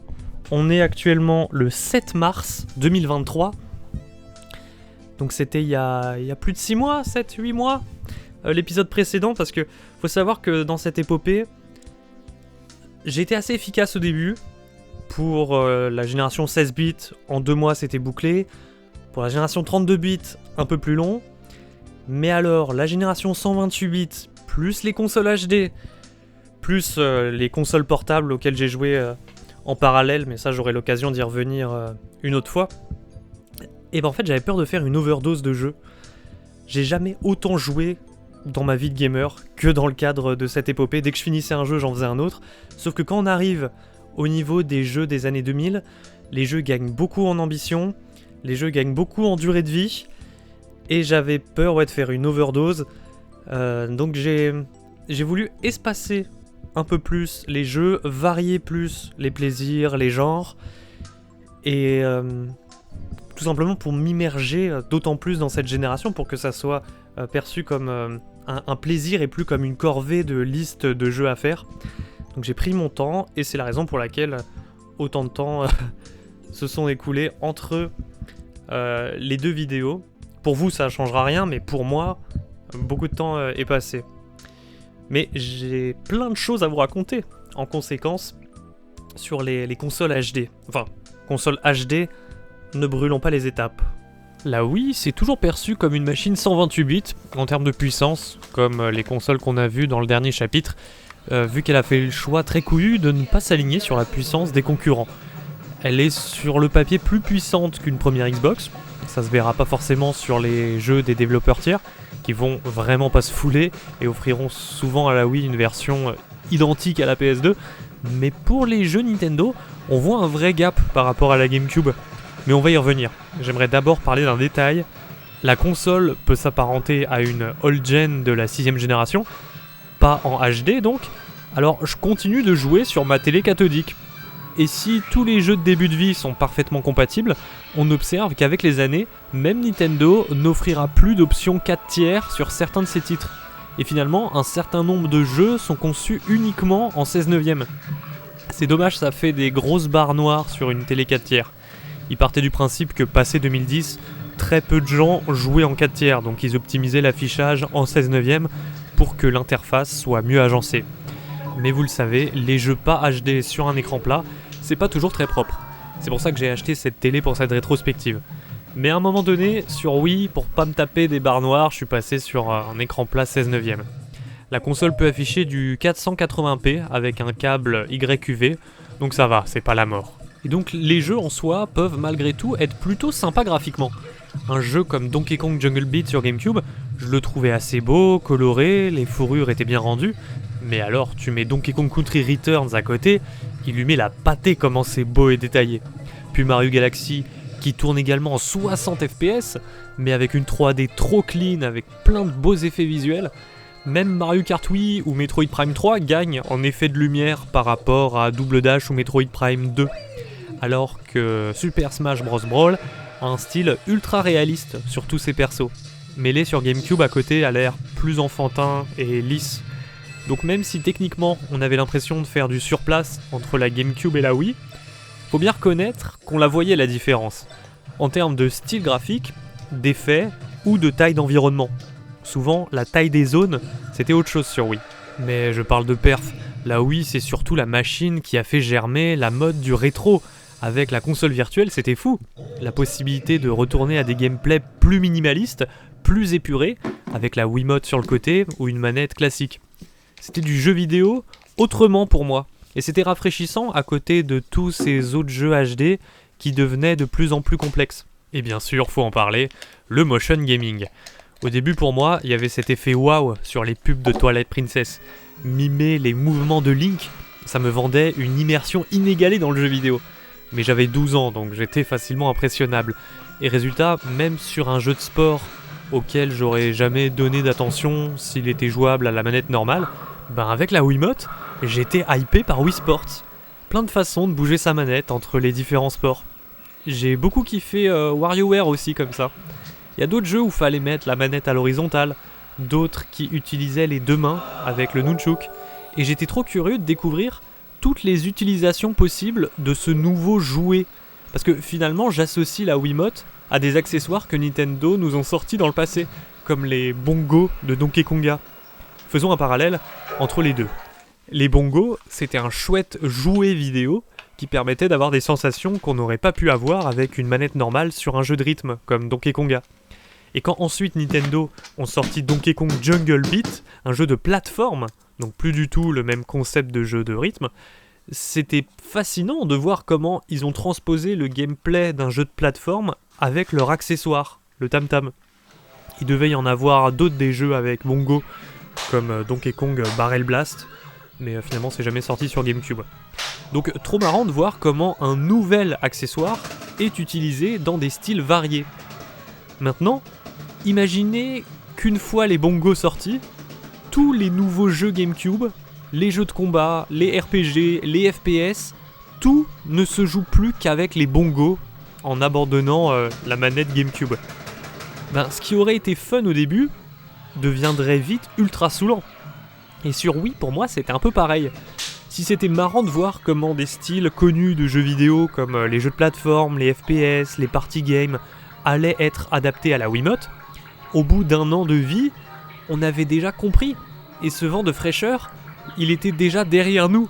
Donc comme beaucoup de gamers à l'époque, j'ai fini par délaisser Nintendo parce que je me retrouvais plus dans cette façon de jouer. Donc quand leur prochaine grosse nouveauté quelques années plus tard, c'était le Wii Motion Plus, qui améliore juste le gyroscope, il y avait un air de redite. La détection de mouvement, vous nous l'aviez déjà vendu comme ça à l'annonce de la Wii. Résultat, le gros jeu solo ultime de la détection de mouvement, c'est Zelda Skyward Sword, et au-delà des soucis qui viennent du cœur du jeu, ben le motion gaming pour beaucoup de gens, et moi le premier, c'était déjà plus du tout amusant. Et c'est ce qui m'a fait encore plus kiffer les jeux classiques jouables full manette. À un moment donné, c'était devenu un argument de vente pour moi. Quand plus tard, dans la vie de la Wii, j'ai vu une pub d'un nouveau gros RPG Wii ambitieux vendu en bundle avec une manette pro, parce qu'il n'y avait plus besoin de la Wiimote, et ben je l'ai acheté, alors que j'avais une Wii craquée. Ce jeu, c'était Xenoblade Chronicles. C'était exactement ce que j'attendais d'un gros RPG ambitieux, et même plus. Le jeu a des environnements énormes pour la Wii, avec des décors qui ont beaucoup de style, et c'est le jeu que je retiens le plus de la machine, avec Super Mario Galaxy 2 que j'ai découvert bien plus tard, à une époque où j'étais plus écœuré par la Wiimote. J'y ai trouvé des utilisations du motion gaming plutôt réussies, dans un jeu pas très casu parce qu'il était rythmé, riche, créatif et avec du challenge. Et en rejouant à la Wii aujourd'hui, je vois que les vieilles rancunes, elles sont derrière moi. Il y a plein de super concepts sur cette machine. Même avec la détection de mouvement, et dans le cadre de cette épopée, faut reconnaître que c'est un vent de fraîcheur cette ludothèque Wii, avec plein de petits concepts originaux qui se prennent facilement en main grâce à l'instantanéité du motion gaming. Plus besoin d'apprendre les boutons. Parce qu'autre chose, la Wii c'est aussi la casualisation du jeu vidéo. On a réduit les barrières à l'entrée pour qu'un maximum de personnes puissent découvrir le jeu vidéo et pas que les purs gamers. Mais résultat, pas mal de jeux sont plus lents, moins challengeants et moins fun que sur GameCube en fait, comme Mario Kart Wii ou Super Smash Bros. Brawl. Et puis le manque de puissance se faisait ressentir quand tu voyais les trucs super beaux et ambitieux qu'il y avait chez la concurrence. Les jeux Nintendo tenaient la route, mais les éditeurs tiers sur Wii généralement ils se cassaient pas le cul. C'est à ce moment que les autres machines HD sont devenues d'autant plus désirables pour moi, parce que elles au moins étaient vendues avec une vraie manette, et tous les jeux étaient jouables avec cette manette, alors que je les cherchais sur Wii. Et graphiquement surtout, c'était autre chose. Avec la Xbox 360, on passe enfin à la HD. Alors j'aime beaucoup la 360, parce qu'elle est sortie fin 2005, c'est hyper tôt, et donc au début de sa vie, elle avait encore le cul entre deux générations. Avant de voir les premiers jeux next-gen, genre Gears of War qui était ultra impressionnant graphiquement, on avait encore des jeux multi-supports, des jeux 128 bits, mais qui tournaient en HD, uniquement sur Xbox 360, genre Need for Speed Most Wanted ou Tomb Raider Legend. Ça fait qu'avec du recul, le catalogue de cette console est assez impressionnant, parce qu'il couvre un paquet d'années, de 2005 à 2015. Et pourtant les visuels ont pas trop vieilli. Sur un écran HD, ça rend trop bien, ça fait déjà jeu moderne. On a eu un sacré bond après les 128 bits, entre la qualité des textures, la finesse de la HD, même si fallait une télé compatible, et les décors plus vivants. Je crois que c'est le mot, tout a l'air plus vivant sur console HD, moins figé dans le décor que sur 128 bits. Et comment parler de la 360 sans mentionner sa manette waouh qui perfectionne l'ergonomie de celle de la première Xbox, des poignées qui se tiennent bien, la forme des gâchettes, le bon placement des sticks. Résultat, on a une manette qui est devenue le standard sur PC pendant une décennie. Avec la 360, c'est à partir de là qu'on a atteint ce que j'entends par le jeu vidéo contemporain. On n'a pas eu de vraie révolution depuis longtemps. T'as juste l'impression de jouer à la Switch avec la 360, que ça soit visuellement ou au niveau de la disposition de la manette. Alors bien sûr, les concepts de l'époque étaient moins originaux, avec des game design plus simples, des aventures moins bien rythmées, mais les styles phares d'aujourd'hui étaient déjà là. Les FPS, les open world, les jeux de sport, les jeux indés sur le store, et la démocratisation massive du jeu online tel qu'on le connaît aujourd'hui. C'est la 3.6 qui a lancé les succès pour renforcer le côté social de ton compte online. Microsoft y est pour beaucoup sur l'évolution du online d'ailleurs, avec son offre Xbox Live. Et puis même le Xbox Live Arcade permettait de télécharger des petits jeux moins gros budget, et donc pour moins de 15 €. Ça changeait à une ère où on était habitué à un jeu égale 60 €. Ça a donné l'élan de l'indé, avec les succès de titres comme Braid, Limbo ou Fez. Beaucoup de devs se sont lancés dans l'aventure, et c'est ce qui a permis une offre gaming encore plus riche, dont on profite encore aujourd'hui. Le passage à la génération HD, c'était la première fois que j'entendais parler du terme next-gen. Et c'est la première fois aussi que j'ai vécu le passage d'une génération à une autre de façon aussi lucide. Parce que j'étais vivant quand on est passé de la PS1 à la PS2, mais vu qu'à l'époque je jouais sur Game Boy, ça m'avait pas frappé. Là je me souviens que les graphismes, ils me retournaient le cerveau. Quand je voyais tourner les tout premiers jeux next-gen, comme Devil May Cry 4, Call of Duty Modern Warfare ou Assassin's Creed, surtout Assassin's Creed d'ailleurs, entre la grandeur des zones, le nombre de PNJ qui se baladent dans les villes, le travail sur l'ambiance, et pouvoir escalader tous les murs de façon immersive, sans avoir une grosse flèche qui te dit où tu peux grimper. Ça c'est des sacrées avancées qui ont été rendues possibles grâce à la puissance de la 360. Et de la PS3 aussi, bien sûr. Parce que oui, c'est aussi la génération du multi-support. Donc les jeux que je retiens le plus, c'est pas des jeux exclusifs. Les titres qui m'ont marqué sur cette gen, moi c'est surtout Catherine, Portal 2, Call of Duty Black Ops en mode zombie. C'est mon aparté sur le jeu multijoueur. Et niveau exclu 360, sûrement Lost Odyssey, The Witcher 2, Fable, Forza Horizon. Et même si c'est pas mon style de prédilection, je sens que je me dois de mentionner les open world quand même. Il y en avait déjà pas mal sur cette génération, parce qu'avec cette puissance, on pouvait vraiment faire des mondes riches et immersifs, contrairement aux 128 bits, où c'était plus compliqué. Et franchement, je trouve que l'immersion, c'est le mot. Pour l'occasion, me balader dans les zones désertiques de Red Dead Redemption, dans les montagnes de Skyrim, dans la ville urbaine de GTA 4, ou dans toutes les différentes époques qu'a couvert la série Assassin's Creed, entre la Syrie, l'Italie, les Caraïbes, c'était vachement cool. Juste marcher, regarder tous les détails qu'ils ont laissés pour te faire croire à un monde qui vit même sans toi, c'était quelque chose de nouveau pour moi, à ce moment de ma rétrospective rétro.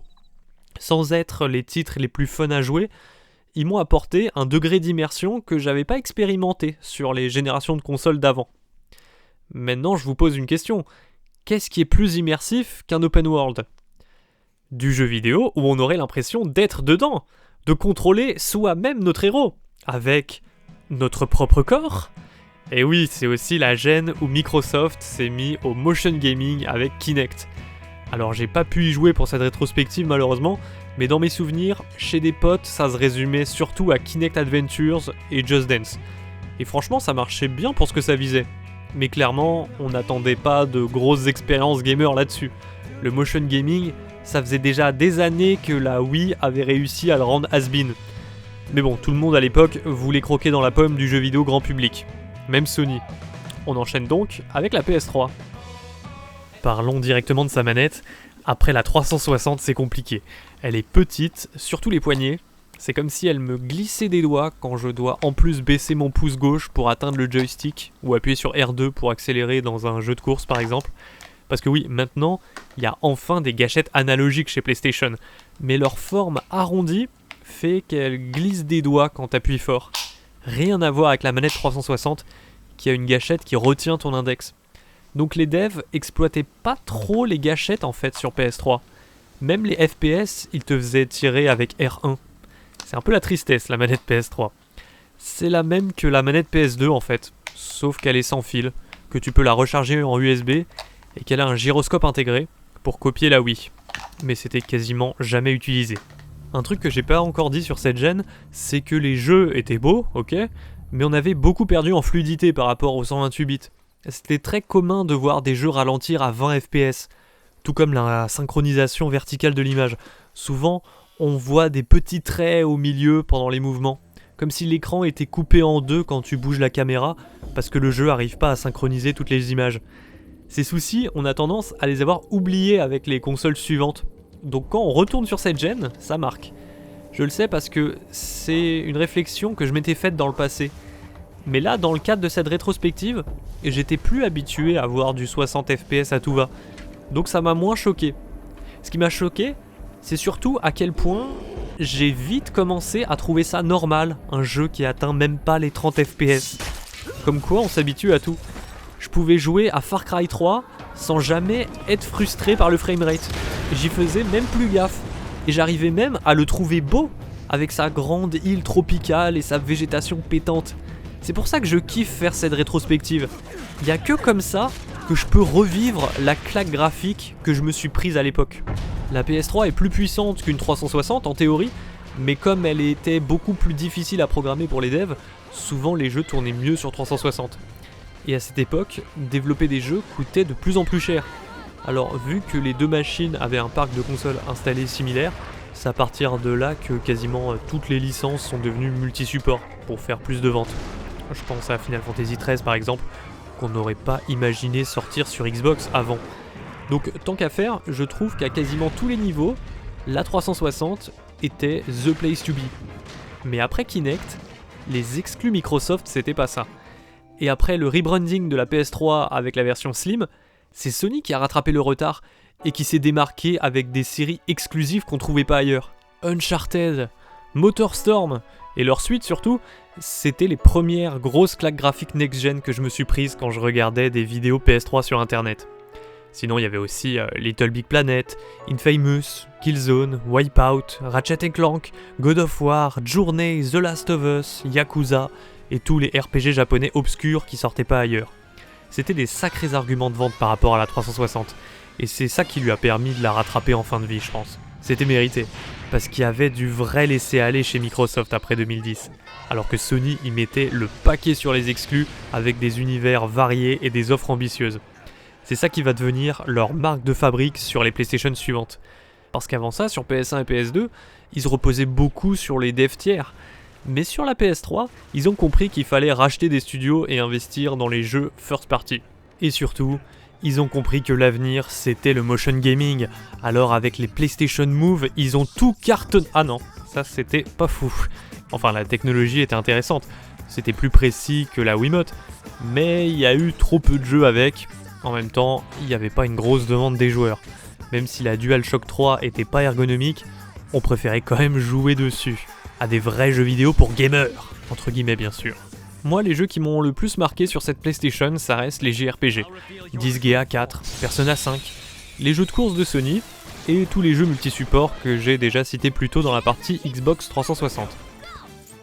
Comme d'hab, un point sur les boîtes, même si ça devient de moins en moins intéressant avec le temps, vu que c'est toujours des disques. Sur Wii, on est passé au DVD avec un boîtier DVD classique également, mais blanc. Sur 360 pareil, mais vert. D'ailleurs, avec les jeux HD qui gagnaient en gigas, c'était assez commun d'avoir des jeux 360 sur plusieurs disques. Alors que sur PS3, on était passé au Blu-ray, donc un seul disque suffisait. Et les boîtiers de Blu-ray sont légèrement différents, un peu plus courts et avec une partie transparente en haut. La charte graphique de la PS3 a changé en cours de génération pour balayer le début de vie difficile de la console. Donc quand tu collectionnes des jeux, ça rend pas ouf sur l'étagère d'avoir deux formats pour une même console. En somme, je me suis éclaté sur cette gen, sur plein de styles différents. J'ai adoré replonger dans ces consoles plus que je l'aurais pensé. Quand j'étais ado, 2007-2008, c'est une époque où je commençais à m'intéresser aux jeux rétro, en disant que le jeu vidéo c'était mieux avant parce qu'il y avait une magie faussement nostalgique quand je regardais le passé.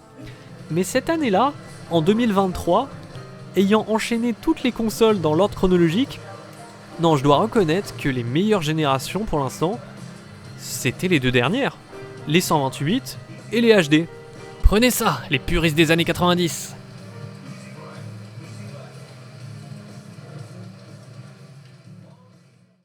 Jouer chez soi, c'est très bien, mais quand on est en déplacement, on est bien content de pouvoir compter sur ses consoles portables préférées. Je vous en ai déjà parlé dans l'épisode 3, et cette fois-ci, on va continuer avec les consoles portables suivantes. Une époque formidable où Nintendo a remplacé sa Game Boy, et où un nouveau concurrent débarque sur le marché. On commence avec la Nintendo DS. Bien sûr, c'est une petite révolution sur le marché. Je me souviens que combiner autant de nouveautés par rapport au Game Boy, c'était étonnant à l'époque. Le double écran, l'écran tactile, le micro, la connexion sans fil. C'était impactant et ça faisait que dans les pubs, on nous vendait du jeu vidéo d'une toute nouvelle façon. Entre Nintendogs, WarioWare Touched, Dr Kawashima ou Cooking Mama, on percevait l'image générale très différemment de l'ère GBA. Et puis, après, avec la DSi, il y avait même l'appareil photo. Techniquement, ça avait l'air puissant aussi. Dès le début de vie, on a eu plein de jeux 3D, avec Mario 64 DS, le portage de Rayman 2, Metroid Prime Hunters. C'est des jeux qu'on n'imaginait pas du tout voir sortir sur les consoles portables précédentes. Et moi, c'est arrivé à une époque de ma vie où je devenais de plus en plus fan de la 3D grâce à la GameCube, et je voulais voir ces grands jeux ambitieux et immersifs, même sur portable, pas juste sur la télé du salon. Et sur la GBA, on avait des trucs bien, mais les mondes étaient assez plats dans le rendu.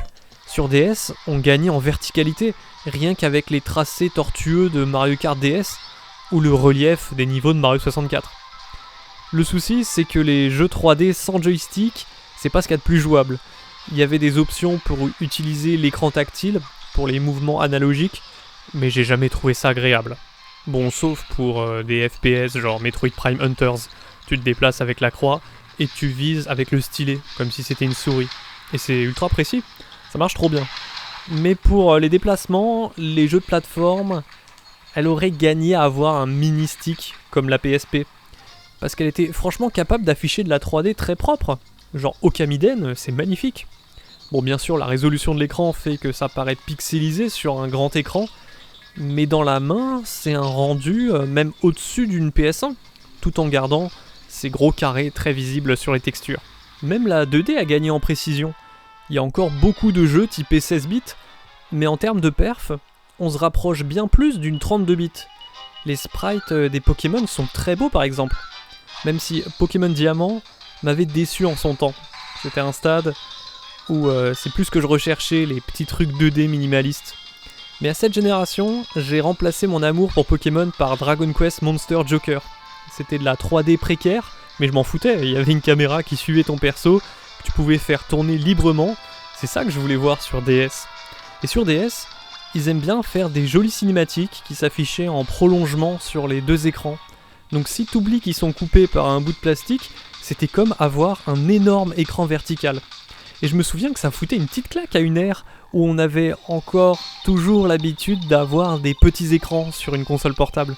Mes jeux marquants, c'est les premiers Professeur Layton, Ace Attorney, le Mario Kart DS, puis WarioWare Touched et Zelda Phantom Hourglass, c'est peut-être les meilleures vitrines des capacités de la DS. Et bien sûr, la quantité astronomique de RPG qu'on a eu dessus. Les Dragon Quest, Suikoden, Disgaea, Chrono Trigger, et j'en passe. Au final, Nintendo et le reste des devs s'est rendu compte que les grosses expériences full 3D, elles avaient leur place sur console de salon, et pas sur un petit hardware pas hyper confortable. Donc plus les années passaient, moins on a eu de jeux 3D. Et finalement, on a eu beaucoup de trucs minimalistes en 2D qui auraient presque pu tourner sur GBA. Ça me décevait à l'époque parce que c'était pas ce que je recherchais. Mais aujourd'hui, je comprends. Si tu veux vraiment exploiter les capacités originales de la DS et le format court des parties nomades, fallait pas faire du AAA. Fallait miser sur ce qu'elle faisait de différent d'une PSP. Et c'est pour ça que malheureusement, il y a énormément de jeux qui usent et abusent de l'écran tactile. Quand aujourd'hui c'est plus une technologie bluffante, le tactile avec stylet, je trouve que c'est un peu fatigant à la longue et moins amusant qu'une simple jouabilité à boutons. Et pourtant, il y a des séries comme Zelda qui ont réussi à réadapter le gameplay pour être 100% jouable au tactile, et c'est une prouesse d'ingéniosité. Je vais un peu rejoindre ce que je vous disais dans le chapitre précédent sur la Wii. Quand dans une rétrospective tu redécouvres plein de consoles d'un coup, celle de Nintendo à cette époque, elle se démarque vraiment. Je trouve leur gimmick fatigant à la longue, parce que le top ça reste un joystick et des boutons, mais aujourd'hui cette mode elle est derrière nous. À l'époque on n'en voyait pas le bout et c'est ça qui faisait peur. Maintenant on sait que c'est fini. Et donc je trouve que c'est plus facile d'apprécier à leur juste valeur ce qu'elles avaient à proposer de différent. Encore une fois, quand t'enchaînes les consoles, celle de Nintendo, elle brise la monotonie de Microsoft et Sony. Mais quand même, en 2004, Sony a fait fort, avec la PSP. Première claque, c'est la taille de l'écran. Aujourd'hui, c'est peut-être pas percutant parce que n'importe quel smartphone est plus grand, mais à l'époque, l'écran énorme de la PSP, c'était quelque chose. C'était un argument de vente, en plus de sa puissance qui se rapprochait de celle d'une PS2. Et c'est aussi pour ça qu'ils la vendaient comme un périphérique portable pour lire des films, parce que c'était très lisible. Avant qu'on ait YouTube partout sur nos téléphones, je me souviens que je téléchargeais des films ou des vidéos au format PSP, je les mettais sur ma memory stick, et c'était trop pratique. Peu d'appareils permettaient ça, et certainement pas la DS, du moins pas nativement. Ils vendaient même des films dans des boutiques au format physique avec les UMD. Parce que oui, grosse différence, c'est qu'on avait une console portable qui lisait des mini-CD. Ça aussi c'était percutant, ça faisait grave futuriste par rapport aux cartouches de Nintendo, et ça permettait de stocker bien plus de données. Donc les jeux étaient plus gros, plus beaux, plus ambitieux, c'était la promesse de jeux 128 bits de salon, mais pour la première fois sur portable. Et ça marchait, t'avais les jeux multi-supports, Tomb Raider, Outrun, FIFA, Star Wars Battlefront, Need for Speed, mais aussi pas mal d'exclus PSP, avec des nouveaux épisodes de Ratchet & Clank, God of War, Gran Turismo, Metal Gear Solid, Crisis Core FF7, et GTA aussi surtout. C'était impressionnant, un grand open world comme ça sur portable. Ça a cartonné en Occident. Au Japon, c'est les Monster Hunter qui cartonnaient sur PSP. Donc quand t'es habitué à la première DS, ce boost en définition de l'écran et en qualité de modélisation, il est impressionnant. T'as l'impression de voir de la HD sur portable. Mais dans les faits, quand tu retournes sur PS2 après, tu vois bien que la PSP est plus faible. Il y a moins de polygones à l'écran, les jeux sont souvent moins fluides, il y a des petites lignes horizontales de désynchronisation sur certains jeux, les zones sont moins grandes, les jeux sont moins longs, l'absence du deuxième stick se fait sentir, et avec nos yeux d'aujourd'hui, on comprend bien qu'on est sur des jeux à l'ambition d'une console portable. Mais à l'époque, encore une fois, l'illusion était bien faite quand tu matais qu'un trailer avec des extraits de gameplay bien choisis. Malgré tout, il y a des jeux que je retiens, comme MotorStorm Arctic Edge, Daxter ou God of War, qui tournaient très bien sur PSP. Ça rivalisait totalement avec une expérience de console de salon. Après, comme Nintendo, Sony, ils en profitaient pour sortir des jeux 2D plus minimalistes qu'ils n'auraient pas forcément sortis sur une console de salon. Mais qui là, ont bien collé à l'ADN de leur console portable. J'ai du mal à imaginer la PSP sans des jeux comme Loco Roco, Patapon ou Lumines. Même si pour moi, à l'époque, la PSP, c'était surtout une PlayStation portable. Dans le sens PlayStation 1 portable. Entre tous les portages et la gamme PS1 classique sur le store, c'est là que j'ai découvert Final Fantasy VII, Valkyrie Profile, Crash Bandicoot, et ça tournait trop bien. Encore aujourd'hui, l'émulation, elle me bluffe. On passe à la 3DS. En termes de design, pas de surprise pour les possesseurs de la DS Lite. Mais à l'intérieur, on a sacrément gagné en puissance. Maintenant, on s'aligne avec ce que faisait une PSP à peu près. Et comme sur PSP, un Circle Pad vient s'ajouter pour apporter des déplacements analogiques aux jeux qui en ont besoin. Surtout ceux où on se déplace librement dans un environnement 3D. Et c'est vraiment à partir de là que Nintendo a commencé à abandonner les jeux 100% 2D en pixel art sur portable, qui étaient encore très présents sur la première DS, on l'a vu. Mais non, là, c'est la vraie démocratisation de la 3D sur portable Nintendo. Même sur des jeux qui en ont pas besoin, genre Professor Layton ou Phoenix Wright, les persos c'était plus des sprites, mais des full modèles 3D. Et en parlant de 3D, la nouvelle feature la plus mise en avant, c'était pas le gyroscope, non, c'était la 3D relief sans lunettes. Faut se dire que le film Avatar avait relancé la mode de la 3D au cinéma. Ensuite, on a commencé à avoir des télé 3D avec lunettes, mais ça a jamais trop pris parce que, vas-y, c'est chiant d'avoir des lunettes, et fallait vraiment se prendre la tête pour trouver des contenus compatibles. Ils étaient pas nombreux. Moi, j'avais jamais entendu parler de la 3D sans lunettes. C'était un choc. Et là, en théorie, sur 3DS, tous les jeux allaient être conçus avec du relief intégré. Donc ça allait peut-être enfin démocratiser cette technologie au grand public.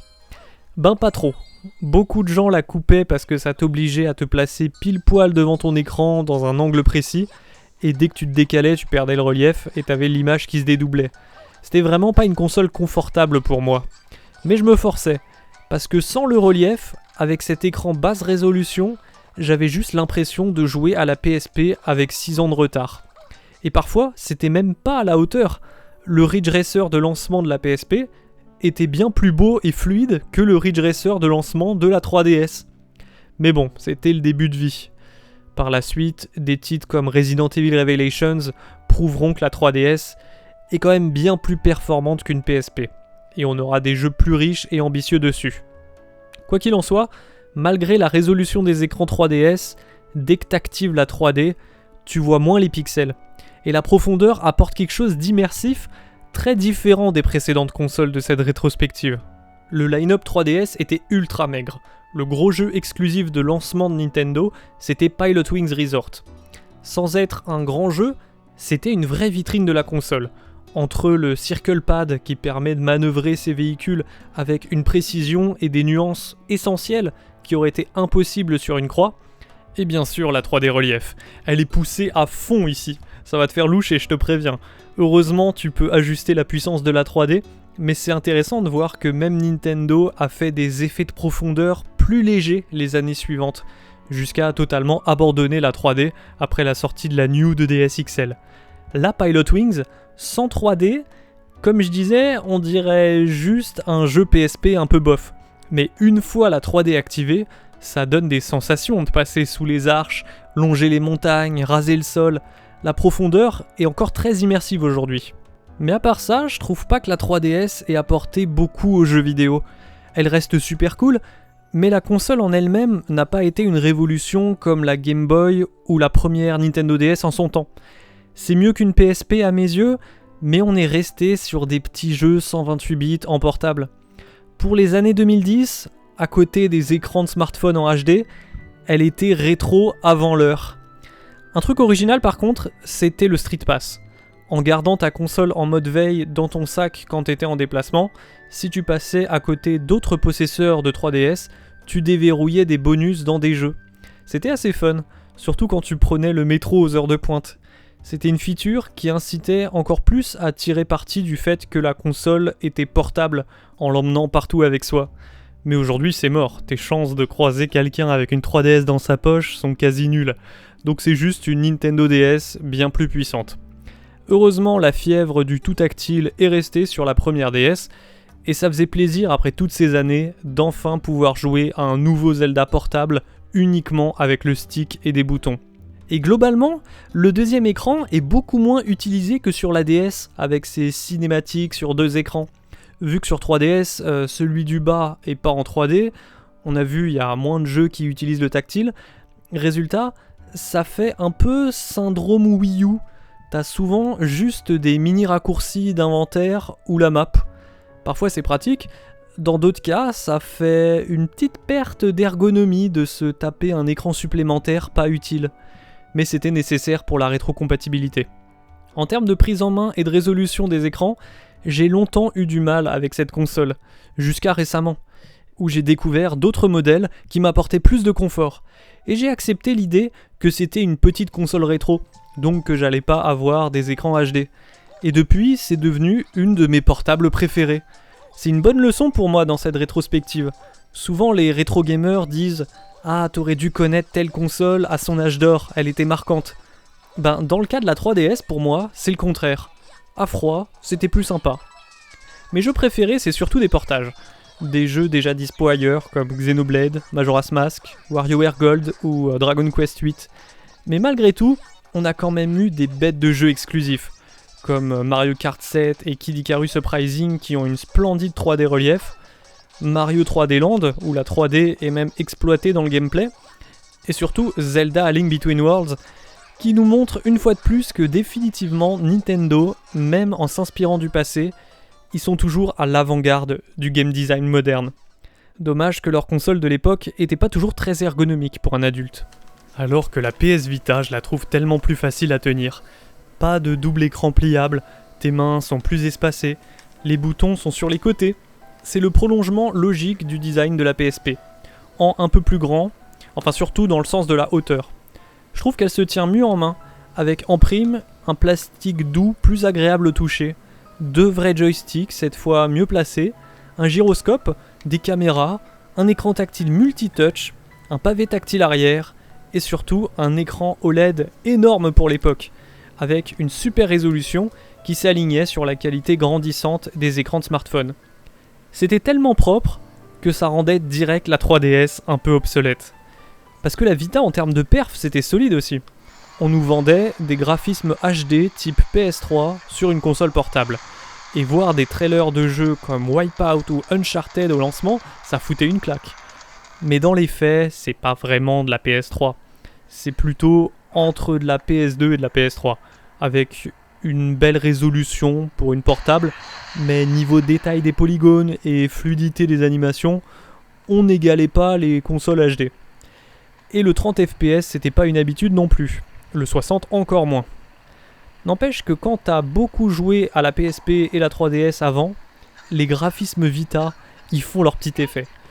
Alors peut-être moins que la PSP en son temps, parce que elle avait le côté révolutionnaire d'avoir enfin démocratisé les jeux full 3D sur portable, tandis que sur Vita, c'était déjà acquis ça. Donc il restait plus que l'évolution graphique de choses qui existaient déjà avant. Néanmoins, ça reste appréciable d'avoir plus de polygones sur les modèles 3D, bien moins d'aliasing et avec une meilleure résolution d'écran. Tout semblait tellement fin et propre Par exemple, si tu compares Wipeout sur Vita et Wipeout sur PSP, qui était déjà un très beau jeu, tu vois bien que sur Vita, il y a beaucoup, mais alors beaucoup plus d'éléments à l'écran. Dans le décor, sur la piste, sur les textures, ça frôle le réel. Il y a des effets visuels que tu voyais pas avant, comme le vaisseau qui dégage une telle chaleur que ça déforme la lumière. Et quand après tu retournes sur PSP, le sol a 2 couleurs max, quasiment pas de reflets ou de brillance sur les textures, et tout fait très sommaire. Un peu comme quand tu te déplaces trop vite dans un jeu et qui a eu le temps de charger que la première couche low polygone des visuels. T'attends que les couches supplémentaires qui ajoutent de la substance arrivent, mais non, ça reste comme ça. Donc ouais, la Vita, c'est une sacrée amélioration. Du moins pour les studios qui ont fait l'effort d'exploiter sa puissance. Gravity Rush par exemple, il rend trop bien. La ville plutôt ouverte, avec plein d'habitants qui se baladent, la possibilité de changer le sens de la gravité, c'était ambitieux, et on n'imaginerait jamais un jeu pareil sortir sur une console portable d'avant, comme la PSP. Même dans les petits détails c'est beau, comme les animations du corps, ou la chevelure de l'héroïne qui bouge naturellement au gré du vent ou de la gravité. Comment ne pas citer Assassin's Creed 3 Libération aussi, qui malgré ses ralentissements, est visuellement super ambitieux, et laissait déjà présager qu'un paquet de gros jeux full 3D AAA de type PS3 finirait par sortir sur Vita. La promesse de la Vita, c'était du jeu qualité salon, sur portable, mais sans compromis. Parce que sur PSP aussi, ils nous ont fait le coup, mais on a vu que c'était compliqué avec un stick en moins. Là sur Vita, t'as bien 2 sticks. Mais il manque des gâchettes. Donc ça passe par l'écran tactile ou le pavé tactile arrière. Et ça, c'est ce que j'aime le moins avec cette console. Les jeux qui t'obligent à appuyer derrière. Alors que contrairement à des boutons, ça donne aucun feedback sur tes doigts. Le plus souvent, t'appuies sur le pavé par erreur en plus, tout simplement parce que tu tiens ta console à pleine main. Contrairement aux idées reçues, il y avait bien des sorties de jeux sur cette console. Mais moi qui étais un joueur Nintendo et qui joue au PlayStation surtout pour les RPG, ben la ludothèque Vita, elle me donnait pas beaucoup envie au début de vie. Surtout vu le prix. Les quelques RPG de niche que je voulais, ils étaient même pas traduits en français, à une époque où j'étais moins à l'aise avec mon niveau d'anglais. Donc j'ai fini par l'acheter d'occasion très tard. Et en raison des faibles ventes de cette console, qui a pas trouvé son public, ben on a rapidement perdu tous les studios qui auraient pu continuer de travailler sur des titres gros budget. Et finalement la Vita est devenue, avec le forcing de Sony, une machine à jouer à des jeux indépendants. Quasiment tous les jeux indé PS4 étaient cross-buy PS Vita. C'était pratique, et malgré son échec, ça lui assure une quantité de jeux bien plus grande qu'on ne le pense. Moi j'ai beaucoup aimé Pick the Cat, Undertale ou Paper Please. Mais il y en a eu tellement d'autres.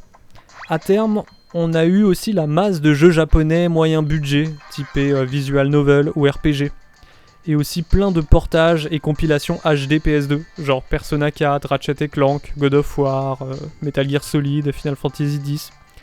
C'est dommage qu'elle ait pas réussi à recevoir plus de soutien de Sony en termes d'exclus first party. Parce que quand je vois les prouesses graphiques qu'à terme on a eu sur la PSP, avec des jeux comme God of War, Motorstorm, Daxter, je me dis que la Vita, si elle avait vécu plus longtemps, elle aurait pu faire tourner des dingueries. Alors qu'en vrai, j'ai l'impression que les plus beaux jeux de la console, c'est encore les jeux de lancement, comme Uncharted et Wipeout. La PS Vita, c'est devenu une machine assez underground, mais il y a vraiment de quoi s'amuser dessus.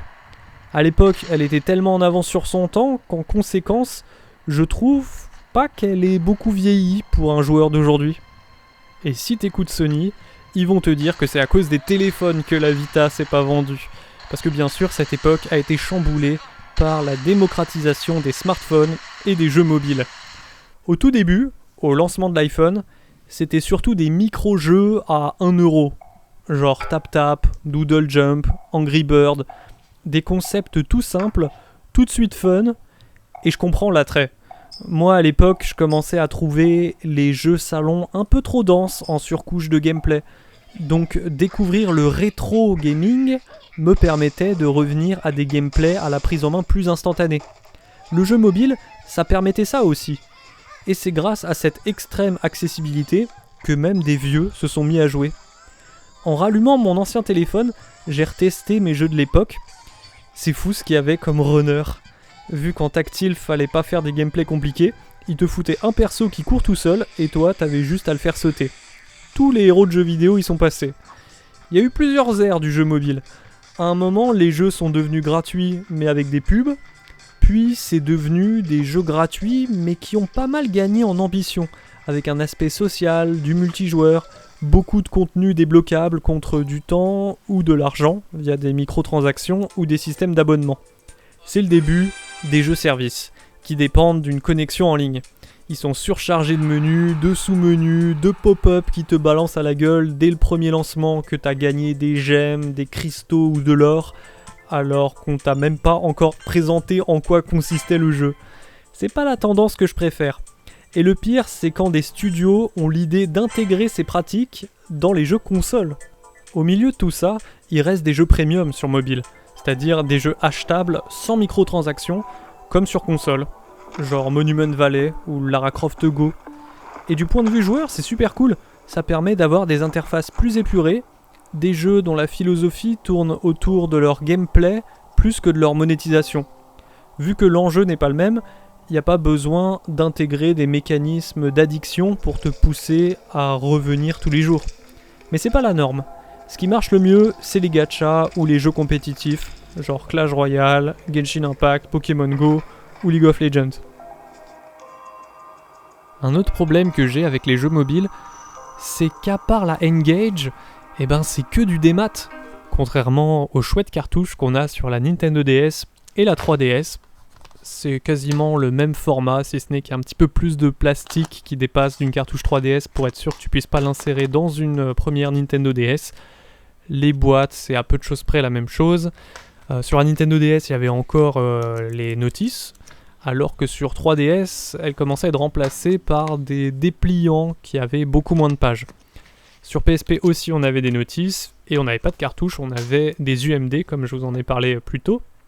Alors que sur Vita, Sony adopte enfin, pour la première fois, le support cartouche. Dans des boîtes qui sont toutes petites, mais que je trouve trop mignonnes.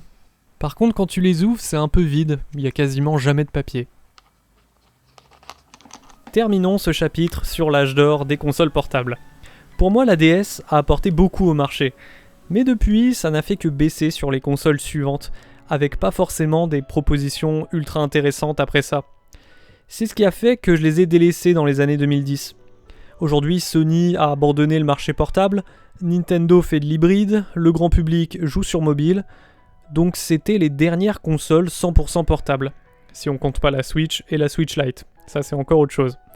Après 2010, c'est la période où en grandissant, j'ai délaissé le marché portable pour me concentrer plus sur les jeux de consoles de salon, que je trouvais plus intéressants, plus ambitieux, plus immersifs, plus amusants, et avec une vraie manette ergonomique, tout simplement plus confortable. Ça c'était avant. En me repenchant sur ces machines portables aujourd'hui, j'y ai quand même trouvé des superbes idées quand elles essayaient pas juste de singer les consoles de salon. Les titres qui sont conçus pour des petites sessions, avec des concepts innovants, sont encore très attrayants parce qu'ils peuvent avoir un côté arcade tout de suite amusant et moins prise de tête que certains gros AAA trop engageants.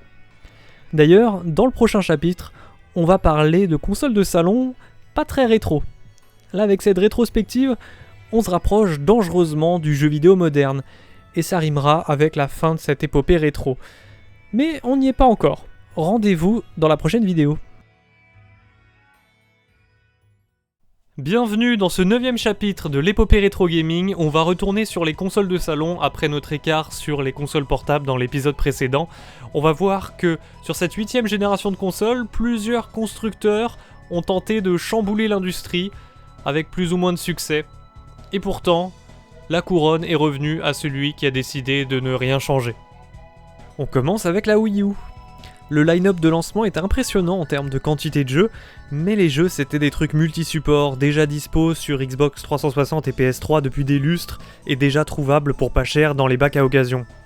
Alors devoir lâcher plein pot 60€ pour une version Wii U soi-disant définitive, pas plus belle, qui avait juste l'avantage d'avoir la map sur la mablette, c'était pas un super argument de vente je trouve. La première année de la Wii U, elle était difficile. Il y avait quelques bons jeux, mais rien qui justifiait de payer aussi cher quand t'avais déjà une console HD. Malheureusement, c'est sur cette première année que s'est faite toute la réputation de la Wii U. Alors qu'en vrai, déjà en 2014, elle pouvait compter un paquet d'exclus dans son catalogue. Bayonetta 2, Donkey Kong Country Tropical Freeze, Pikmin 3, Super Mario 3D World, Zelda Wind Waker HD, le nouveau Smash Bros, le nouveau Mario Kart. C'était ouf d'enfin voir les univers de Nintendo en HD. On le sentait vraiment le gap générationnel depuis la Wii. Quand j'ai vu le tout premier trailer de Mario Kart 8, il m'a mis une claque. J'avais l'impression qu'on était sur PS4, alors que la PS4 était même pas encore sortie. Sur Wii U, les jeux ont commencé à revenir sur des gameplays traditionnels à la manette classique, sans détection de mouvement. Elle avait tout pour réconcilier les anciens fans de Nintendo qui les avaient délaissés avec la Wii. Mais trop tard, nous, on regardait déjà ailleurs. Aujourd'hui, avec plus de recul, Nintendo sur Wii U, c'était des tueurs. Ils nous ont vraiment lâché des gros jeux pour gamers avec des gameplays ultra fun. Et quand je vois à quel point Mario Odyssey et Xenoblade 2 sont sortis tôt dans la vie de la Switch, je me dis que c'est obligé que pendant une grande partie de leur développement, ces jeux ils étaient pensés pour la Wii U. Côté jeux multi-support d'éditeurs tiers, ça a duré qu'un an ou deux, et c'était souvent pas ouf graphiquement.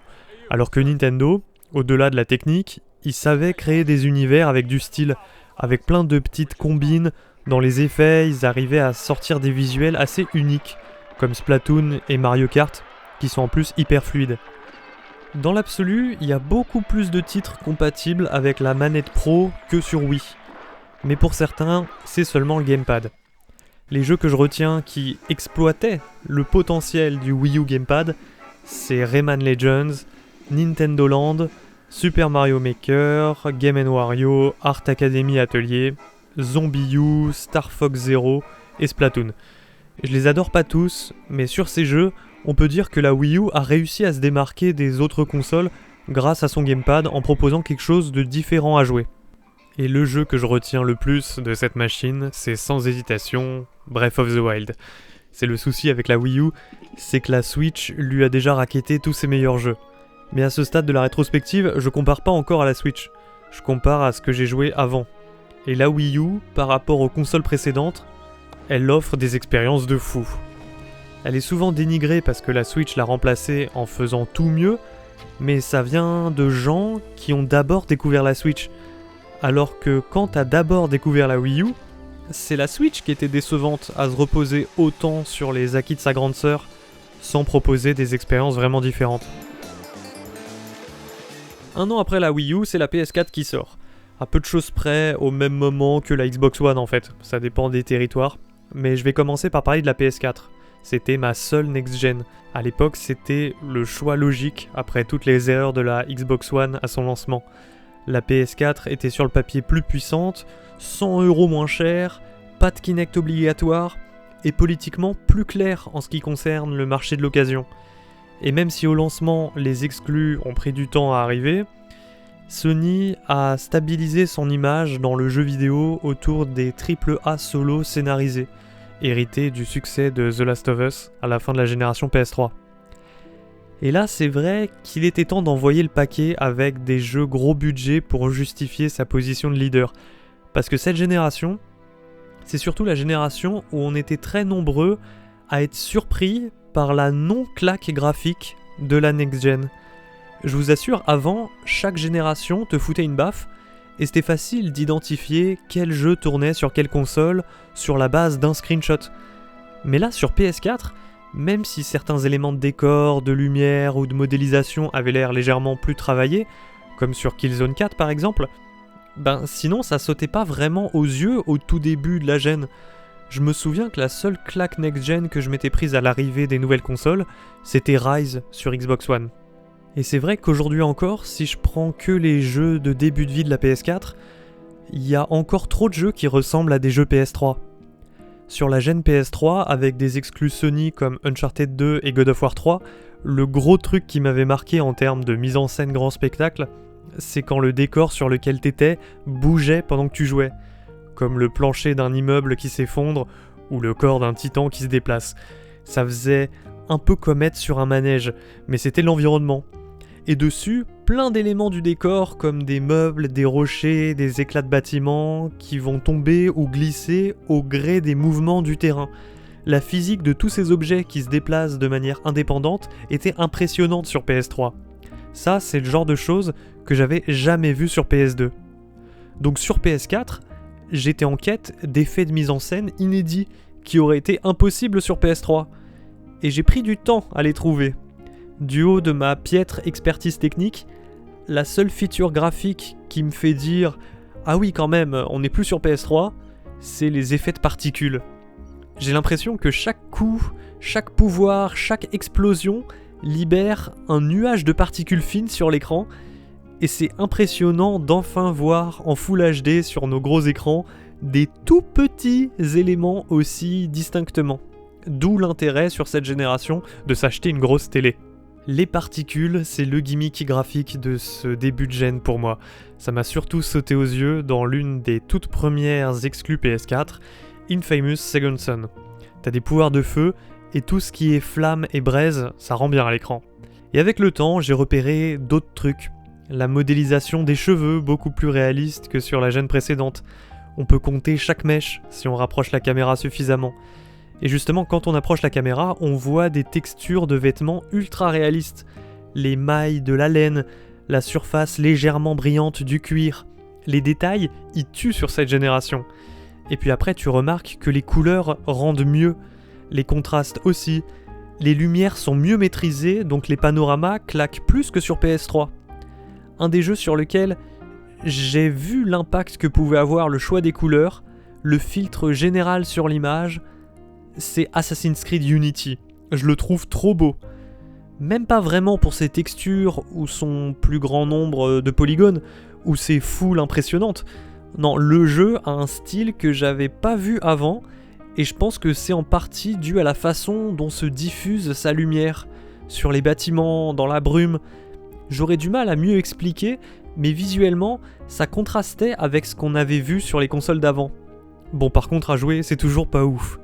Quelques mois plus tard, c'était The Order 1886 qui foutait une claque visuellement. Et seulement visuellement, parce qu'à jouer, c'était encore plus chiant. J'ai attendu longtemps des gros jeux marquants sur ma PS4. Et c'est Bloodborne, pour moi, qui est arrivé en premier. Même si le jeu avait du style artistiquement, mais à part les superbes animations des boss, rien ne me faisait dire qu'on avait vraiment franchi un cap de génération. Je trouve qu'avec les années, en revanche, on a beaucoup gagné en maturité dans le gameplay, et dans le rythme général des jeux, si on met de côté le cancer de la mode open world. Je trouve que cette dernière décennie, les développeurs avaient de plus en plus conscience de ce que c'est qu'un jeu amusant, et on a perdu énormément de lourdeur qu'on se traînait depuis longtemps. Que ça soit dans la progression, dans les actions qu'on te demande de faire, j'ai l'impression que les développeurs respectent finalement plus les joueurs à plein d'égards, si on met aussi de côté les nouvelles techniques de monétisation. C'est comme si en testant les niveaux, ils se disaient enfin « Ah non, on va quand même pas leur demander de faire un truc aussi chiant ». Là où dans le passé, ils se seraient pas gênés parce que ils reprenaient à l'appel tout le b.a.-ba du game design banal, à base de leviers à tirer pour monter le niveau de l'eau dans les égouts, ce genre de cliché quoi. C'est un jeu comme Uncharted 4 qui m'a fait prendre conscience de ce bond en qualité. J'étais pas très fan des 3 premiers sur PS3, mais là je me suis surpris à dévorer la première moitié de l'aventure sans traîner les pieds, parce que c'était tellement bien rythmé, bien écrit, ludique, beau, une vraie performance. Et tant que je suis sur les jeux Naughty Dog, la génération PS4, même en mettant de côté l'amélioration graphique, je trouve que les humains sont plus crédibles. La façon dont ils se déplacent, comment ils bougent leurs bras, interagissent entre eux dans le décor, s'expriment, les animations faciales aussi, les humains font plus vrai sur cette génération. Il y a des exceptions bien sûr, mais quand tu retournes sur PS3, tu vois que les persos font beaucoup plus persos de jeux vidéo dans leur allure. Et ça, sur The Last of Us Part 2, ça m'a frappé, la justesse dans le rendu de vrais humains, avec la technologie qui permet d'appuyer le bon jeu d'acteur. Ratchet & Clank, c'était pas des vrais humains, mais c'était aussi très beau. God of War, il m'a renversé visuellement, surtout dans la mise en scène. Final Fantasy VII Remake aussi était somptueux, Donc ouais, après quelques années, là je l'ai vraiment vu de plus en plus le gap graphique entre la PS3 et la PS4. Ce que je kiffe toujours autant sur cette gen, c'est voir des décors s'effondrer de manière ultra réaliste. Souvent c'est scripté, mais voir plein de petits bouts de pierre se fracturer, tomber dans tous les sens, ça change des grosses explosions de feu plus classiques qu'on avait avant, quand on voulait que ça fasse boum. Sur Xbox One et PS4, faut dire qu'il y a moyen d'atteindre des sommets en termes de mise en scène grand spectacle. Mais le truc qui a chamboulé la façon dont on perçoit les graphismes et la mise en scène sur cette gen, c'est l'arrivée de la VR. Sur PC, sur mobile, mais aussi sur PS4. Et même si c'est pas le gros succès phénoménal qui se vend de ouf, ça marche quand même assez bien pour qu'on ait eu droit régulièrement à des nouveaux jeux qui exploitent cette nouvelle façon de concevoir le jeu vidéo, en faisant revenir le motion gaming et en permettant surtout de nouvelles idées de mise en scène autrement plus impressionnantes que sur une télé. Je vais pas trop m'attarder dessus, mais disons que Astrobot Rescue Mission m'a scotché un sourire sur le visage tout le long de l'aventure. Et en plus, c'est un des seuls jeux qui exploitait vraiment le gyroscope et le pavé tactile de la DualShock 4. Parce que oui, je l'ai pas dit, la manette se permettait quelques excentricités, mais qui étaient très peu exploitées. Ça reste une bonne progression par rapport à la DualShock 3, ne serait-ce que pour sa prise en main. Les poignées sont plus grosses et plus ergonomiques. Il était temps, après 15 ans de la même manette PlayStation. Et on enchaîne avec la Xbox One, qui a une manette fantastique, ultra ergonomique, mais alors à part ça, elle partait de loin au lancement. Après toutes ces polémiques sur les restrictions online, elle donnait pas du tout envie. Même s'il faut reconnaître qu'au lancement, elle avait plus d'exclus que la PS4, mais seulement au lancement. Rise, encore une fois, c'était splendide. En même temps, c'était Crytek aux commandes. Autre chose qui permettait de différencier la Xbox One de ses concurrentes, c'est qu'elle a fait un move à la Nintendo, c'est-à-dire concevoir sa machine autour d'un nouveau périphérique obligatoire, le Kinect 2.0. Mais là ça marche pas. La caméra c'est associé au casual play, au party game. Pour les hardcore gamers, early adopters du next-gen, il suffit pas de rajouter de la technologie dans la caméra pour d'un coup la rendre désirable.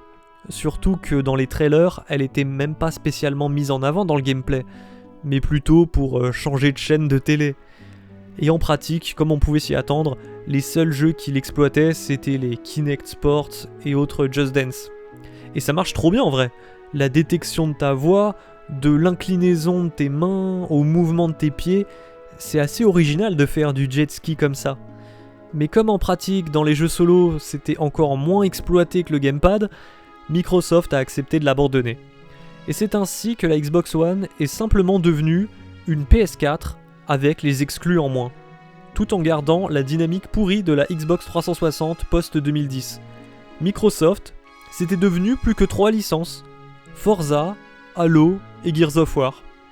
Et pourtant, ils ont surmonté la pente, à l'image de la PS3 en son temps.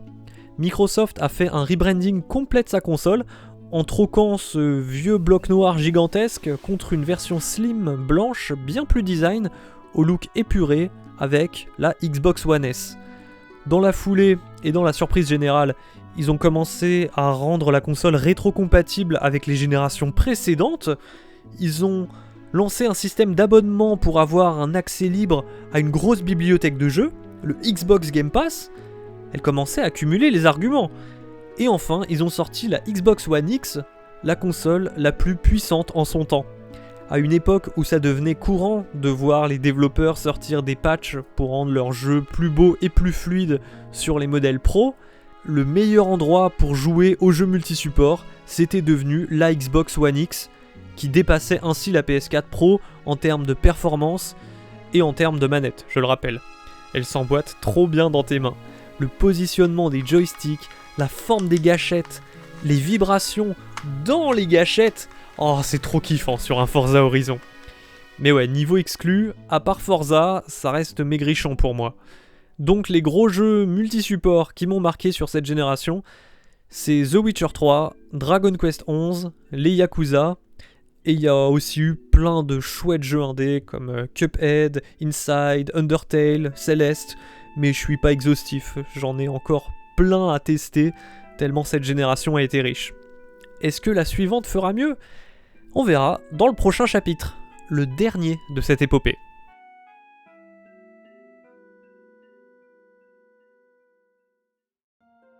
Salut à tous, c'est RM.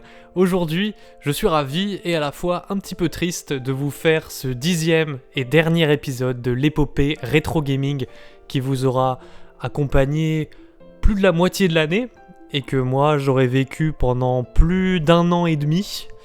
Un an et demi à ne pas jouer à des jeux modernes, à retracer dans l'ordre chronologique les différentes générations de consoles de jeux vidéo. Et après 9 épisodes, 9 chapitres, nous voici au 10e où, de toute évidence, certains s'attendent à ce que je parle de la PS5, de la Xbox Series, voire même de la Switch. J'en ai pas parlé dans la dernière vidéo, j'aurais pu le faire. Mais non, c'est pas des consoles qui sont mortes. Déjà, j'ai pas envie d'en faire le bilan tout de suite. Bon, pour la Switch, c'est une question de temps, pour que sa remplaçante arrive. Mais quand même, ne l'enterrons pas trop vite.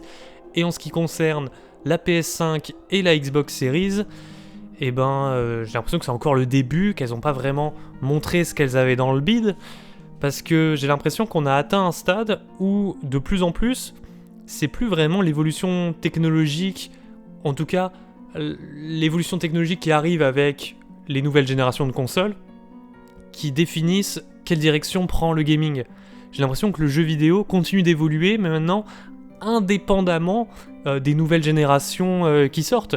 C'est plus comme à une époque où, en passant de la Super Nintendo à la PlayStation, c'est des nouveaux styles de jeu qui germaient. Aujourd'hui, on le voit bien, la plupart des gros jeux qui sortent sur les consoles next-gen et current-gen peuvent sortir encore sur old-gen, et on le voit sur PS4 avec God of War Ragnarok qui sort encore, avec Resident Evil 4 Remake. C'est déjà assez rare de voir des jeux PS4 qui exploitent pleinement les capacités de la PS4, comme peuvent le faire Sony. Et déjà sur la génération précédente, il y avait pas mal de jeux qui au final avaient un style graphique plutôt simple, ou alors en 2D, ou même de la 3D assez basique, qui te ferait dire que si les développeurs le voulaient, ils auraient très bien pu sortir encore ce jeu sur Xbox 360 ou sur PlayStation 3. Mais vu que c'était plus des consoles en vogue, ça restait que sur Xbox One et PS4. Donc tout ça pour dire que c'est plus tant les nouvelles générations qui, à mon avis, définiront le futur du jeu vidéo, à moins qu'un nouveau périphérique vienne bouleverser tout ça. Quoi qu'il en soit, je vais quand même vous donner vite fait à chaud mon avis sur les nouvelles consoles, même si c'est pas dans les gameplays qu'on a vraiment vu une coupure brève en passant à la nouvelle génération, on observe tout de même que les temps de chargement à accélérer avec le SSD, c'est quand même pratique. Tout ce qui est 120 Hz, 4K et ray tracing, je vous avoue, moi je m'en fous un peu. Mais par contre, le 60 FPS, pour moi c'est ça le maître mot de la nouvelle génération qui est arrivée il y a 3 ans. C'est en quelque sorte la génération précédente, mais en 60 FPS. C'est dire à quel point, en termes de nouvelle génération, finalement un PC pouvait faire la même chose à l'époque de la PS4 et la Xbox One. Tu pouvais déjà jouer à des jeux PS4 en 60 FPS si tu avais un PC équipé. Maintenant il faut une PS5 pour avoir ce rendu sur console. Mais quand même Sony, ils apportent des petites choses nouvelles avec leur manette DualSense, avec les petits gadgets à l'intérieur. Je pense qu'il y a des choses à creuser sur les générations suivantes pour faire en sorte qu'il y ait toujours plus de feedback haptique à l'intérieur de ta main. Je trouve qu'il y a des pistes intéressantes à explorer. En ce qui concerne Xbox, c'est pas encore le cas, mais j'espère que ça le sera. Et finalement, l'évolution de Xbox, c'est plutôt tout ce qui est service, nouvelle monétisation des jeux, et la possibilité de souscrire un abonnement pour avoir plein de jeux. Donc finalement, c'est avec les dernières Xbox qu'on a accès à un catalogue de jeux inégalé jusqu'à présent. C'était jamais aussi facile de jouer à autant de jeux en si peu de temps et pour pas un très grand prix. Mais ça n'a pas attendu les next-gen pour arriver. Dès le milieu de la génération précédente, on pouvait déjà avoir le Xbox Game Pass sur sa Xbox One. En milieu de génération, il y a Nintendo qui a aussi sorti sa nouvelle console après l'échec de la Wii U, fallait vite la remplacer. Et en termes de performance graphique, on va dire que c'est pas là qu'on voit la next-gen de Nintendo. Pour moi, le changement de cap de Nintendo, le Neo Nintendo avec le passage à la Switch, le truc qui m'a marqué, c'est surtout la liberté qu'ils offrent aux joueurs. C'est ça pour moi qui caractérise cette nouvelle génération Nintendo. Avant, Nintendo, ils avaient quand même ce côté assez... Je me mets à l'aise, hein. Ce côté carré japonais, on veut que tu fasses le jeu dans la façon dont on l'a décidé. Et que ça soit avec le concept de la Switch, avec son mode console portable, console de salon, bah, il offre une liberté aux joueurs. Mais même avec le jeu emblématique de la Switch dès son lancement, Zelda Breath of the Wild, je connais personne qui ait progressé dans le jeu de la même façon. Tout le monde a eu son parcours sur le jeu en faisant les choses dans l'ordre qu'il veut, en repérant des choses que les autres n'auraient pas vues avant peut-être 20-30 heures de plus. Donc c'est cette liberté que Nintendo offre aux joueurs, je trouvais que c'était quelque chose d'assez inédit, qu'on a même retrouvé plus tard dans l'année de sortie de la Switch avec Mario Odyssey, là où on avait vu pas mal de Mario assez linéaires. Le fait de pouvoir faire les lunes dans l'ordre que tu veux, c'était quand même un ajout sympa. Et puis ensuite, dans les jeux suivants, le fait d'avoir la possibilité soit d'utiliser le motion gaming, soit d'utiliser les boutons. Je trouve de plus en plus, Nintendo ouvre les portes de l'accessibilité et se dit, bah, apprécie le jeu comme tu veux au final. Et ça, c'est aussi une façon de faire progresser le jeu vidéo. En parlant de progrès de jeux vidéo, maintenant que j'ai traité toutes les générations de consoles, et que tout est assez frais dans ma tête, vu que c'est pendant ces 1 an et demi que j'ai enchaîné plein de consoles, c'est pas des souvenirs lointains. Maintenant, je peux vous dire vraiment, je peux répondre à la question qui vous brûle les lèvres. Quelle est la meilleure époque du jeu vidéo? Quelle est la meilleure génération de consoles? Eh ben, c'est une question pas évidente à répondre, mais je vais quand même essayer de le faire. Je trouve que dans le jeu vidéo, je l'ai vraiment observé là avec cette mise en situation, il y a une évolution constante. À chaque nouvelle génération, la bande-son s'améliore, les musiques, les sound effects, les graphismes, le rythme des jeux, le game feel, l'ambition, les possibilités, le rythme. Et il n'y a pas de moment où en jouant à une console, je me disais « Ah franchement, la génération précédente c'était quand même mieux ». À chaque fois, je réouvrais les yeux, je découvrais de nouvelles choses, et à chaque fois j'étais surexcité à l'idée de brancher une nouvelle console. C'est ça qui est trop bien quand j'allais dire te prives, mais tu te conditionnes à jouer à une seule console, quand d'un coup tu t'autorises à passer à la génération suivante ou à la console suivante, il y a un côté ludique de se dire « Ah, j'ai déverrouillé une nouvelle console !» Et finalement, c'est comme si tu revivais la sortie de cette console. Quelque chose qui nous arrive très peu. Aujourd'hui, on a une sortie d'une nouvelle console environ tous les 7 ans. Et cet événement, j'ai pu le vivre tous les mois grâce à cette rétrospective. Donc c'était trop bien. J'ai jamais été aussi hypé par le fait de brancher une PS2. Aujourd'hui, en temps normal, bon, je branche la PS2, c'est parce que j'ai un jeu dans ma to-do list à faire, mais c'est la PS2 qui me permet de le faire tourner, donc c'est pour ça que je la branche, mais j'ai pas cette même excitation que dans le cadre de cette épopée où je passe au 128 bits, je joue à la Dreamcast, et là je veux voir qu'est-ce que Sony a proposé à l'époque, et là je branche la PS2 et c'est kiffant. Donc j'ai toujours aimé progresser dans le temps, et voir ce que chaque génération avait à apporter. Et à chaque fois, j'ai trouvé ça mieux. Et résultat, j'ai envie de vous dire que la meilleure génération de consoles, c'est les dernières. Il n'y a pas un meilleur moment pour jouer aux jeux vidéo que maintenant, je trouve. Je trouve que, objectivement, le jeu vidéo d'aujourd'hui est meilleur qu'avant. Mais qu'est-ce que ça veut dire, de dire ça? Parce que c'est pas parce que je considère qu'objectivement les jeux d'aujourd'hui sont meilleurs que je prends plus de plaisir sur les jeux d'aujourd'hui. Et oui, c'est ça le truc. C'est que tu peux demander à quelqu'un quel est ton groupe de musique préféré. Il pourra te dire, par rapport à son passé ou quoi, le groupe qui l'a plus marqué, il va dire, bon, mon groupe de musique préféré c'est ça. Mais ça se trouve, il va pas l'écouter pendant 2 ans, parce qu'il y a des moments, il sera dans des moods différents, il aura envie d'écouter de la musique plus bourrine, parfois plus calme, mais il gardera en tête que ouais non, c'est ça que je préfère. Et pour le jeu vidéo, c'est un peu pareil, c'est que tout dépend de ton mood. T'auras beau considérer que les jeux d'une certaine époque sont meilleurs, bah c'est pas ça qui t'empêche d'aller retourner sur des jeux plus anciens.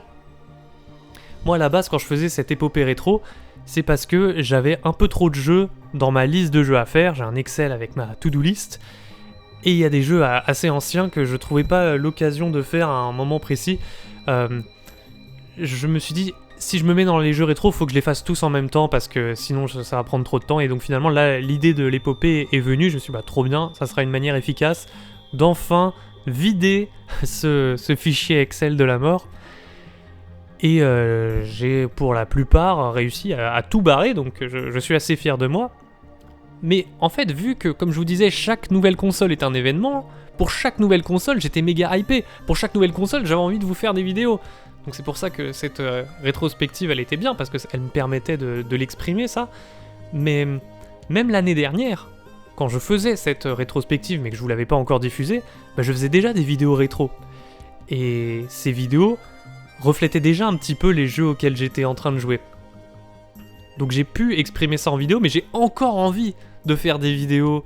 J'ai encore envie de rebrancher le Mega CD, la PS1, parce qu'elle procure des plaisirs qui sont différents de ce qu'on peut faire aujourd'hui. Par exemple, si je veux des trucs plutôt arcade, un petit peu plus difficiles, ou si je veux du pixel art un peu grossier, il y a des choses voilà, que le rétro peut évoquer. Et de la même façon, il y a des moments où tu veux quelque chose de plus scénarisé, avec moins de gameplay, plus contemplatif. Et ben, c'est pas sur Super Nintendo que tu vas pouvoir trouver un jeu comme Abzu, forcément. Donc ce qui est bien, c'est que toutes les générations de consoles se complètent. Et en ce sens, bah, tu peux apprécier le jeu vidéo, que ça soit avec les jeux modernes ou les jeux rétro. C'est beau. Mais avant de finir, j'aimerais vous parler de deux façons pour moi d'aborder le jeu vidéo rétro. Pour moi, il y a deux grandes façons qui s'opposent. La première, elle consiste à considérer un jeu rétro comme un jeu avant d'être un jeu rétro. Donc c'est un jeu vidéo qui est en concurrence avec tous les autres jeux qui existent. Et donc en ce sens, tu vas comparer ton jeu Master System à un jeu Xbox 360. Donc certains pourraient considérer ça tout à fait injuste. Effectivement. Il y en a un qui a plusieurs décennies d'avance sur sur les pratiques de game design, tout ça. Donc c'est pas un match c'est un peu déséquilibré. Mais on s'en fout. Si ton objectif c'est juste de jouer à des bons jeux, et ben dans ce cas-là, peu importe leur époque au final. Si un jeu d'une époque est meilleur qu'un autre, bon bah voilà. Mais en fait, je me suis rendu compte, je travaille dans le jeu vidéo, qu'il y a pas mal de gens, parfois dans des discussions à la pause déj, qui me disent des trucs comme « Ah ouais, enfin, j'entends des gens dire « Ah ouais, mais tel jeu de leur enfance, ah, il était excellent, on n'a pas fait mieux depuis, il n'y a pas un autre jeu... Enfin, franchement, faites-le, hein, je vous le recommande à fond, il n'y a pas un jeu qui m'a plus marqué que ce jeu-là. » Et après, quand tu creuses un peu, tu vois qu'en fait, il n'a pas joué à ce jeu depuis 20 ans. Mais il le recommande quand même complètement. Et puis quand tu creuses encore davantage, t'arrives à lui soutirer l'information que... il te dit « Ah ouais, non, moi j'ai pas envie d'y rejouer parce que j'ai peur d'être déçu. J'ai des beaux souvenirs idéalisés de mon enfance ou quoi, et j'ai pas envie de les confronter au réel si je dois rejouer au jeu et voir qu'au final c'était pas si ouf, il y a un mythe qui va s'effondrer. Donc finalement ce jeu, il est mieux dans le passé, dans mes souvenirs, qui reste là, et tout ira bien. » Et c'est une façon assez saine d'apprécier, de se remémorer un jeu vidéo. Mais dans ce cas-là, pourquoi tu le recommandes à des gens si toi-même t'es pas sûr qu'aujourd'hui il ait encore un intérêt? Et c'est une réflexion que je m'étais faite aussi quand j'ai commencé à regarder du contenu sur les jeux rétro, que ce soit sur YouTube, mais d'abord aussi sur Dailymotion, où en fait les gens qui parlaient de jeux rétro, ils en parlaient que pour en dire du bien. Parce que un jeu qui était pas bien, il n'y avait pas d'intérêt d'en parler. Si on parlait d'un vieux jeu, c'est qu'il avait une histoire, il portait quelque chose qui valait le coup d'être exprimé dans une vidéo. Il y a que ensuite quelques exceptions comme Joueur du Grenier qui prenaient des jeux un peu nazes de l'époque pour en faire une vidéo, mais plus à caractère humoristique. Mais quand l'objectif des vidéastes c'était pas de faire de l'humour, c'est très rare de les entendre critiquer négativement un jeu de l'époque. Généralement, on les encensait. Et moi au début je trouvais ça fascinant parce que je découvrais le rétro gaming, mais à partir d'un moment je trouvais que tout le monde disait un peu la même chose et les vidéos me lassaient. Et quand, une fois de temps en temps, j'entendais quelqu'un qui parlait d'un jeu archi-culte et qui en disait quelque chose de différent, un peu négatif, je trouvais ça fascinant, quoi. Parce que moi-même, j'osais même pas dire du mal de certains jeux. Parfois, quand t'es un peu jeune, t'as un peu toute ta culture qui est en train de se faire, et t'as l'impression d'avoir des vieux de la vieille qui t'expliquent que « Ah non, ce jeu il est excellent, si vous aimez pas, c'est vraiment que vous avez un problème, hein. Vous n'êtes pas un expert du rétro gaming, en gros, le problème vient de toi si t'aimes pas ce jeu, quoi. » Et c'est ce que j'ai cru pendant un moment, jeune naïf que j'étais, donc parfois je jouais à un jeu, j'étais mais je suis pas en train de m'amuser, c'est moi qui ai un problème. Et en fait, non, c'est juste que j'écoutais des gens qui avaient plus de 30 ans me parler de jeux rétro, et puis certains n'avaient pas rejoué à ces jeux non plus, hein. Donc finalement, ça a été un petit peu un de mes combats sur YouTube, c'était de parler de jeux rétro, mais sous le prisme de est-ce que c'est encore intéressant aujourd'hui ? Est-ce qu'on peut critiquer un jeu rétro sans nostalgie, accepter tout ce qu'il porte historiquement, mais accepter aussi que c'est pas pour autant que c'est intéressant à regarder aujourd'hui. Donc ça, c'est une façon d'apprécier le jeu vidéo. Et je pense que quand tu arrives à trouver un jeu rétro qui, malgré tout, est encore ultra plaisant aujourd'hui, et ben là, j'ai encore plus envie de lui faire des éloges. C'est ça, un peu la quête du rétro, c'est trouver le jeu rétro qui a marqué ou non le passé, mais qui aujourd'hui est toujours fun à jouer, quoi. Ça, c'est la grande prouesse d'un jeu rétro réussi. Mais tous les jeux rétro ne sont pas forcément réussi aujourd'hui. Et donc, après cette première façon d'aborder le jeu rétro, j'aimerais aborder cette fois-ci la deuxième façon. La deuxième façon qui consiste à prendre un jeu rétro et de se dire, dans tous les cas, je vais y jouer. Qu'est-ce que je peux faire pour maximiser mon plaisir avec ce jeu ? Et là, il y a plusieurs choses à faire.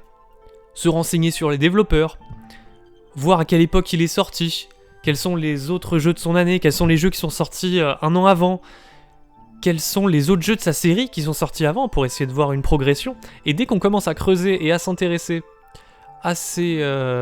au contexte autour d'un jeu, et ben là, on va s'arrêter sur beaucoup plus de choses et on va apprécier beaucoup plus de choses. Et finalement, cette mise en immersion qui permet de décupler le plaisir, et ben c'est ce que j'ai fait dans cette épopée rétro gaming. Je me suis pas pris comme référentiel tous les jeux qui existent, je me contenais dans une époque temporelle qui correspondait à un peu chaque jeu que je testais, et là j'ai pu voir des choses que j'aurais pas pu voir autrement. Et donc j'ai pu apprécier des jeux plus que dans un autre contexte. Je reprends l'exemple de la PSP quand mon référentiel c'était la PSP, et que j'ai acheté la Sega Mega Drive Collection. Bon bah les trois quarts des jeux à l'époque, je les trouvais un peu nuls à chier, hein. Genre Echo the Dolphin, c'était pas très fun.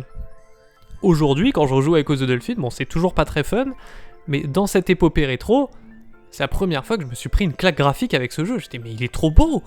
Tu te balades dans les fonds marins, tu vois toute la vie sous-marine, tu vois les couleurs des coraux, de la roche, tout ça, je trouvais ça assez détaillé, et j'ai plus apprécié ce Echo the Dolphin, en plus sur la version méga CD avec les chouettes musiques, je l'ai plus apprécié dans cette épopée que à l'époque où je le comparais aux productions modernes. Donc je dirais pas qu'il y a une façon d'aborder le jeu vidéo qui est meilleure que l'autre, tout dépend de ton objectif. La plupart du temps, j'aime bien comparer à tous les jeux qui existent, parce que je trouve ça un peu réducteur de se dire un jeu rétro, il est bien parce qu'avant il était bien.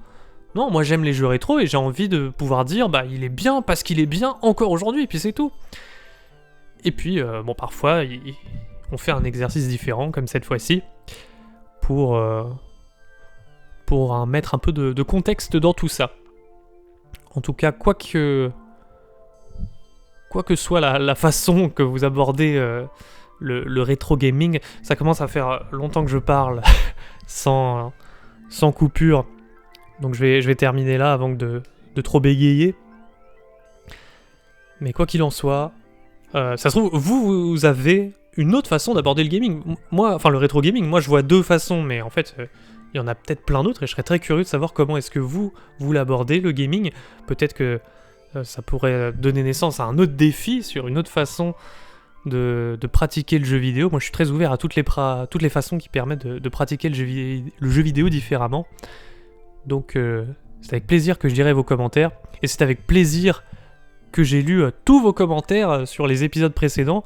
Je pensais vraiment pas que ça vous plairait autant. Je l'avais vraiment fait pour moi à la base, cette épopée, en me disant je veux garder une trace de ça, parce que c'est pas tous les ans que je vais faire un truc pareil. Et je me suis dit, je fais ça comme ça, dans 4-5 ans, je pourrais toujours remater cette épopée, me rappeler ce que je pensais de chaque console. Et puis bon, tant qu'à faire, je la mets sur ma chaîne YouTube. Et puis ouais, les gens, ils ont pas mal accroché, donc ça fait trop plaisir de voir à chaque épisode les gens qui sont au rendez-vous. Donc on va continuer à faire des vidéos, ça sera plus une épopée, ça sera d'autres sujets de vidéos, parce que finalement, pendant toute cette période, j'ai joué à plein de jeux, j'ai continué de noter des idées de vidéos. Donc j'ai plein de choses dont j'aimerais vous parler. Avec même des formats différents. Bref, trop d'idées. Je vous quitte là pour cette fois. Merci de m'avoir suivi dans ce voyage. Merci de m'avoir fait savoir que vous me suiviez via vos commentaires et vos chouettes remarques. Et je vous donne rendez-vous bientôt pour de nouvelles vidéos et de nouveaux projets. Ciao!